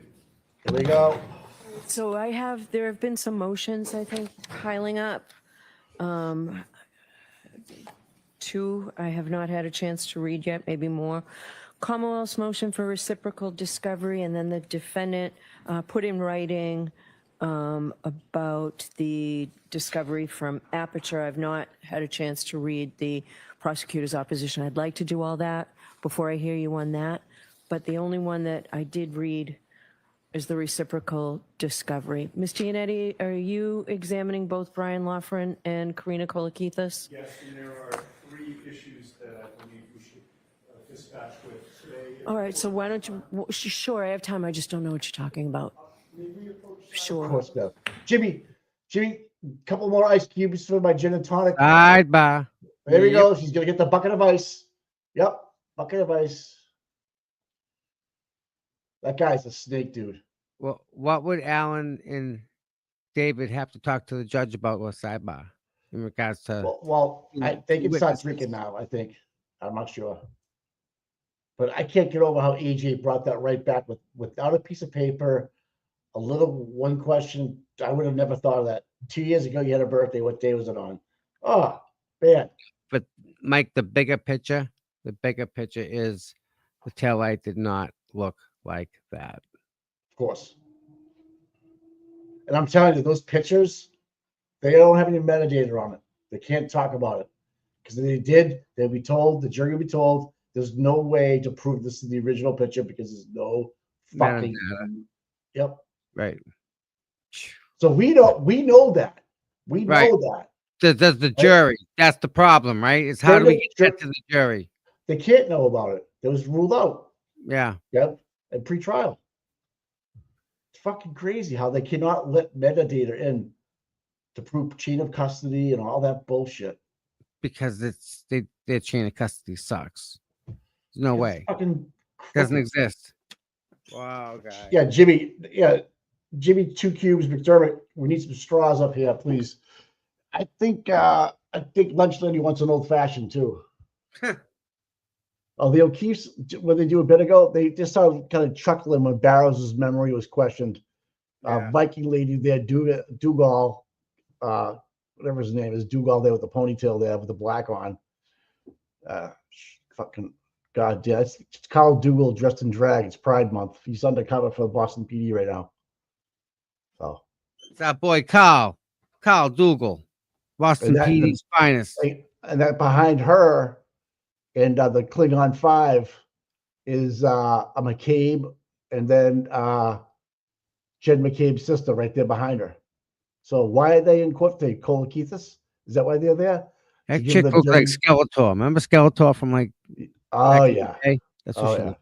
That's who it is. Right. Now, do you think she wears boxers or briefs? I bet you she wears briefs. Yeah, I can see that. Definitely briefs. Like why do you want the world to know that you have a braided a braided ponytail? It's like a girl mullet, what the fuck? See the one next to her with the white on? That's a girl mullet. What are you doing? Even Jim McCabe's sister has a girl mullet. It's crazy. It's Carl Dougal and drag. It's Carl Dougal and drag. Better than a bowl cut. Oh my. What's for supper tonight, guys? What am I having for supper? It's Taco Tuesday. No, something else. Well, that Carl Dougal's having a taco. Yeah, good luck with him. Right. And they're all laughing during Barrows and stuff, They're the wrong people to be laughing. Klinger stage 5 there does not deserve to be there anymore. She dated John at one point, right? Put the little McCabe up front, Come on. Switch it up. Looks like Mrs. O'Keefe is taking a dump. Reading her phone. Look at her. And where was it? Jesus Christ. These fucking people. Mike, they all sleep well at night. Well, the penny thanks for the membership, man. Yes, the membership. Yeah, Thank you guys for the memberships. Tara Carey can get a job. Yeah. Look at her. Renee, Thank you, Renee, for that. And thanks, man. gifted membership, another gifted membership. Thank you so much. You guys are great. Tara, Literally, you just fucking look at her, fucking Galvin in the back there from Canton, Mass. Fucking cock. Your husband's a cock too. 5 foot nothing, 100 and nothing pounds. Yeah, Jessica. Yeah. You know, she took a guy's leg off on a motorcycle, right? Over the Quincy Bridge, over the bridge in Quincy. She was drunk driving early in the morning. Yep. And Took fucking him out. hit a guy on a motorcycle. They said, yeah, I had a good time last night. We spent time in the jacuzzi. The dogs Nice. were outside. I made dinner. Yeah. Yeah, they all drink themselves to sleep at night. They're waiting for that check to come in from the civil suit that's never gonna fucking happen. Like Turtle Boy says, I am waiting for them to fucking file a civil lawsuit. That would be my fucking wet dream. Right? There's SD. How you doing, SD?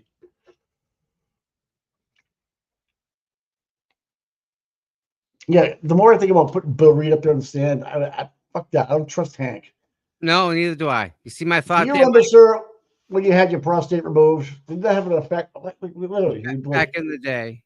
Yeah, Bev would just open it up to whatever the fuck you want to ask him. Go ahead. Yeah. Now I can see here, you've said you've never cheated before, but I see here that you put down a 4 when you had a 5 when you played back 9 at the Cape Club. Right. Yeah, that's the kind of shit you bring up. Is this your signature on this golf card right here? Well, yeah. Well, it says here you bogeyed the hole where you really double bogeyed the hole, right? What the fuck? Lally, I miss you, buddy. I'm not gonna lie, Lally, I miss you. What if And that was anything? Barrows was the prosecution witness. Last time he sure was. They had What was open that? access to him, and they never reached out. Lally's like, yeah, that was me, but I thought I was gonna go a little different. That's why I'm riding shotgun this time. If they didn't waste their time with Aiden, maybe they'd get somewhere. But no, too busy. Oh yeah, doing trying that to put to him. Eden in jail and all that bullshit. Yeah. We got Jim's over there going taking drink orders. What do you guys need? All right, yeah, you okay? I'll meet I you right got up the you. back side of the deck. Yeah, I You guys got want to go cups? Okay, to go cups. You got you. Check. Fucking Jimmy's Ordered. probably the biggest cuck of them all. Yeah, Jessica Fritz. Mike was talking about that, about missing Lally. Yeah. Oh, yeah, yep. Yep.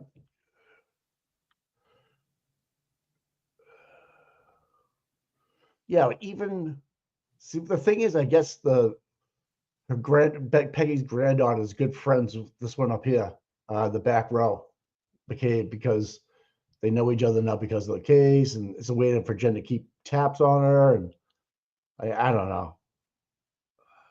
Yep. Yeah, Exactly. that's Carl Dougal. It's Exactly. Carl Dougal. Bobby Smith. That's Carl Dougal the drag up there, so you guys know. It just came out on. Do you guys follow Sniffies? It's an app. No. That Auntie Deb told me about. It's called Tell Okay. you who's ready to rock and roll right around your neighborhood and stuff. This fucking cock right up here with the ponytail. It's Carl Dougal. He's on there. He's up there. He's on Snippy. He's on Snippy. How Gross. Can you imagine his profile?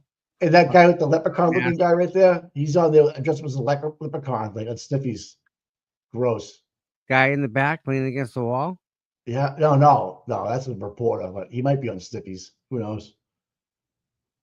Oh God. Oh my God. Yeah, there's people. So I went on Snippy's with Auntie Deb, and I looked around Canton. I couldn't get over how many people are ready to just get it on in our neighborhood, just ready to rock. All you had to do is contact. I swear to God, dude. You kidding me? Really? Swear to God. It's not about even. I don't even care who you are.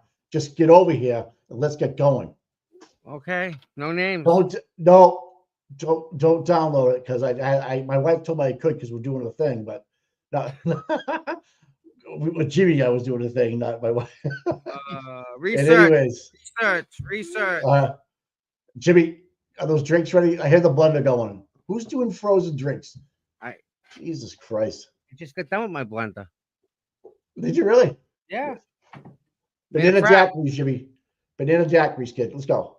Frap. All right. I still can't get over Carl Dougal sat there all day and drag. That's fucking whacked. You're talking about it's Swift. It's Sniffies, not Swipey. It's Sniffy. Snippy. And make sure you use an incognito search. Mode. Yeah. Block your freaking DNS from everybody. Because if you can see them, they can see you. You might get a knock on your fucking door. Hey, I saw you fucking. You were out there looking for some sniffies. If you're not ready, I am. Oh my god. Well, yeah, it's Carl Dougal in drag right there with the braided ponytail, the girl mullet, the woman mullet. See all the people in the back? They're all laughing. They're listening to us right now, Tom. Even Gunty. Yeah. Well, that's funny. See, he's probably the gayest guy in there right now. Like fucking guy right here, the white shirt on. He's on Sniffies for sure. No doubt about it. Definitely. I'm definitely there. Yep. He's on Sniffies. Knocked 3 times. And if you have, I was always told you had a blue like porch light, the color blue porch light. You were swingers. You were swingers. You should see how many blue porch lights are. Wait a minute. I thought they were pineapple stuff. Or is that I that don't old? know, That's just I time. don't know, man. They might switch it up. That they just change it based on the month? All yeah. right. You know damn well though. I see tons of blue. It's supposed to be, back the blue line, but it's for sniffies. I'm telling you. That's when you know you have to write. Yeah. Oh, it was red. Okay. Upside down pineapples are the sign. Okay. Yeah, Tom, you were right, buddy. It's pineapples. I thought it was pineapples. That's what it was. Jesus Christ. We have a wealth of knowledge in our chat, Tommy. I'm telling you, we're blessed with that chat. The chat rocks, man. They know everything about everything. They're good.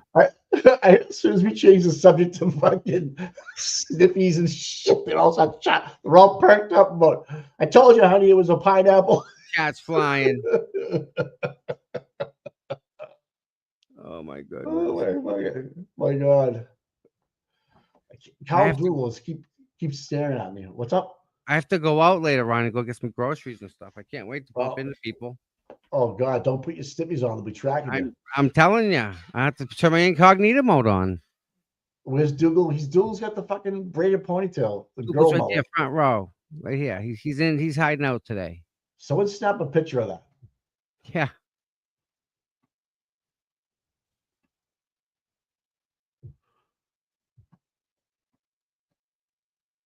Yeah, cop's daughter. I'm sorry, same old story. Cop's daughter. She just saw what we all saw with the taillight. And how Barrow said, yeah, no, it was missing a little piece. Did it look like this? Nope. Oh, sure yeah, didn't. Yeah. You remember? Yep. Yep. There you go, man. guys. That's all you need to know right there. And Yeah, why Dale, we're continuing is bullshit. Tons of pineapples in Canton. Yeah. In fact, there's one in the Canton Police Department. As soon as you walk in, they have an upside down pineapple. There's one of the selectments too. Jimmy, are the drinks ready? 2 cubes. Come on, let's go. That guy right there, he dresses up as a drag right there. The guy with the white shirt. The big He's dude. Like, hey, he's like, we call it, his name is Seabass. Seabass. There you go. Oh, remember That's that gonna guy? That's his new name. That's Seabass. Holy fuck. Oh I can never not see him now. Oh, fuck. Oh, Jimmy 2 cubes. Yeah. Seabass. Yeah, they're a couple. Definitely a couple right there. If you want to meet Seabass, be here at 4:15 in the court bathroom. That's what Jimmy 2 cubes is right now. Seabass is gonna walk in. Oh my god. I can't. I'm hearing that there's a glory hole in the men's bathroom, by the way, during. Oh no. Oh, Don't. I gotta stop, guys. Don't Google that. Do not Google it. I'm getting punchy over here. What are they talking about? What's the lunch order for tomorrow? I don't know, man. Oh, I know. Like it's not a 4-head. That's a 5-head. Oh my god. Most people have a 4-head. That girl has a 5-head. I know. It's a guy. I'm telling you, it was a guy. It's a guy. Yeah, Larry taps his foot in the bathroom. When he's sitting on the toilet, he goes to the right foot. He's got a wide stance, he says. Larry's got that wide stance. And taps it like that. And right? And then he drops a book of matches with his Snitty's account on it. Knocked 3 times. Yes. It's Sidebars. I can't.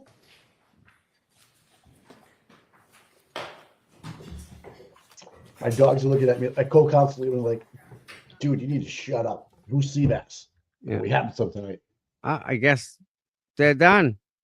That's it? We're not going to get privy to the sidebar? Nothing.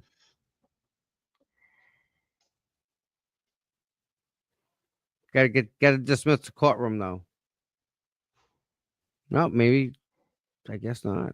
Oh, the juror's already gone. Yeah, but I think you're supposed to wait until the judge leaves chambers. Yeah, there's no respect for Judge Bev.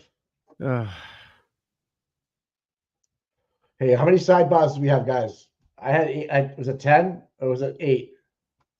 Oh, I called 11. They had 9 or 10. So tomorrow we start off with either Kolakithis or Lucky. Half Or day both. too. Half day. Yeah. Badass. All right. I guess that's Hey. that. What a day. What a piss a day. I think the pendulum definitely swung our way. Well, Mike, we don't need to know no more. Barrows said what he saw. That's it. Tell the truth. In a world full Again. of proctors, be an Officer Barrows. Yep. All right, my friend. I will see you manana. See you in the morning, my friend. I got chat. You guys are fucking great today, man. Love it. Yep. All right, guys, girls, ladies, gentlemen, everyone that's here. Michelle Lynn, $9.99. You both are so funny. You made my day. Oh, thank you so much. We try and help out you guys. You guys help us out. Thank you guys so much for the donations today. Thank you for the support today. Thank you for the memberships. Thank you for viewing me. Just thank you in general. I can't thank you all enough.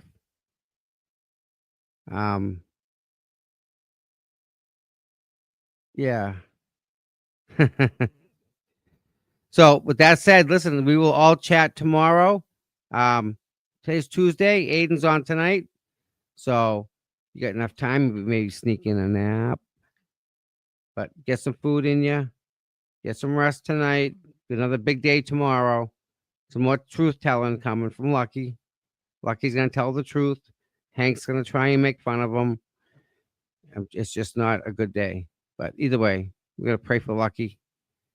And with that said, we all pray for each other. Right? And we'll be here tomorrow. I love you all. You all are great, wonderful, awesome people. Have a good night. Love you guys.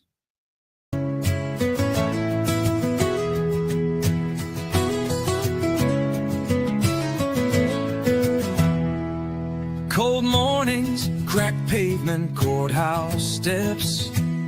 He's there before sunrise while the world still rests.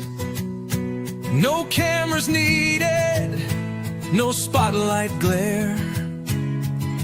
Just a man with a purpose, always standing there. Facing the crowd, but the fight in his veins. Truth in his hands, pushing through the rain. Karen sees him, she knows what it means when you've got boots on the ground and you fight for your dreams. Boots on the ground, day after day, standing for truth in the hardest way. No fame, no glory, just a promise kept.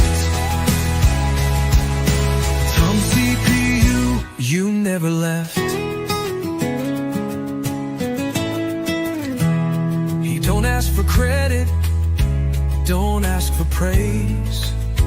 Just fight in the good fight in 1,000 ways. When the cameras fade and the voices die, he's still right there, never asking why. He's got a handshake that you can trust, eyes that don't blink when it comes to us. Karen smiles because she knows it's true. She's got a soldier and his name's CPU. Boots on the ground, day after day, standing for truth in the hardest way. No fame, no hoarding, just a promise kept. Tom CPU, you never left.